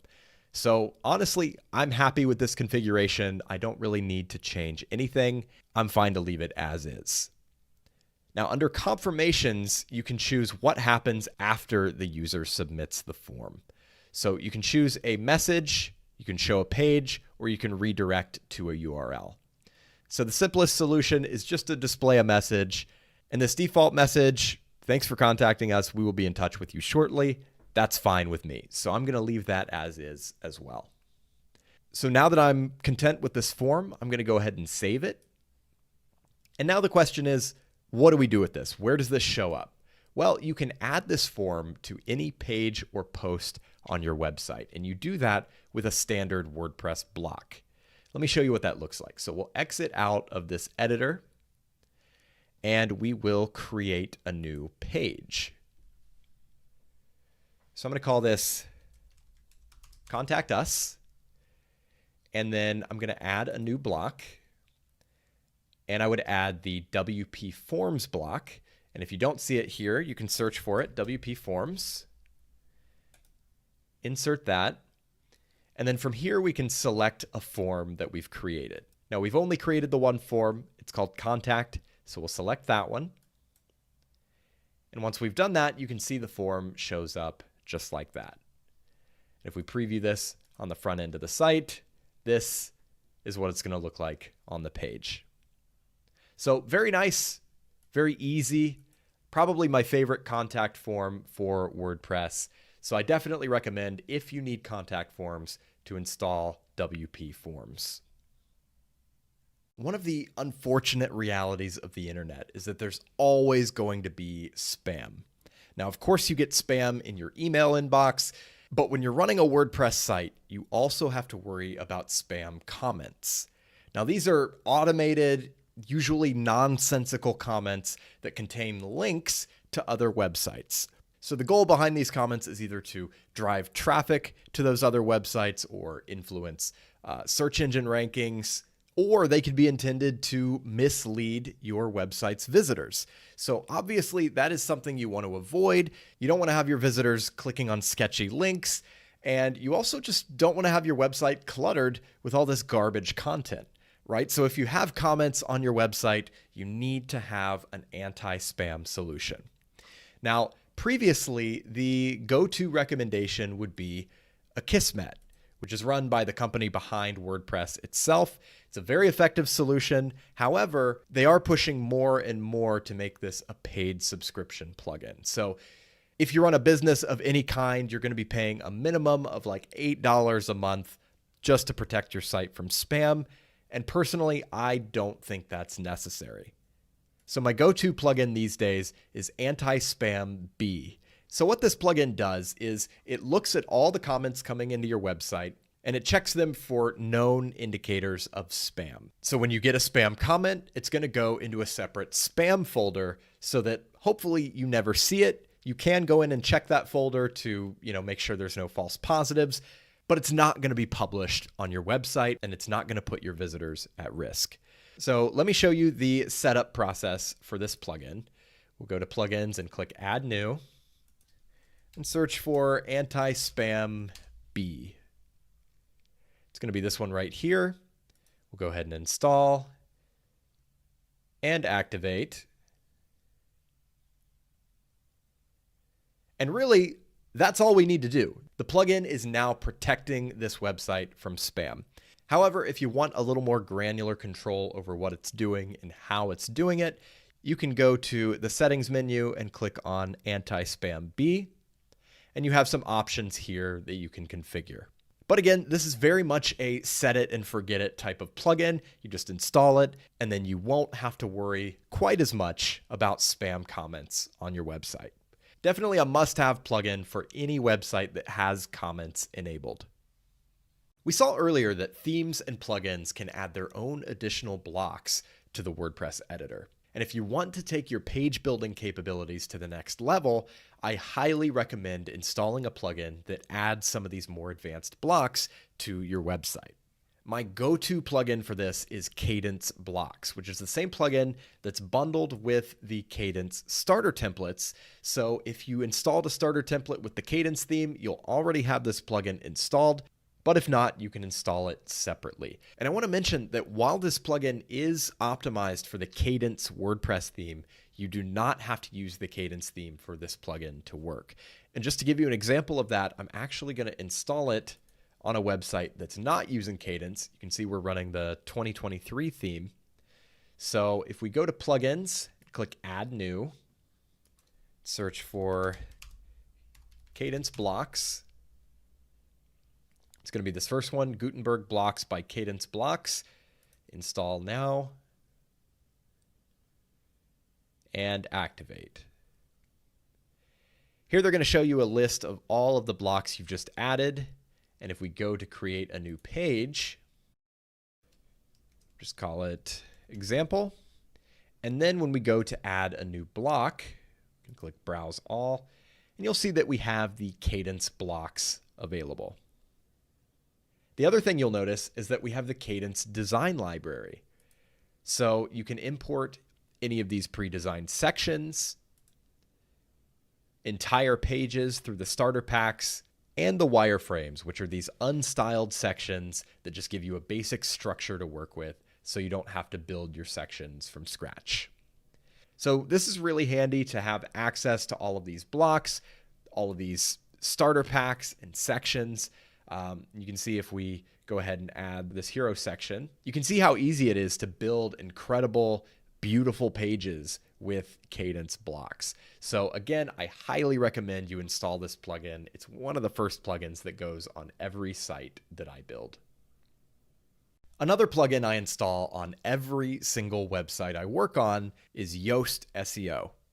Most websites rely on search engines like Google as a primary driver of traffic. And as I'm sure you know, the difference between appearing on page 1 and page 2, for example, can mean a difference between hundreds of thousands or even millions of impressions. That's why search engine optimization, or SEO, is such an important topic. If you want to maximize your exposure in the search results, you have to make sure your site is following all the best practices that Google and other search engines like to see. Now, WordPress actually plays pretty well with search engines right out of the box. It is the most popular content management system in the world, so Google knows how to handle it. But it's still a good idea to dig into the details and tweak some things to make sure your site is prepared to rank as highly as possible. So to do this, we're going to be using the Yoast SEO plugin, which in my experience has proven to be the best SEO plugin available for WordPress. So to install it, just like any other plugin, we're going to go to the plugin section and click Add New. We're going to search for Yoast SEO. Once that's done, it's going to say you've successfully installed Yoast SEO. And it's already doing a lot of things under the hood. It's making a lot of technical optimizations to make your site more descriptive, readable, and accessible to search engines. But you do want to go ahead and start this first time configuration to configure some basic settings. So it's going to ask you some questions about your website. We're going to go ahead and click Continue.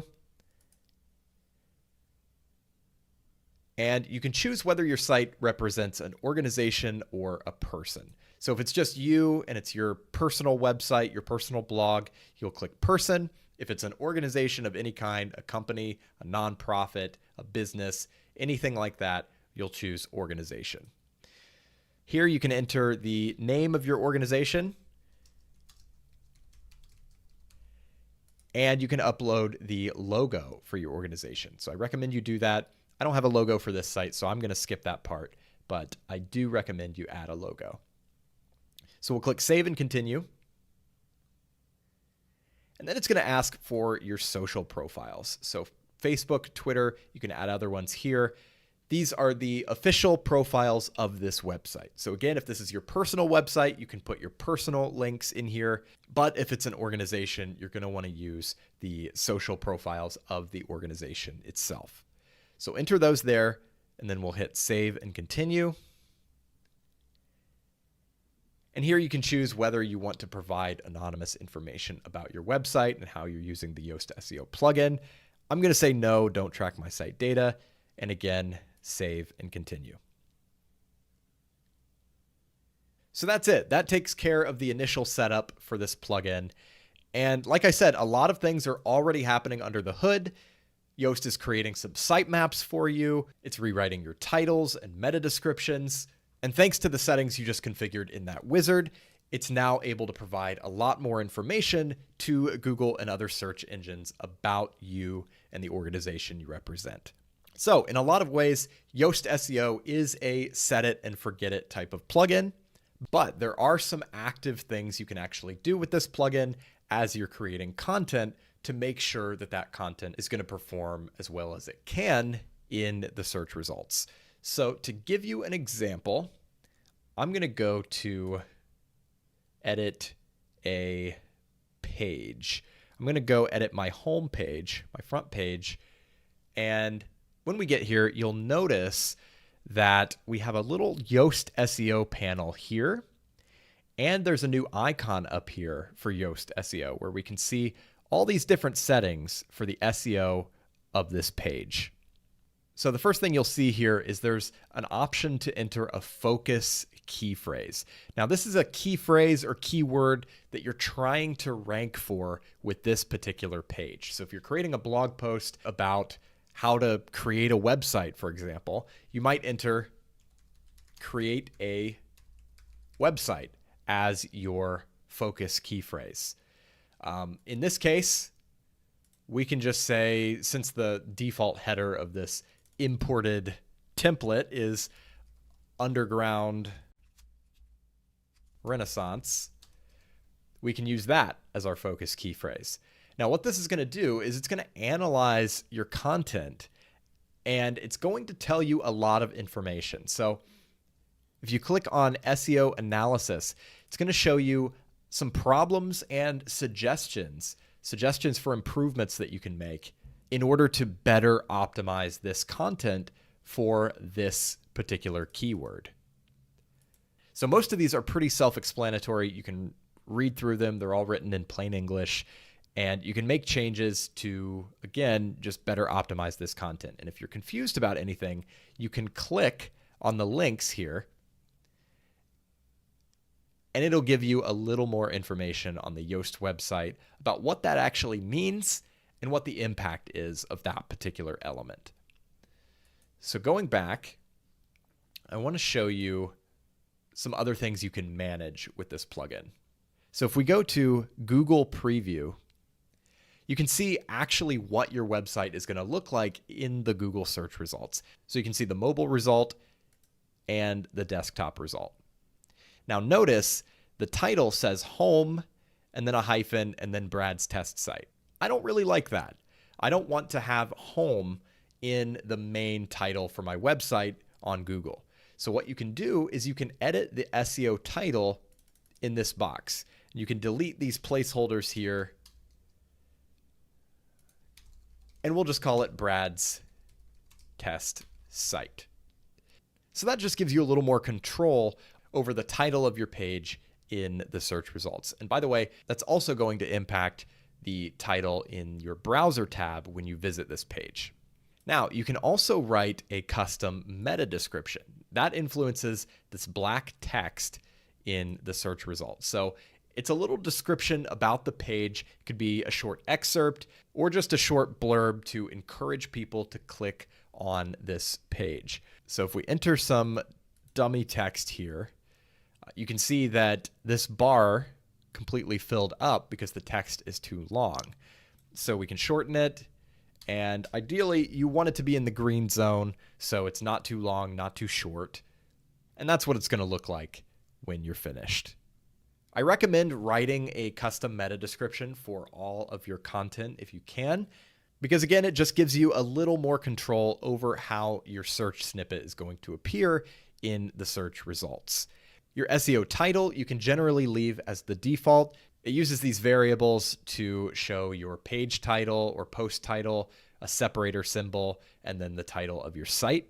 That's almost always fine, but in this case, for the home page, we don't want to have home and then the title of the site. The title of the site is just fine by itself. So this is a really nice interface to be able to edit these things and see what the actual result is going to be on the actual search results page. And when you're happy with your settings here, you can go ahead and return to your page. So that's how you can optimize your content as you're creating it with the Yoast SEO plugin. And remember, most of the work is being done under the hood automatically, so you don't even need to think about it. If you're building a website, chances are you're going to be using certain Google services like Google Analytics, Google Search Console, Google AdSense, and so on and so forth. Google Analytics in particular is something I generally recommend people install on day one. If you're not familiar, Google Analytics is sort of the industry standard for monitoring your web traffic, your conversion data, user demographics, all of this information about the people visiting your website. And like I said, I recommend you sign up for it and install it pretty much on day one if possible. That way you have a full historical record of your traffic data, and you'll be able to monitor everything from the start. Now, typically, Google Analytics will give you a tracking code that you're supposed to copy and paste into your website so that it appears on every page and it can track your visitors on every page, right? So typically you would copy and paste that code into like your header or something like that. But Google has made it much easier to add that tracking code with this official plugin, SiteKit by Google. Now, this adds support for not only Google Analytics, but Google Search Console, which helps you monitor your performance in the Google search results, and Google AdSense. So if you're running a content business, you want to have ads on your blog and make money from those ads, all of that is integrated into this one plugin. You don't have to install these things manually anymore. You can do it all from this one official plugin. So if we go to install that, we'll search, I guess, just SiteKit. And we'll see it's this first option, SiteKit by Google. So we can install that, activate it, and then you can click Start Setup. Now, I'm not going to go through the setup process here because you do have to connect your Google account, and I don't necessarily want to connect bradstestsite.com to my Google account, but I would recommend checking this box, signing in with Google, and then following the steps on screen to go ahead and get at least Google Analytics and Google Search Console set up on your website so that you can monitor your traffic and your search engine performance.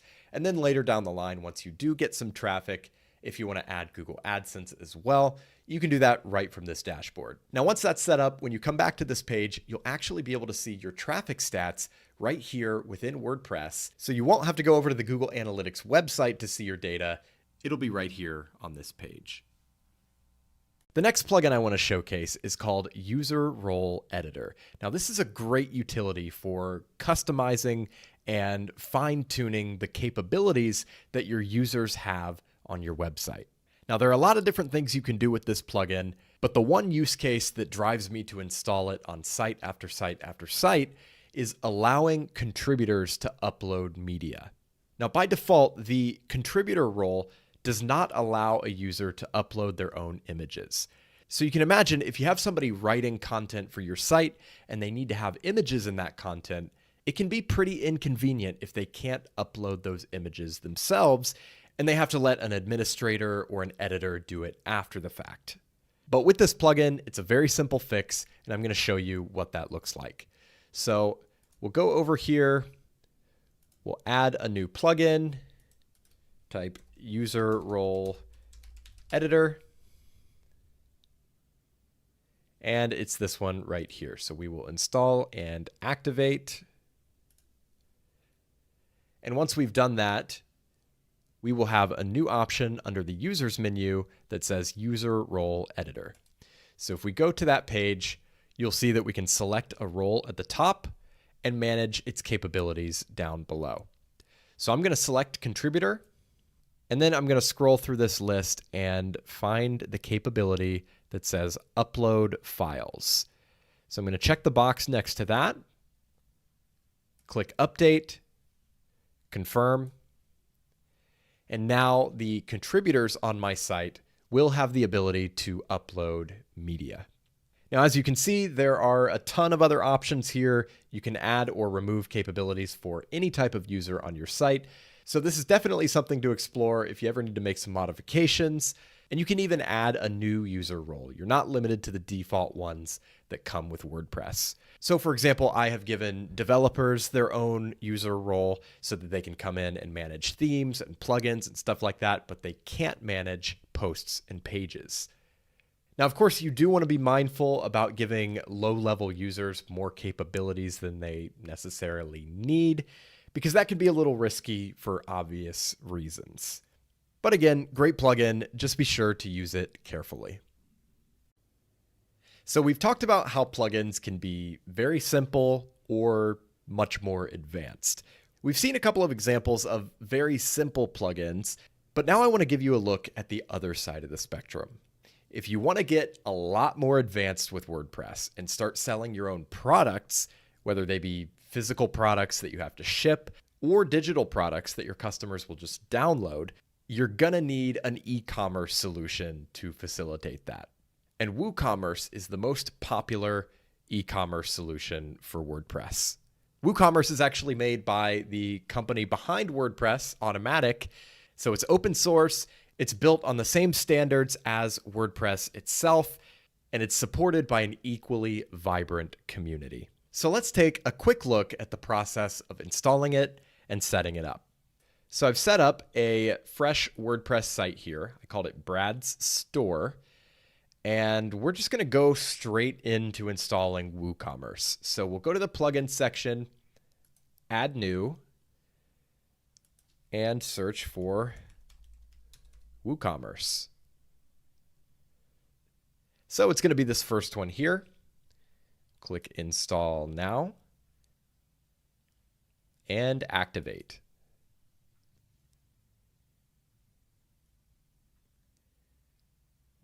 So once you've activated WooCommerce, it's going to take you to this wizard that's going to help you configure your new store. The first thing it's going to ask for is your address. So this is going to configure things like currency, shipping, taxes, things of that nature in an automated way. I'm going to skip this. And the next question is about your industry. So just select the most appropriate option and click Continue. Now it's going to ask you what types of products will be listed on your store. For the sake of this example, I'm just going to go with physical products. And then we will click Continue. Here it wants to know how many products you plan to display. I'm going to hit 1 through 10. And it's asking if you're currently selling elsewhere. We're just going to say no. Here it's going to offer you some additional features through free WooCommerce extensions, which are effectively WordPress plugins. And you can see specifically which plugins are going to be installed here. To keep things as simple as possible for this example, I'm going to skip all of these for now. And we'll click Continue. And here we can choose a theme. Now you can keep your currently active theme by all means, or you can switch to a theme that is known to be compatible with WooCommerce. So some themes just aren't going to be optimized with the features and design elements you need for a store. So that's why they have this option here. And you can filter by paid themes or free themes if you prefer. Now, as you can see, Cadence, one of my go-to themes, is available in this list, so I'm going to go ahead and choose that. Now that we've done that, we're back in the WordPress dashboard, and you can see a lot of things have been added to the menu. We've got a WooCommerce menu, we've got products, we've got analytics, and we've got marketing.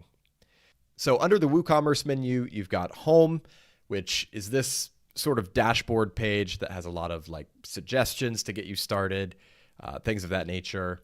Then you can go to Orders to see the orders that have come in from your customers. On the customers page, you'll have a list of your customers and some various information about them.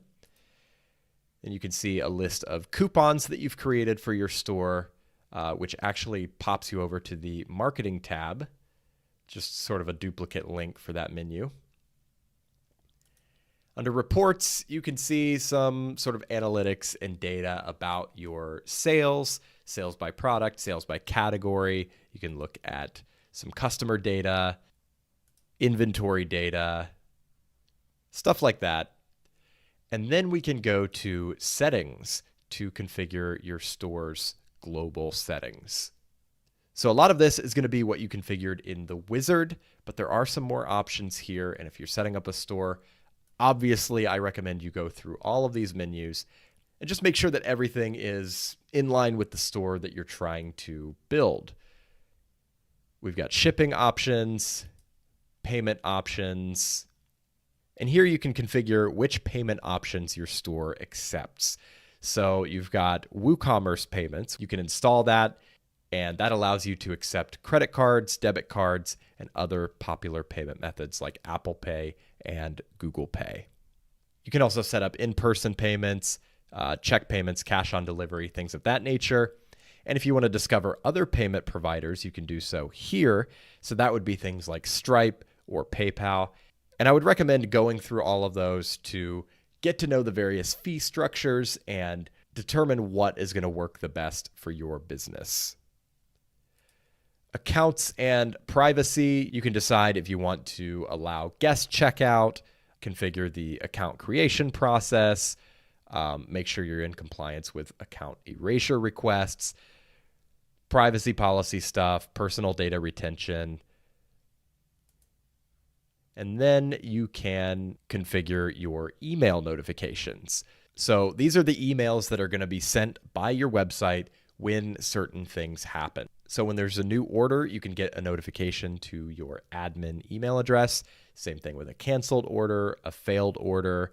And then you can set up the emails that the customer is going to receive. Order on hold, processing order, completed order, refunds, customer invoice. All of these things are going to be sent to the customer. And if you want to customize these or disable them, you can use the Manage button over here on the right. Down here at the bottom, you can customize the email sender. So the from name and the from address that people are going to be receiving emails from. And then you can customize your email template at the bottom to make sure your language and your colors and stuff like that are in line with your brand. There are a lot of ways to extend WooCommerce, and it's done through extensions, which again are just like WordPress plugins. And you can view those here and add whatever extensions and functionality that your individual store needs.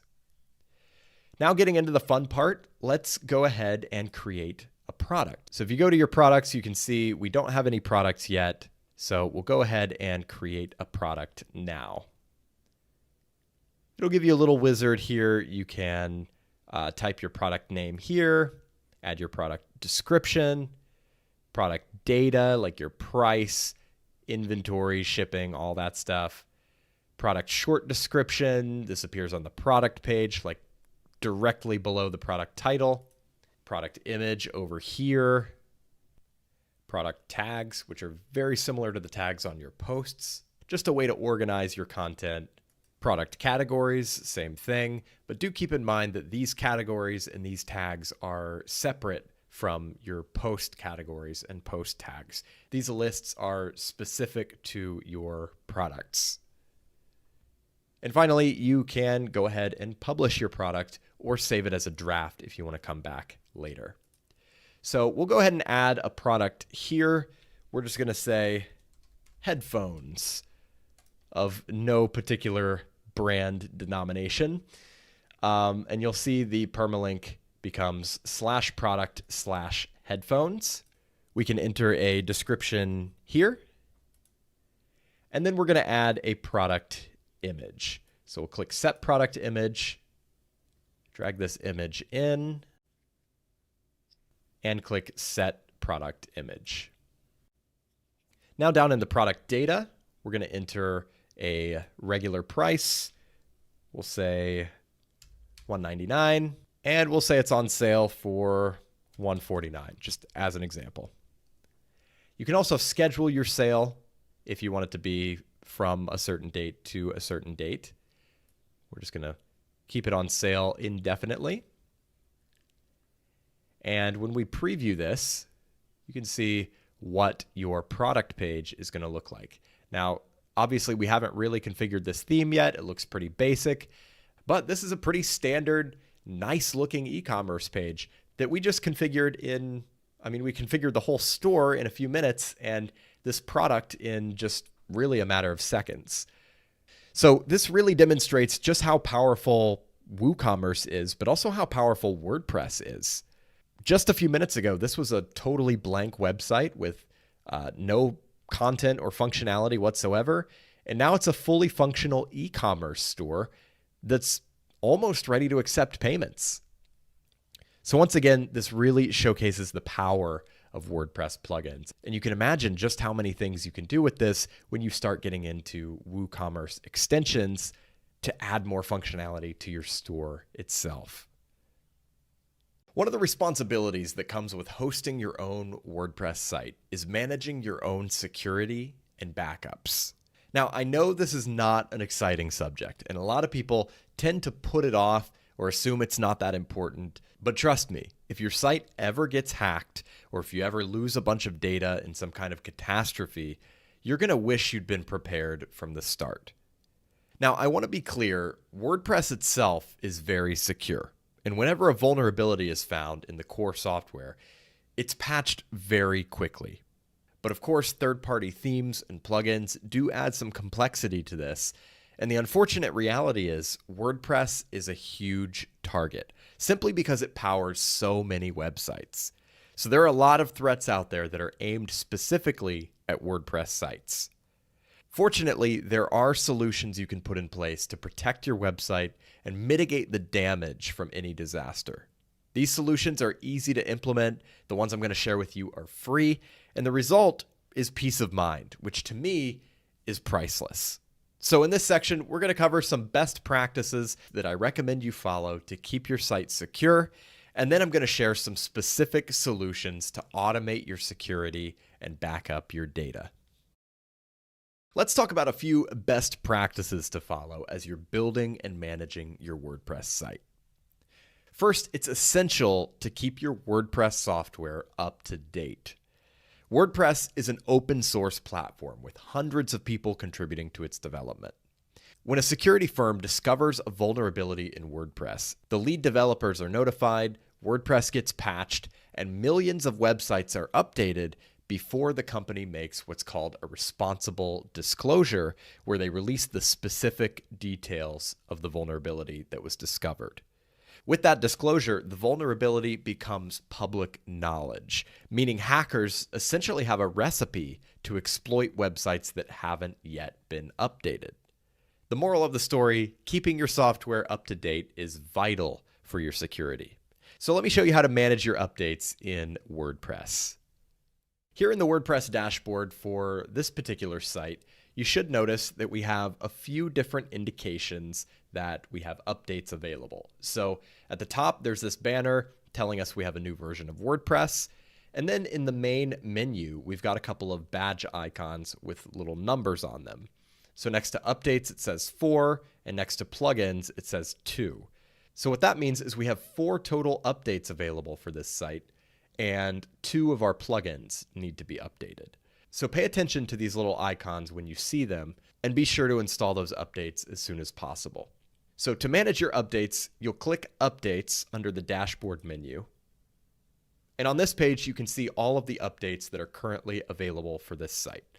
So you can see at the top, an updated version of WordPress is available, and then we have 2 plugins and 1 theme, all of which need to be updated. So we'll start with the main WordPress update. And by the way, there is an automatic update feature. So if you see this link here that says enable automatic updates for all new versions of WordPress, you can do that to make sure you don't miss anything. But otherwise, you can just go ahead and click the update button here, and your site will be automatically updated to the latest available version of WordPress. Now, often it'll take you to a welcome screen that looks something like this, just giving you a rundown of any changes or improvements that have been made to WordPress in this particular version. I'm going to go back over to the update screen so we can update our plugins. So here we have these 2 plugins that need to be updated. I'm going to select all and click Update Plugins. Once again, very easy, automatic process. And once we've done that, we can go back to the update screen again and update our theme. So I'm going to select this theme. Same thing, update themes. And in just a few seconds, the theme will be updated. Now you can see those little notification icons have been cleared. And if we go back to updates, we'll see that we are fully up to date on WordPress core and our plugins and themes. My next recommendation is to use a strong password for your WordPress administrator account. The easiest way for a hacker to gain access to your site is by stealing or guessing your password. You can make that a lot more difficult by creating a strong password that's hard to guess, and that you don't use on other websites. The ideal password would be a complex mix of letters, numbers, and symbols. Something like this. Now, obviously, the reason most people don't use these kinds of strong, unique passwords is because they're hard to remember. That's why I recommend using a password manager like LastPass, which generates and stores secure passwords, not just for WordPress, but for all of your accounts, so you don't have to remember any of them. It also doesn't hurt to change your password on a fairly regular basis. I'd say every few months or so. Along the same lines, you want to be mindful of user privileges. Even if you've got your main administrator account locked down, other user accounts could still pose a risk to your site's security. Whenever you add a new WordPress user, make sure you give them an appropriate user role. The administrator role should rarely be assigned to any other account. If you give someone else an administrator account, you're giving them unfettered access to make changes to your site with the exact capabilities that you have. So they can even lock you out if they want to. If you do give someone else administrator access, like a trusted business partner, make sure you both have strong passwords and good security habits. Along with regular updates, it's important to exercise caution and use common sense when you're installing themes and plugins. Because themes and plugins modify and extend the functionality of your website, they can introduce unique vulnerabilities that aren't present in WordPress core. Ultimately, your website is only as secure as your least secure plugin. So before installing any theme or plugin, take a look at the reviews, see how many other sites are using it, and make sure it's being actively maintained. Beyond that, you should also limit the total number of plugins on your site. Again, there's no specific number, but in general, the fewer plugins you install, the fewer risks you take. So be careful not to go overboard. In this video, I want to recommend a free security plugin that'll do a lot of different things to protect your site from malware and other various security threats. And that plugin is WordFence. Now, this is the most popular WordPress security plugin, and it's one of those plugins that I install on every new site. So I highly recommend that you do the same. So we'll go over to my test site here. Go to the plugin section, click on Add New. We're going to search for WordFence. So it's going to be this first one here, WordFence Security, Firewall, and Malware Scan. We'll click Install, and then we'll activate it. So right away, it's going to ask you for an email address. Now, this is important because this is where WordFence is going to send security notifications about your website. So if anything goes wrong, if your site gets infected or hacked or anything like that, you're going to get a notification at this email address. So make sure you put in a good email address that you actively monitor. Now, right here, they're asking if you also want to receive their newsletter to this email address. That's totally up to you. Personally, I get too many newsletters, so I'm going to say no. Then you have to agree to the terms of service and click Continue. Now, here's where you can enter your premium key if you have a premium subscription to WordFence. I'm just going to use the free version, and I normally do just use the free version on most of my sites, so I'm going to hit no thanks. So WordFence has been activated, and already a lot of security measures have been implemented in the background. There's a firewall, there's protection against brute force attacks where an attacker will use a script to try to guess your password just by entering a whole bunch of different passwords one after the other. Those are going to be blocked. And by default, your website's going to be scanned for malware once a day. Now, you can also scan your website manually by going to the WordFence menu and clicking on Scan. And it's going to give you a little tour of the interface here. And if you want to, you can start your first scan right here. Now, once again, if any security issues are found, they're going to be emailed to you, but they'll also be listed down here in this table.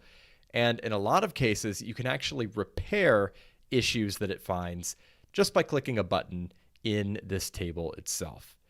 So just by installing this plugin, your website is in a much better place security-wise.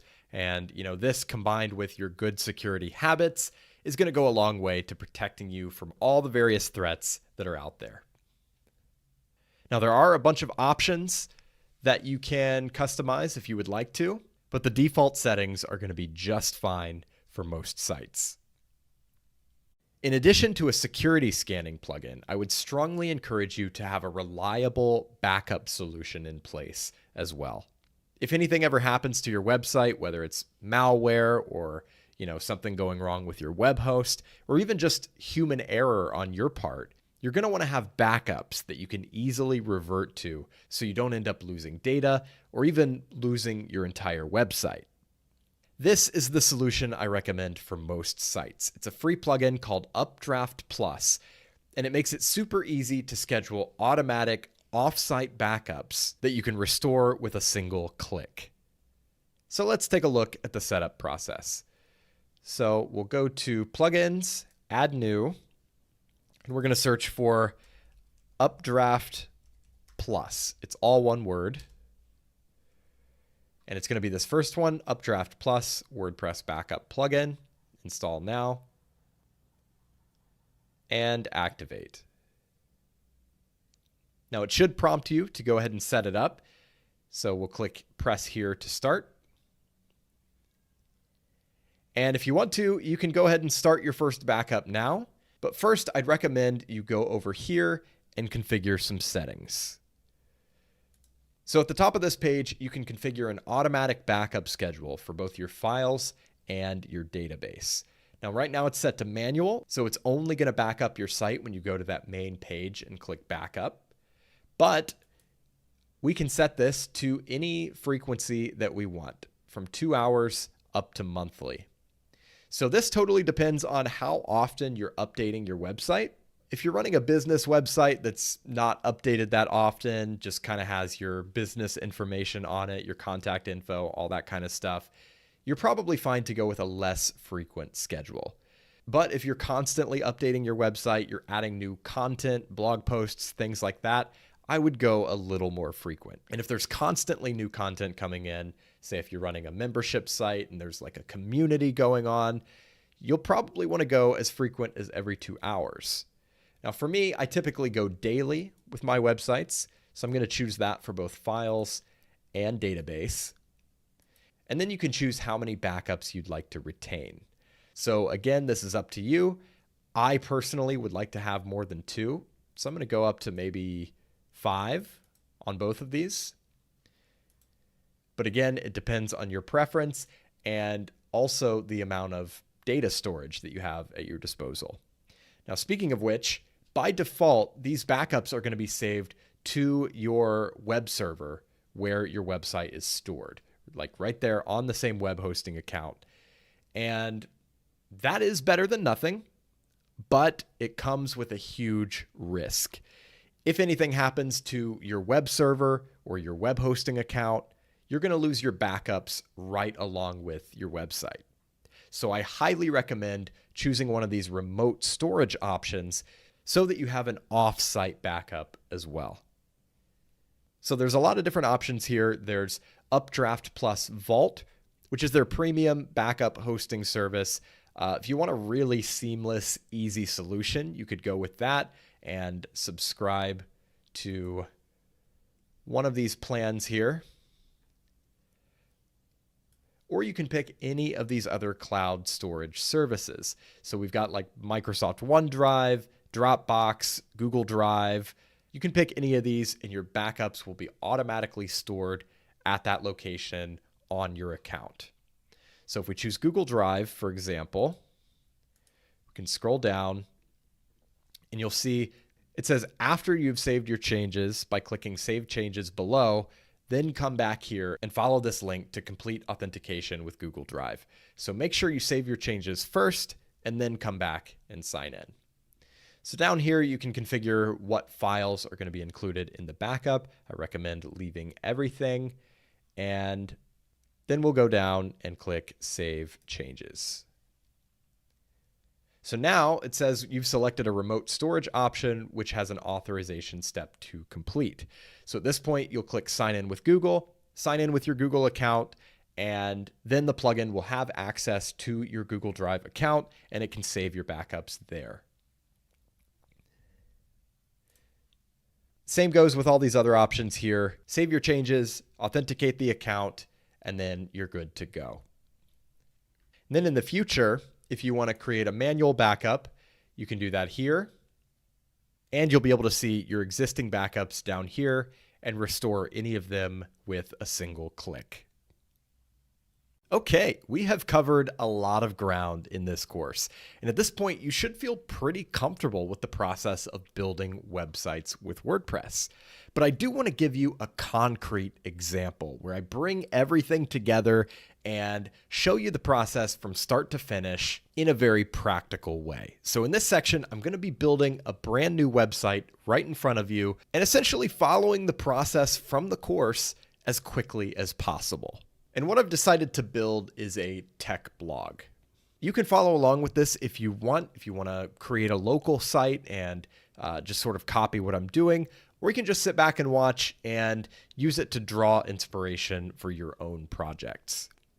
So what I have in front of me here is a brand new WordPress site. It's got all the default settings, no plugins, only the default themes. But the one thing I have done is added some content. So I went ahead and added about 10 blog posts with featured images, and I added a couple of pages just so we have that out of the way and ready to go as we start customizing the design, because we're going to want to see what all of this looks like.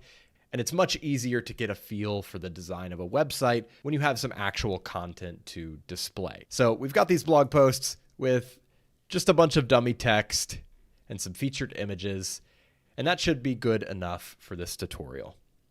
So going back into the WordPress dashboard here, the first thing I'm going to do is install the Cadence theme, because again, the Cadence theme is kind of my bread and butter. It's what I keep coming back to again and again.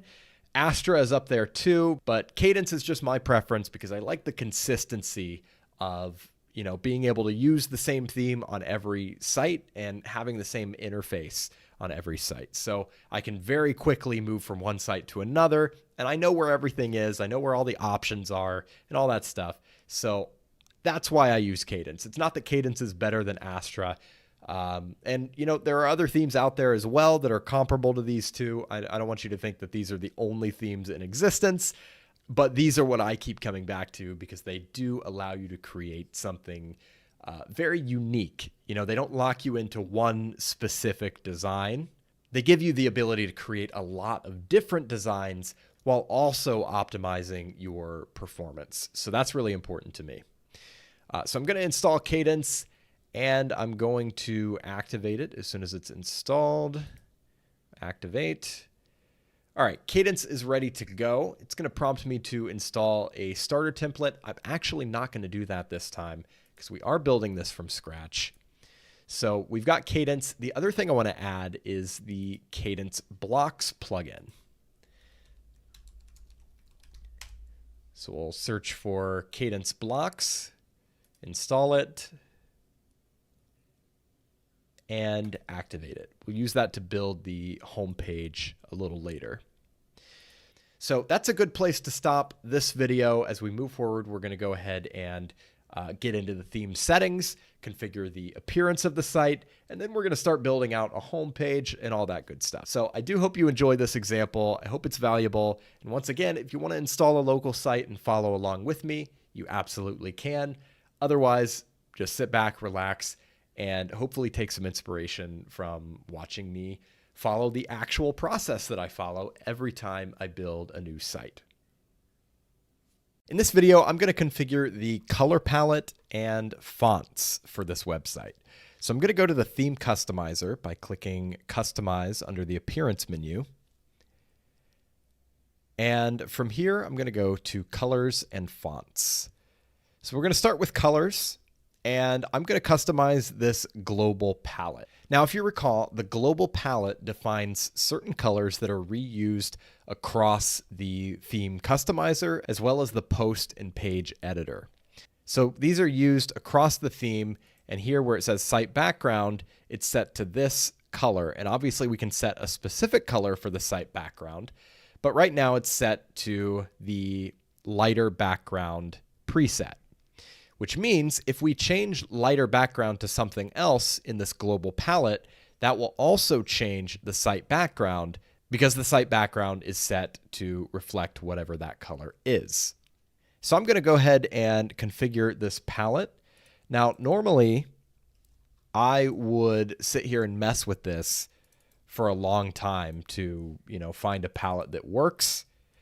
In the interest of time for this video, I've already laid out a palette that I want to use for this website. So I've got a list of those colors off screen that I'm just sort of copying and pasting into the palette here. Now, what I do a lot of times when I'm trying to define the colors for a new website is I'll actually Google just like color palettes. And there are a lot of websites out there whose entire purpose is posting different color palettes along with the hex values and, all these things you need to use those color palettes in a website. There are just so many resources out there. And I'll show you that in just a second. But you can see the design that I'm going for here is definitely a purple-based design. We've got a few different shades of purple here. I really like this look, and it doesn't seem to be reflected on this page yet, so I'm going to publish and then close out of here, view the site. Sometimes that happens with the customizer. It may be an issue with your browser cache or something like that. Sometimes you just have to publish and go to the actual site, and then you'll see your changes reflected. But yeah, that's my color scheme for this website. And like I was saying, if you want to find color schemes for a website, you can literally just type into Google website color schemes or website color palettes, and you'll see websites like this where you see a whole bunch of different color palettes. You can click on them and see the actual hex codes for each of these colors. And it can save you a lot of time. It can inspire you and really just help get the ball rolling because, when you just have this empty palette sitting in front of you, it can be hard to, even begin to define these colors. So definitely use the resources at your disposal to draw inspiration and come up with some good color schemes. Now, once again, a lot of things are going to be reflected automatically once you change this global palette. So our site background has changed. Our content background is already set. Our link colors. So there are a lot of things that we're not even going to have to change. Buttons, for example, should be good to go. We do need to change our typography. So you've got a lot of options here. We've got our base font, and then you can override that with all of these individual elements. So if you click into here, you can look at all these fonts and see what they're going to look like. I already have a font in mind, but typically when I'm doing this, I am literally just clicking through the fonts, trying to find one that works. And, it can be a time-consuming process, but that's why I came prepared today, and I know exactly what font I'm going to be using. So we're going to use Overpass for this website, and I'm just going to use Overpass. Sometimes you want to have different fonts for your headings versus your paragraphs, and when you're trying to figure that out, you can also use Google and search for font pairings. And there are a lot of different websites out there. This is a great example. If you click on pairings here, we can scroll down and see actual font pairings with a heading and a paragraph that you can take back to your website and use for your own content. But like I said, I'm just going to use the one font, keep it simple for this one. I'm going to use Overpass. And actually, it looks like I set that for the heading by accident. I need to set that as the base font. And now that I've done that, I also want to configure the heading sizes. I want to make my H1 just a little bit bigger, maybe 40. And we'll make H2 a little bit bigger too, maybe 32. And then to my eye, the paragraph font is a little small as well. I'm going to bring that up just a little bit, maybe 18. So that looks good to me. And I guess that'll do it for our fonts and colors. So I will publish. And then when we come back, we're going to configure the header. The next thing I want to configure for this site is the header. So I'm in the customizer. I'm going to go to header. And you can see we have our header builder down here at the bottom and our available items over here. So I actually like the general layout of the header as it is, but I am going to make some modifications. So for example, I do want to select a logo. So I've created a very simple logo for this site. I'm going to drag in and upload. We'll select it. It's going to ask me to crop it, but I'm going to skip the cropping because it's already the perfect size. And once that's done, the logo appears here. We do not need the site title to display right next to the logo. So I'm going to change that setting to logo only. So now we've got the logo on this side, we've got the menu on this side. That is the layout I want. Now we just have to configure the menu. So I'm going to go down to the primary navigation menu here, click the settings icon. So I'm going to create an actual menu and customize these items a little bit, but first I want to customize the design. So for the colors, I think I'm going to use this option. And then, let's see, that's our hover color and our active color. I think I'm going to do purple, just the main accent color for both of those. We don't need a background. And for the font, I think I'm going to increase the font weight a little bit. And then we'll check the size. I think 17 pixels is going to be fine for this menu. Double check the drop-down options here. I think it would be more helpful to actually come back to this when we have a drop-down. So we'll go back to the primary navigation, go to General, and then we'll select the menu. So I haven't created any menus on this site yet. So I'll create a new menu and I'll just call it Primary. Now let's add some items to this menu. So we can do Home, which is a custom link just to the home page of this website. And then maybe we do some categories. You can see I've created some tech-related categories here. So let's do news, apps, gadgets, gaming, and social media. See how that looks. Looks good to me. And actually, I think I'm going to add, for the purposes of having a drop down, we'll add About Us. Drag that up and make it the second option. Change the navigation label, simplify it a little bit, just About. And then I'm actually going to add that same page again as a submenu under About. We'll call it About Tech Blog. And then you can add Contact and our privacy policy, all as submenus of the About link. Okay, so that looks good. Now let's go back to the header, back to primary navigation settings, drop-down options. I think I'm going to do fade up versus fade, or fade down. I kind of like fade up.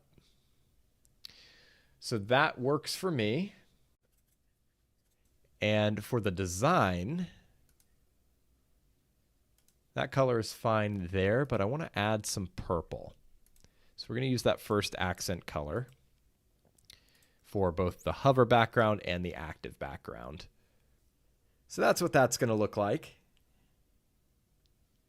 Now I'm noticing this text is a little bit small, so I'm going to increase that a little bit.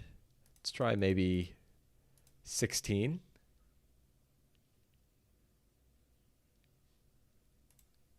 Maybe 15. That looks good to me. So I like that.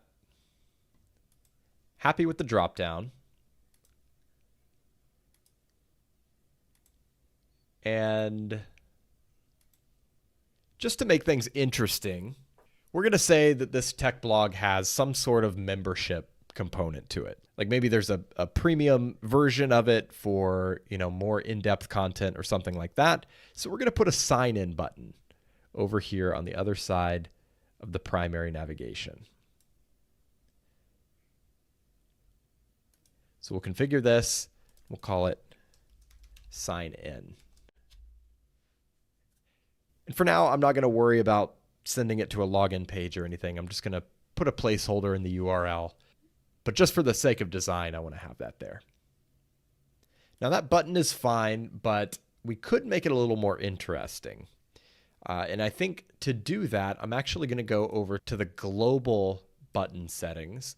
That way this change will be reflected on all the buttons that we create and not just this one. So under colors and fonts, I'm going to go to buttons. And we have our background colors here. Now these are our global colors that we set from the color palette.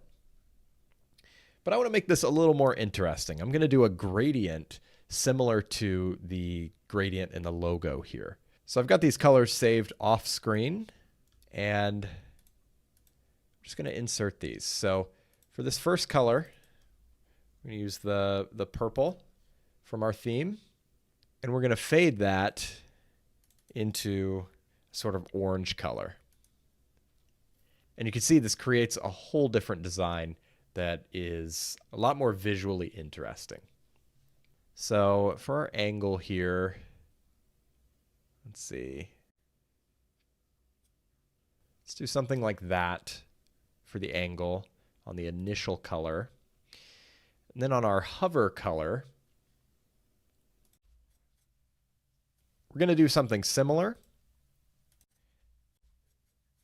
Same sort of gradient, but here we're using a different angle. So we'll leave this at 135, and we should see the difference when we hover over the button. So same colors, just a different angle for the gradient. So it's a very subtle hover effect.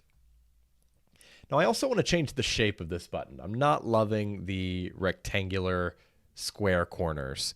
So I'm going to bring the border radius up to round off those corners. And I'm not sure why that's not taking effect. Let's go back to the header. See if I've set something by accident on that button. Just go ahead and set it to 100 pixels. But yeah, that's our button. I think that looks a lot better than it did before. And it's just, like I said, visually interesting. And it matches our brand, as you can tell from the simple logo I created with the gradient effect. The button matches really well. So returning to the header, we've got our logo, we've got our primary navigation, we've got our button. It looks pretty good, but we can also add other elements. So you remember there's 3 rows here. We have a top row, a main row, and a bottom row. On a lot of websites, you only use the main row because that's all you need. And we could get away with that here, but just to make things a little more interesting, I am going to do something with the top row. So let's see what we can do here. Let's go with HTML. And I'm going to put some contact information up here. So we'll say, got a news tip.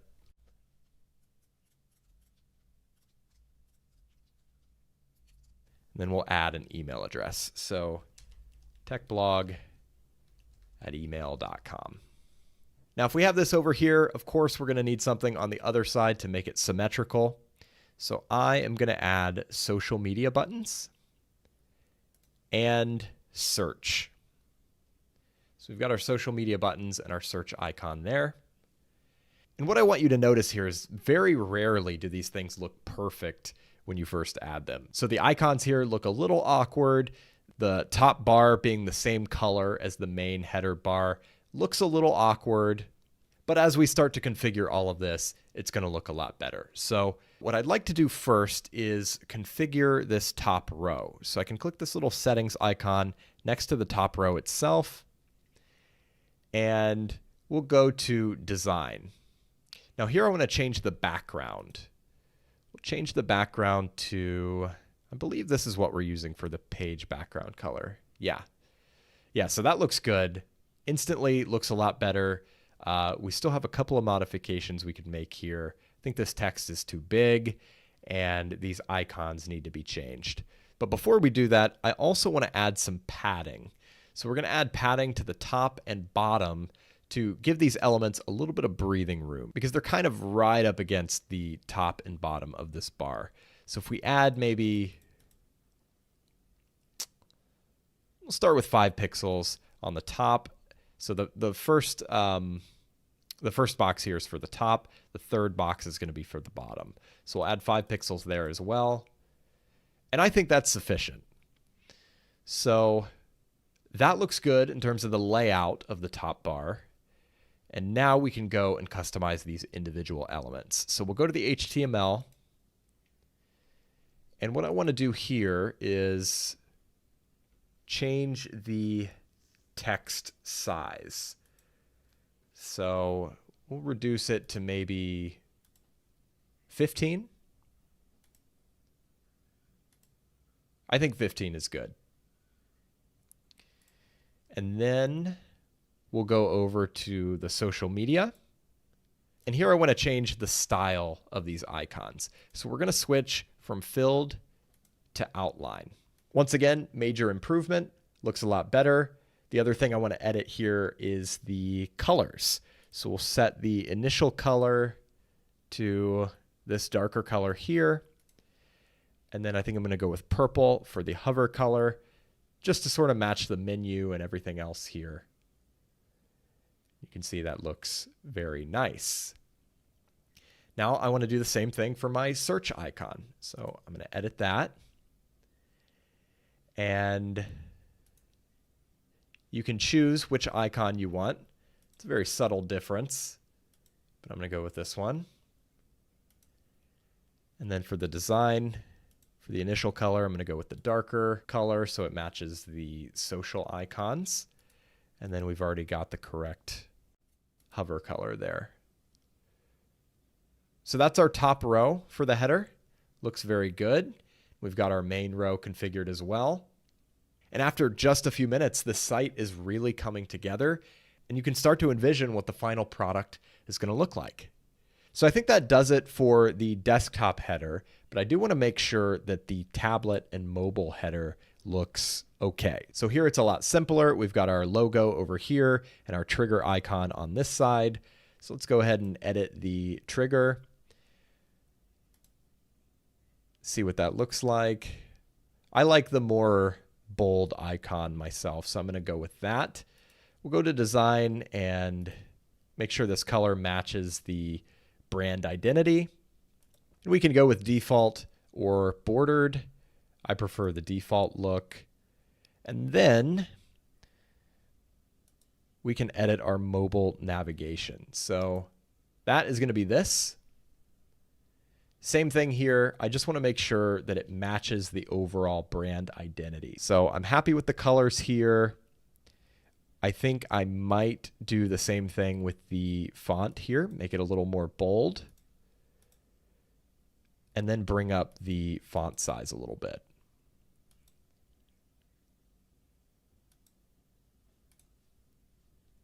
So that's our mobile menu.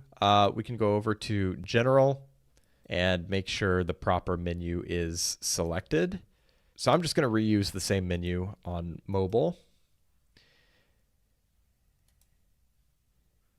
And there it is. we are good to go. So I think that will do it for our header. So we've got our header configured. I like the way it looks. And the next thing I'm going to do is configure the footer. That way we have the basic skeleton of the website complete, and then we can move into the actual page content. So let's go over to the footer. And then we've got our footer builder here. It's very similar to the header builder. We've got our top row, middle row, and bottom row. So if we scroll down so we can actually see the footer, we can see that all we have here is the copyright text. So I think the first thing I'm going to do is go ahead and edit this copyright text. And the current configuration here is using these placeholders. So we've got copyright, current year, site title, and theme credit. Now, I highly recommend that you do use these placeholders. That way you don't have to come back every January 1st and change the year. So I'm going to leave the copyright symbol, the year, and the site title. I am going to remove the theme credit though. So that looks good. You know, if you wanted to add a little more text here, say all rights reserved or something like that, you could do that. But I think I will keep it simple and just have the copyright year and the site title. So that looks good to me. And the next thing I'm going to do is actually move that over to the left side. So what we're going to do here is change the number of columns to, I think we'll do 2 columns, just 2 equal columns, left and right. So now we've got our copyright text on the left, and we're going to add something on the right. And I think I'm going to do some social media buttons. So we'll do social. We've got the same 3 buttons that we have in the header, but I do want to move them over to the right side. So we change the content align to align right. Now for design purposes, I do want to backtrack a little bit, go back to the main footer settings, and I'm going to go to design, and I'm going to change the footer background. And I think I'm going to use this darker color. So that looks good to me. Obviously, we have to change this text color so it's readable. But aside from that, I do like this background color for the footer. So we'll go ahead and edit the text.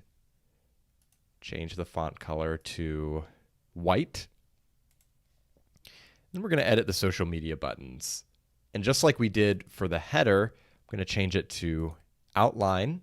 And then here for the colors, I'm going to do white for the initial color.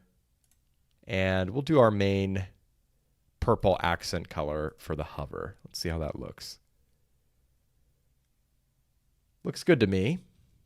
Now the other thing I notice here is that this text seems to be vertically centered, but the icons are not. So I do want to go ahead and change that. The content vertical align.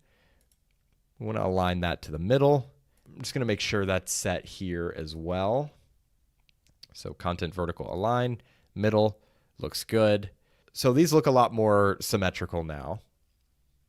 And I think that'll do it for the bottom row. Now I'm going to add another row above that. We'll do a middle row. And for this middle row, I think we're also going to do 2 columns. So we'll go to the settings, change the columns to 2. And on the left side, what I'd like to add is a logo. So there's not an option for a logo here, but what we can do is add one of these widget areas. So if we add, say, widget 1, we can then edit that widget. And we have a little block editor here. So what I'd like to do is just insert that image that I uploaded earlier, the logo image.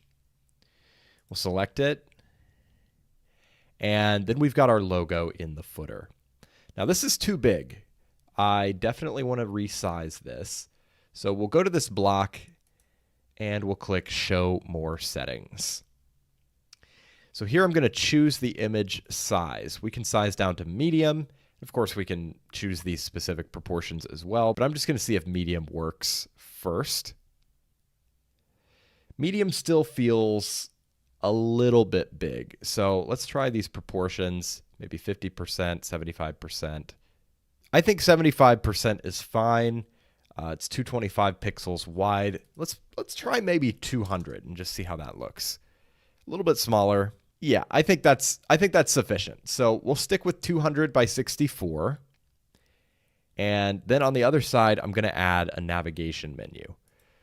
So we'll add footer navigation. And we will edit that. Now I am going to create a new menu for the footer. So we'll create a new menu. Name it footer.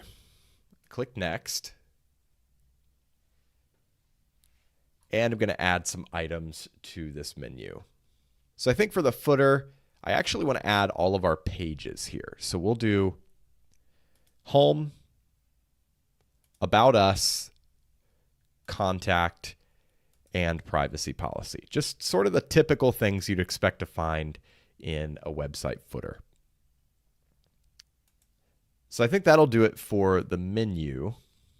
And the next thing we need to change is the design and alignment of this menu.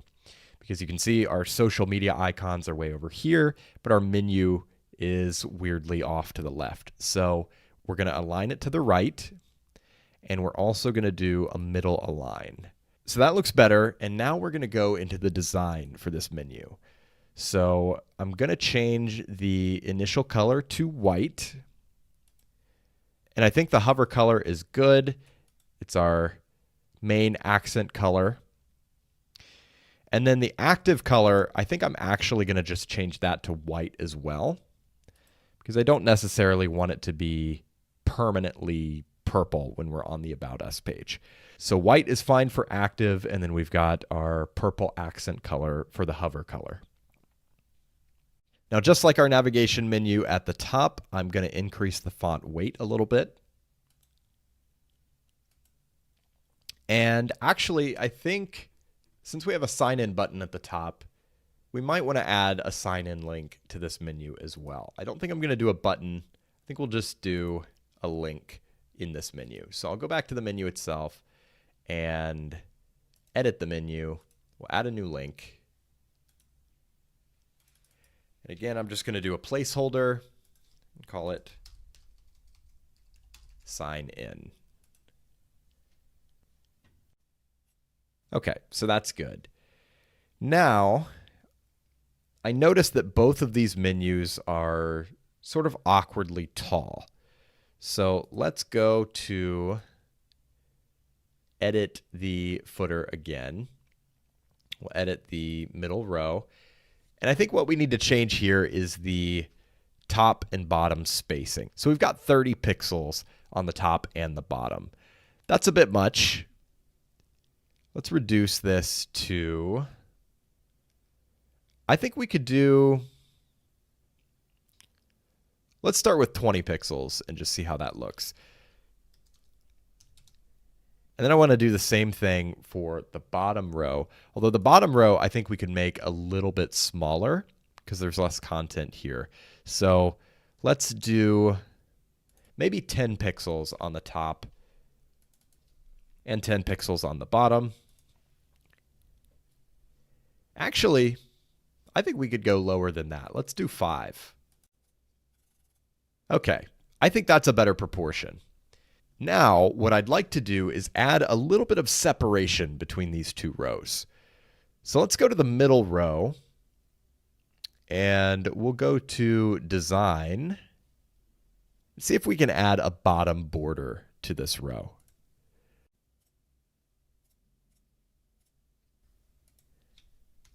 Okay, so what I've done there is I chose a solid border, I made it white, and I made it 1 pixel.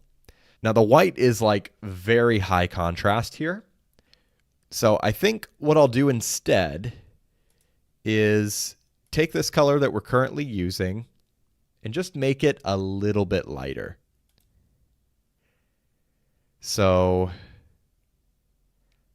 I'm just manually moving this color picker around to create a very subtle border.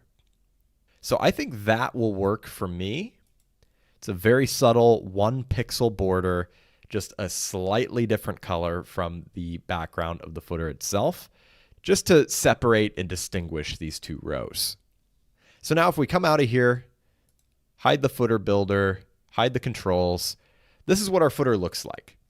So we've got our logo, we've got our menu, we've got our copyright text, and we've got our social media buttons. So it's a very simple footer. It's got all the standard features that you would expect to see in a footer, and I think it looks pretty good. So with that, I'm going to go ahead and save my changes, and that takes care of our footer. The next thing I want to set up for this website is the post and page layout. Now, if I wanted to, I could go to the general section and control a lot of different settings about the layout as a whole. For example, the content max width just kind of determines how wide your website is. If you want it to be quite a bit wider, or if you want to make it more narrow, you can definitely do that.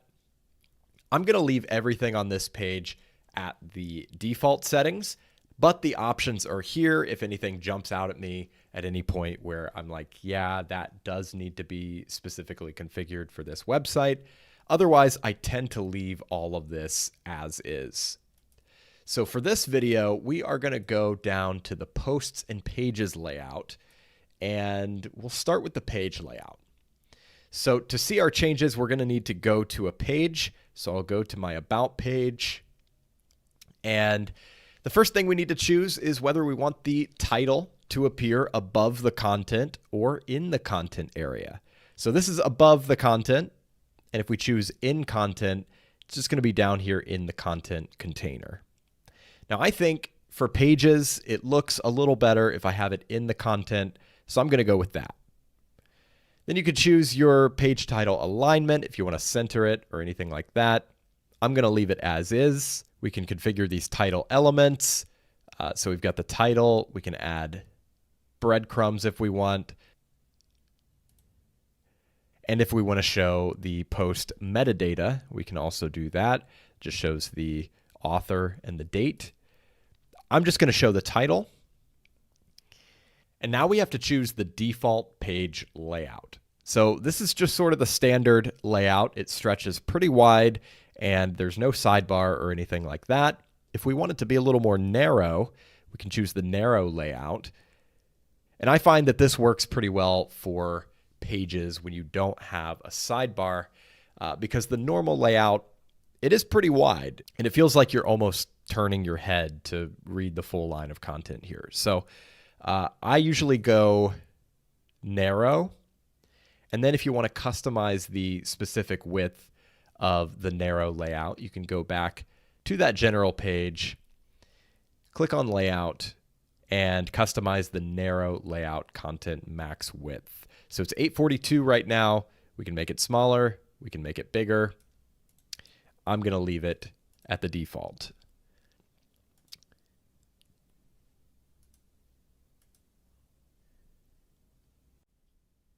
If we want to, we can also add a sidebar. We can do a right sidebar or a left sidebar. And then we can choose the default sidebar. So we've got sidebar 1 and sidebar 2. Now, I think for my pages, I'm going to leave it on the narrow layout, but I will use a sidebar for my posts. Next, you can choose whether you want your content to be boxed or unboxed. And just to show you what that looks like, boxed sort of separates the content area from the background. And with unboxed, your content is directly on the background. So I usually go with boxed. And then we can choose to enable or disable content vertical padding. So that's this blank space above and below the content area. So you can see if we disable it, the content area is right up against the header and footer. And we can also have it only on the bottom, only on the top, or again, disabled completely. but I'm going to leave it enabled. We can show a featured image and comments if we want. I don't really need a featured image or comments on my static pages, so I'm going to leave those disabled. Now I'm pretty happy with this layout for my pages. Nice and simple. So I'm going to go back and get started on my single post layout. So again, we have to go to a post for this to reflect in our preview. And this is sort of what the default post layout looks like. We've got our title showing in content. We could do above content, which would look like this. I'm going to keep it in content. And then once again, we have all of these options for what we want to display at the top of the post. So we can do breadcrumbs, categories, title, meta, and excerpt. So the way it's set up now, it's showing the categories, the title, and the metadata. That's pretty much exactly what I want to display. But notice you can also rearrange these things. So if I want to have the author and date above the title, for example, I can just drag it up over here and it moves up above the title. But I think it was fine the way it was, so I'm going to leave that there. And then we have to decide whether we want a sidebar. So right now we're on the narrow post layout, but we could also do the wide normal layout, or we could add a sidebar either to the right or to the left. I'm thinking for this website, I'm going to add a sidebar to the right. I'm going to leave the content vertical padding. I do want to show the featured image. And then I have to decide how and where to show the featured image. So the options here are above, behind, and below. And this is in relation to the title. So right now it's showing behind the title. If we show the image above the title, it's going to be within the content area above the title and metadata. And if we choose below, same thing, within the content area, but below the title. I think I'm going to go either with behind or above. So let's see. I think I'll go with above. I think behind looks better without the sidebar because the content is centered and there's a little more space for the image. So I'm going to go with above in this case. We can also change the featured image ratio. I'm pretty happy with the way it looks, so I'm not going to do that. We can choose whether we want to show post tags, the author box. So I'll show you what that looks like. Normally this would have my bio. I haven't added a bio to my profile on this site, but we can do normal or center. And again, my bio would be right here. So I'm actually going to disable that. We'll leave the post navigation. That's the previous and next post links. We'll also leave the related posts. And beyond that, I think that's all I need to edit for my post and page layouts. Since I've decided to use a sidebar alongside my posts, I do need to go ahead and configure and design this sidebar. Now, a couple of quick notes about sidebars. First of all, keep in mind that the vast majority of people browsing the web today are doing so on their smartphones and tablets. So chances are a good portion of your audience will never even see your sidebar. So does that mean that you shouldn't have a sidebar at all? Not necessarily. Now, I think a lot of web designers, myself included, are moving away from the tendency to have sidebars just because most people aren't going to see them. But it is a tool that you can use to drive meaningful action among the audience that does view your website on a larger screen like a desktop computer. So that brings me to the other idea I want to mention here, which is sidebars should drive meaningful action. I don't like to just throw a bunch of random widgets into my sidebar. My philosophy is that less is more, and I want to include the widgets that are actually going to encourage people to take the action that I want them to take. whether that be signing up for a newsletter, buying a product, or just browsing other content on my website. So that's typically where my mind is at as I'm creating a sidebar. Now, to edit this sidebar, we could go into the widgets area here in the customizer and go to sidebar 1. I personally find that it's kind of difficult to edit things over here because the space in the control area over here is very limited, and it's hard to manage the settings for individual blocks. So I'm actually going to go back to the WordPress dashboard, go to Appearance and then Widgets, and I'm going to edit my sidebar from here. So here we've got the familiar block editor, and we've got plenty of space to work with our sidebar for block settings and all that good stuff over on the right.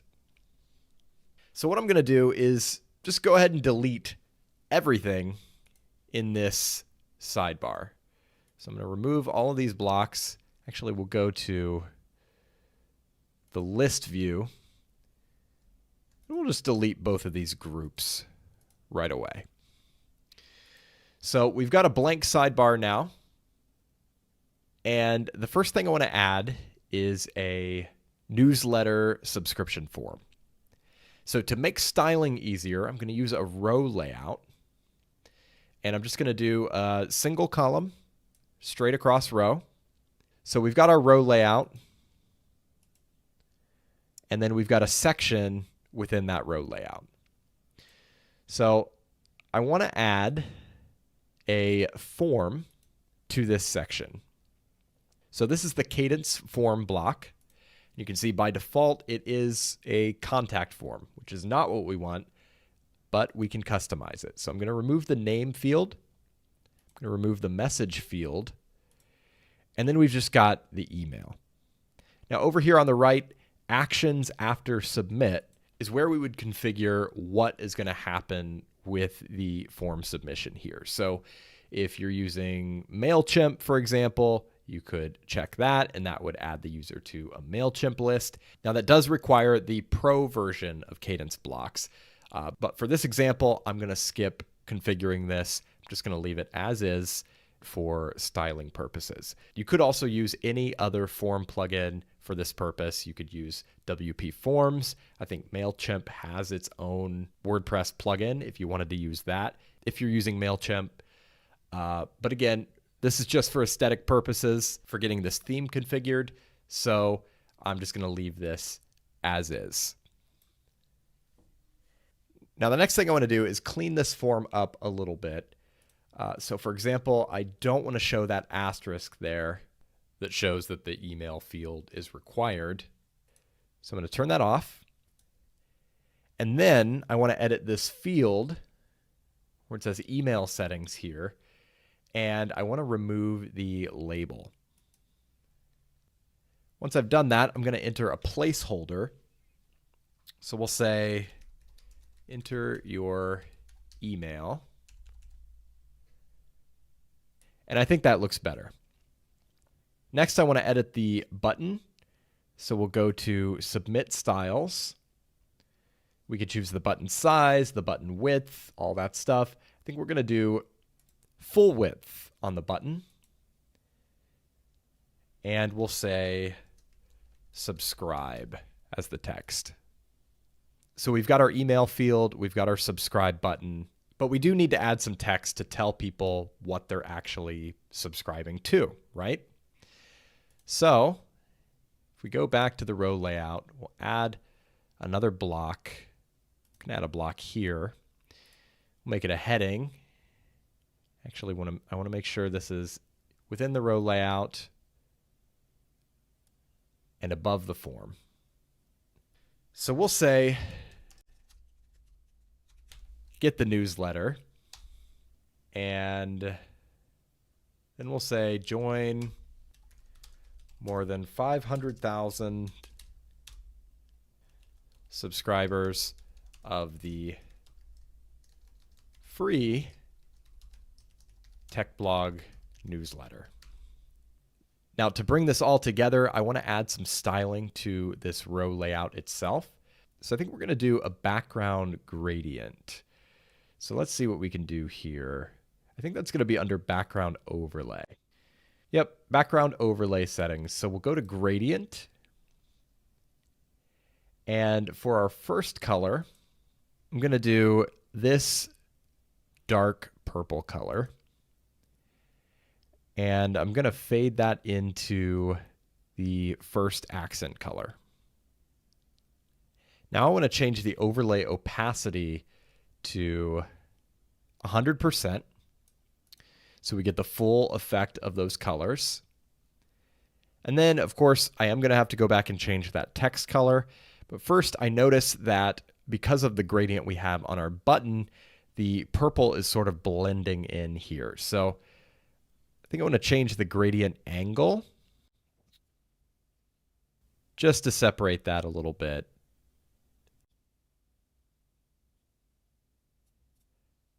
And I think that looks good. So we'll change the color of the heading text here. Make it white. Same thing with the paragraph text. And then I'd also like to center this text. So we can do that up here, align text center. Same thing here. And that is our newsletter subscription form. So the next bit of content I want to add is a recent posts area, just to encourage people to continue browsing the site. So I'm going to add another row layout. Same thing here, all the way across, full row. And I'm going to add posts, the cadence posts block. So over in the sidebar, we're going to select posts as the post type, newest to oldest. And I think we're just going to do 3 or 4 items. So moving down to the layout settings, we don't want to have columns. So let's go down to 1 column. We're going to put the image above the title.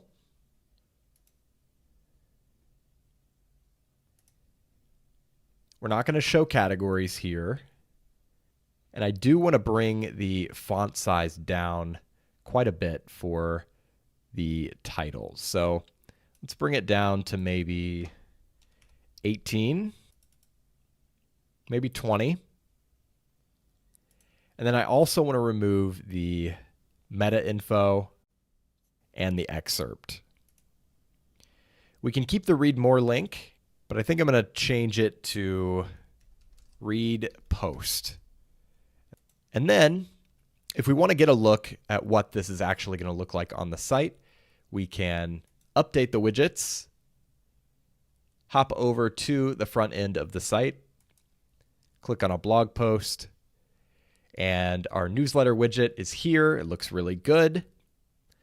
And we can see our recent posts as well.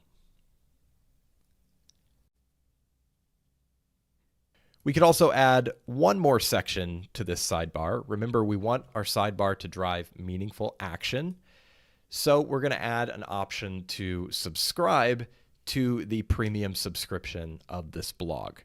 So we're going to add another row layout. Once again, it's going to be a full row, no columns.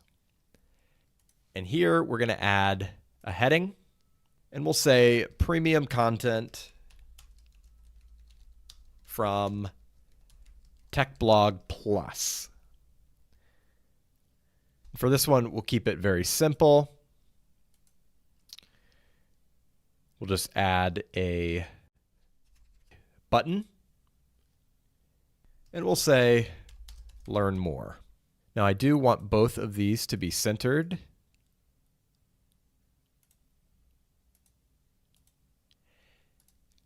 And then I want to go back to the row layout and add a background to this. I think with this one, we'll do a background image. So I'm going to drag in an image. We'll see how that looks. Need to change the text color of this heading, make it white. And we'll update and go check that out on the site.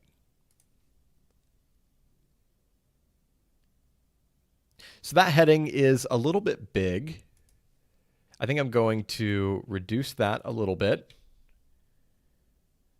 Make it maybe 22 pixels. We'll see how that looks. Premium content from Tech Blog Plus. That looks okay, but it could use some breathing room. So let's add a spacer here. We'll turn off the divider and just add maybe about 40 pixels of space. When we refresh, that looks good. Now, one more thing that I could do here is round off these corners a little bit by adding a bit of a border radius. So I don't want it to be too extreme. Just want to soften the edges. So let's see how that looks. 5 pixels. Nice. I'm happy with that. Premium content from Tech Blog Plus. And we could add a little blurb there as well, like we did with the newsletter widget. But yeah, that is a solid sidebar. I'm happy with that. And I think I'm ready to move forward. The next step for this site is to configure the blog page and design a static homepage. Now, of course, on a website like this, where it's primarily a blog, you could get away with using the posts page as your front page, but we want to take this site to the next level. We really want to make a great first impression when people land on the site. And also, you may recall this website has other objectives aside from just promoting the latest blog posts, right? We have the premium subscription, we have the newsletter, and we want to showcase those things on the homepage as well. So in this video, we're going to create a static homepage and a blog page. We're going to configure the WordPress settings. And then in the next video, we're going to design the homepage itself. So let's go ahead and create our first page. We'll just create a blank page called Home for now. Go ahead and publish. And then we're going to create another page. We're going to call this one Blog. So we've got our 2 pages, and now we're going to go over to the reading settings. And we're going to select your home page displays a static page. So we'll select home as the home page and blog as the posts page. Save changes. And when we go back to the site, we have this blank page as our home page. And if we go to the blog page, we have our posts showing up here. Now, there are a couple things I want to do. Since we've added this blog page, I do want to add it to the menu, and then I want to configure how these posts are actually displaying on the site. So let's go to the customizer, and we will first go to the menu. We'll edit the primary menu. We'll just go ahead and add the blog page. And I think I'll add that as the second menu item right after home. So that looks good. Go ahead and publish that. And the next thing we need to do is configure the blog archive page. So let's go back to the main settings menu, and we'll go down to Posts and Pages Layout. Now from here, we're going to select Archive Layout because this is our archive page. So we have the option to show or hide the archive title. Now, I actually do want to hide the title on this page, but there are some other pages like the author archive and the category archives where I would prefer to have the title up there. So I think for that, what we should do is go ahead and edit the page itself. We'll go to the page settings and disable the page title. Then update, return to the page. And from here, we can go back into the customizer. So back to posts and pages layout, archive layout. And like I said, I'm going to leave that on for the other archive pages. And we can just kind of play with some of these settings. So all of these settings are for the title. That's not going to show up on this page anyway. So we'll scroll down to the archive layout. So right now it's on normal. We can also switch to narrow, full width, left sidebar, or right sidebar. All these same options that we saw with the posts and pages. I think for the blog and archive pages, I would like to have the right sidebar. So I'm going to choose that option, and we'll stick with sidebar 1. If we wanted to, we could go ahead and create a second sidebar with sidebar 2. Just so we don't have the redundancy of these recent posts here, we could put something else in the sidebar, but I'm just going to leave it for now. Now for our post archive columns, you can see we have 3 columns here and it's very crowded. So let's see what we can do about that. We could do 2 columns, or we could do the very traditional blog layout with 1 column. So I think I like that the most. And I think I also want to put the image beside the post instead of on top of it. So this image is a little small, but we can definitely modify that. So for the post item layout, the feature is going to be the featured image. And we can play with different ratios here to make this a little more aesthetic and not so small. So we'll just try a few different options.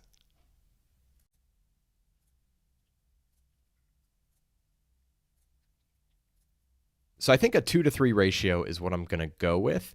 We still have some white space down here, so we're going to need to shorten the content here. So I'm going to go straight down to the excerpt, and I'm just going to reduce the number of words to maybe 25. So this top one still has some white space. I think we have just a little bit too much content there still. So let's reduce that a little more to 20 words. Now, if we scroll down, all of these posts look much better now. And I think I'm happy with everything else here. So our categories, we could change the divider if we wanted to. I think I like the default. We could also change the style between normal, pill, or underline. I think we're going to do normal. And then we can choose which metadata we show. So do we want to show the author? Do we want to enable the author's name linking to the author page? Do we want to show the author image? So if we want to have a little avatar there, we can also disable or edit the word by. So we could say like written by or posted by, or we could disable it completely so that it's just my avatar and my name. I actually like that, so I'm going to leave it like that. We can disable the date if we want. We can add the time. I think I'm going to leave that just like that. We can add some other stuff here. I think I am happy with all of this. So this is our blog page. It looks really good. We've got the sidebar there, and we've configured how we want our posts to display. So that's our blog page. When we come back, we are going to configure the home page. In this video, we're going to be building the static home page for this tech blog. So I'm going to go ahead and click Edit Page. And we have a couple of settings that we need to configure before we can start actually designing the page. So we'll go to Page Settings. And the first thing we need to do is disable the page title because we don't want it to say home up at the top above our actual page content. So we'll disable that. The next thing we need to do is set the page layout to full width. And then once that's done, we're going to set the content style to unboxed. So now that I've changed those 3 settings, I am ready to start designing this page. So I have a rough vision for this page in terms of what it's going to look like and the type of content we're going to have. I'm going to start with a large hero section at the top that showcases a few of the latest posts, because this is a very content-focused website. It's a blog, right? So we want to showcase the content front and center. Below that, we're going to have another section where we list a few more posts sequentially. And then we're going to have a section where we ask people to sign up for the newsletter.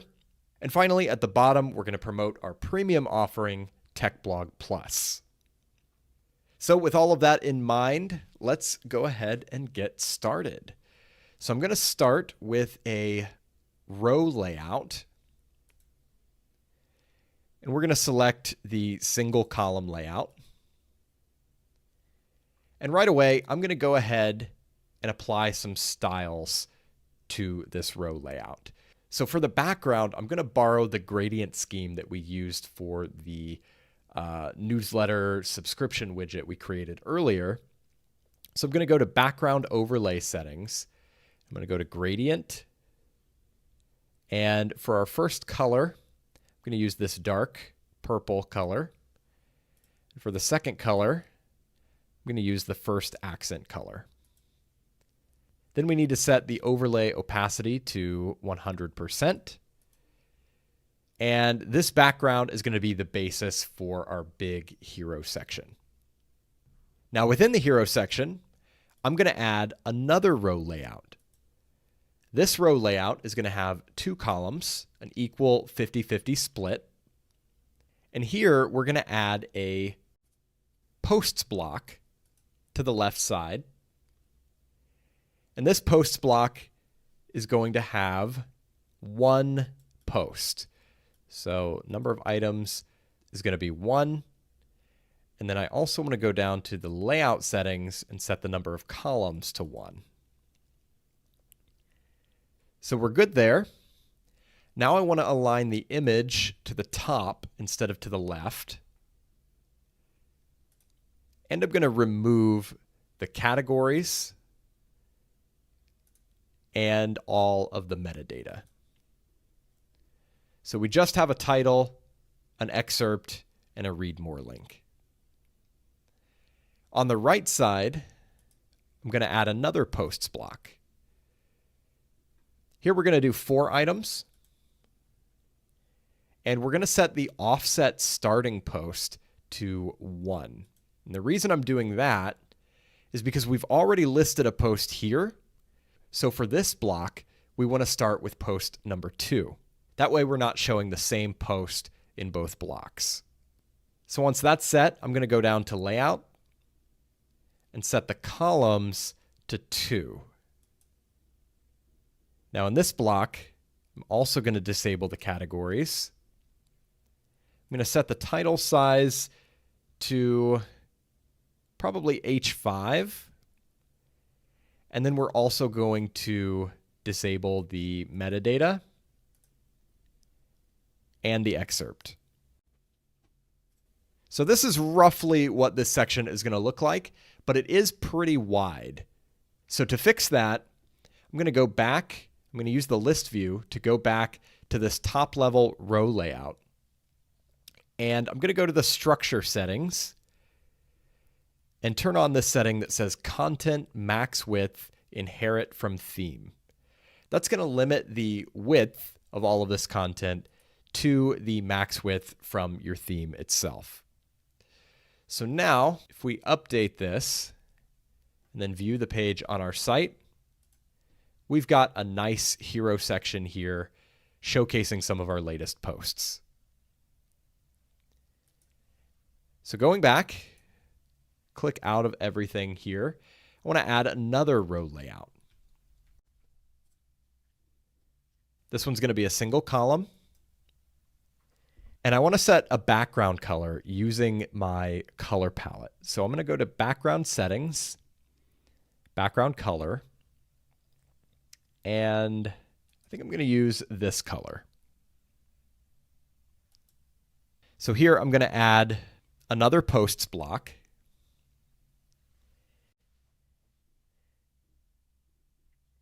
We're going to keep the number of items at 6, but we do need to set the offset starting post. So we've got 1, 2, 3, 4, 5 posts above this section. So we need to set that to 5.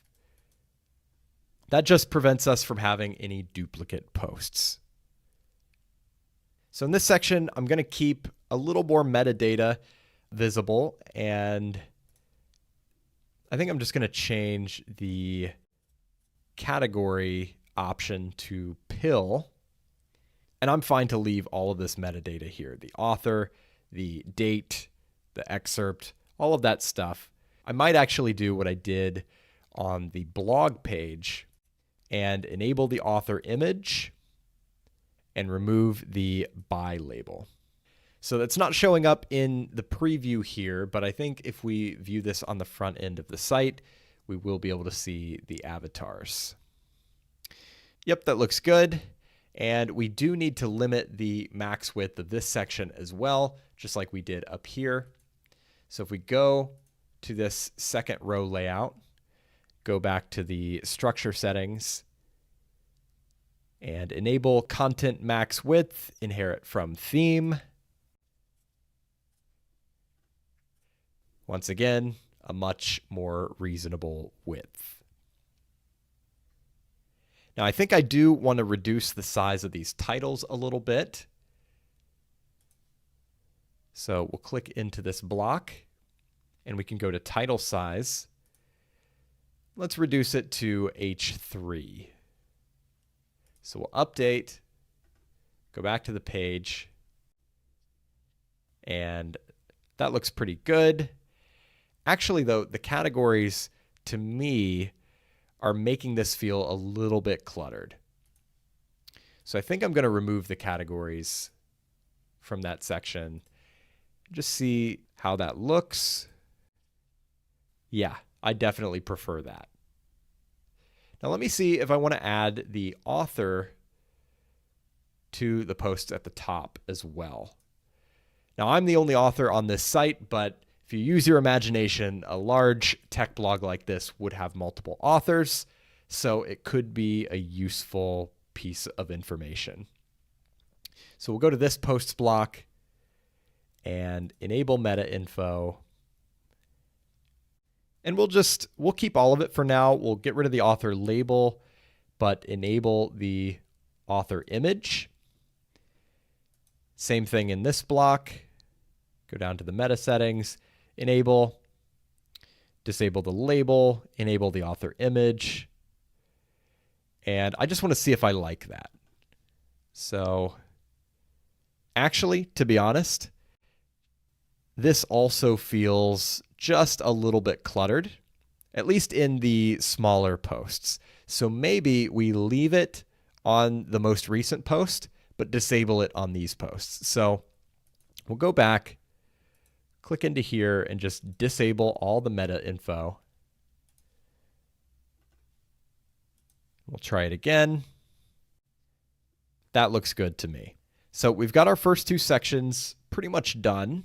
There is one thing I'm noticing here that these sections could probably use a little bit of padding.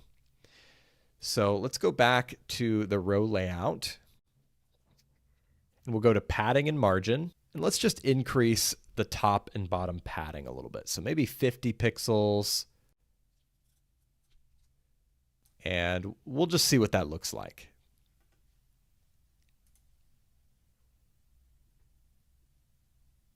That looks good. Gives it a little bit of breathing room. So I'm going to do the same thing for the next section. Padding and margin, 50 and 50.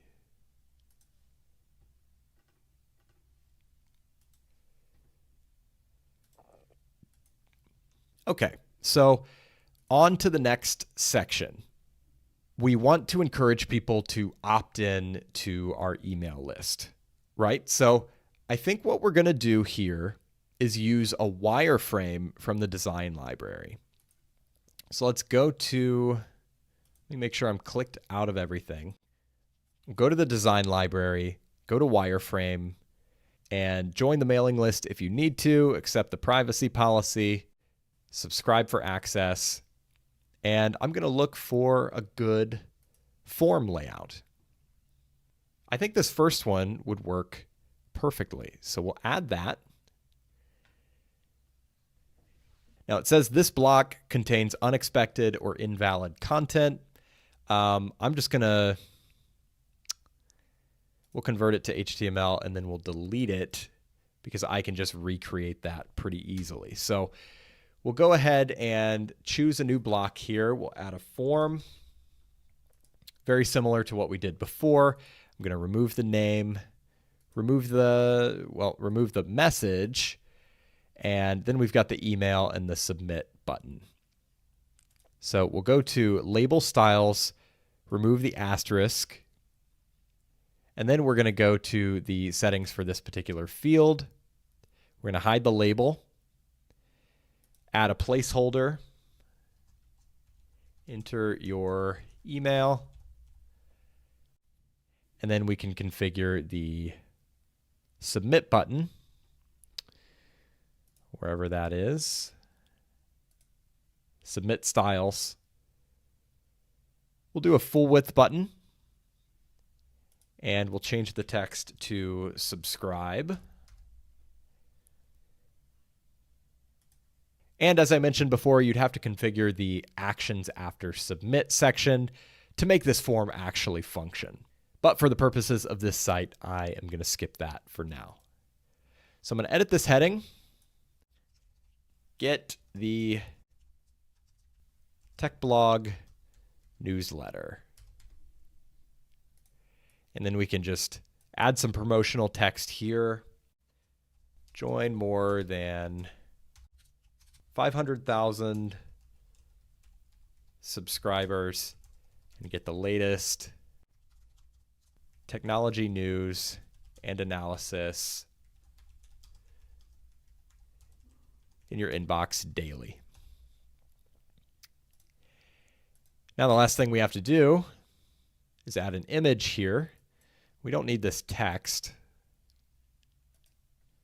Let me see what this configuration is. So we've got a cover.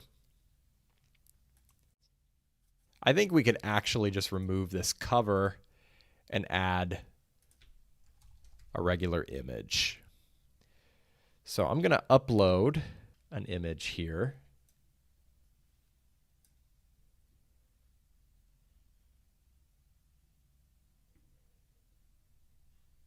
And we'll go ahead and preview and see what that looks like on the site. Looks pretty good. We could definitely round off these corners a little bit. So let's actually convert this to an advanced image with cadence. And when we do that, we can go to border settings, and we'll add a 5-pixel border radius just to slightly round off those corners.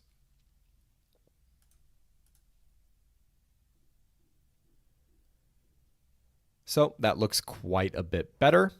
And we've got one more section to add. So once again, we're going to go into the design library. We're going to look for a good wireframe. So let's see. We could sort by content. This might work. Yeah, this looks good. So we'll change this heading to something like Industry Insights from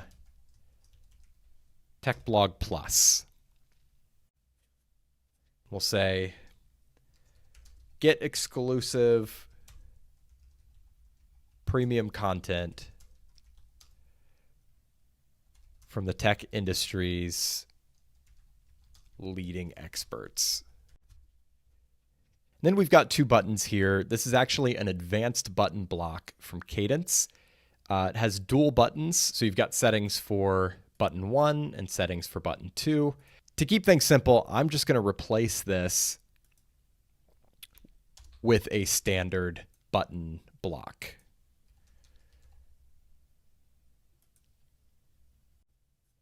So we'll just call this Learn More.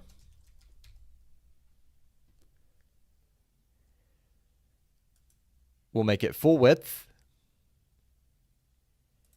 And then we have to add an image. So we'll replace this image with this image. And the last thing I want to double check here is that this row layout has a proper background.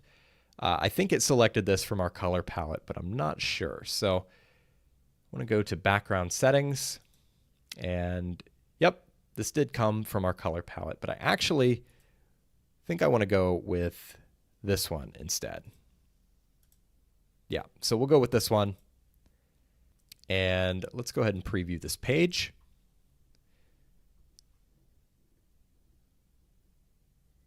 Nice. It looks very good. Now, the one thing I do notice is that we've got two buttons here. They don't exactly match. This one's got square corners and this one has round corners. So let's go back to the form block. We'll go to the submit styles and we'll add a border radius. So once we've done that,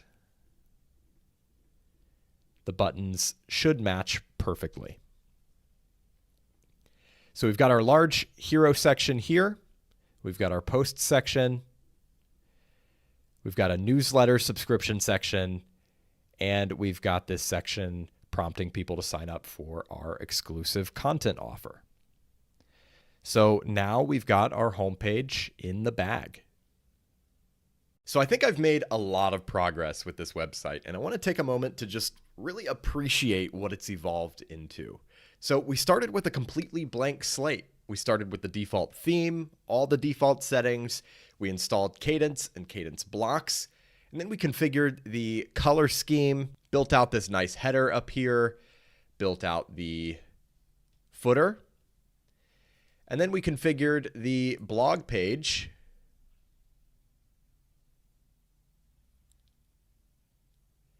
And finally, we built out the static homepage with this big hero section, the post section, the email opt-in form, and this promotional section at the bottom.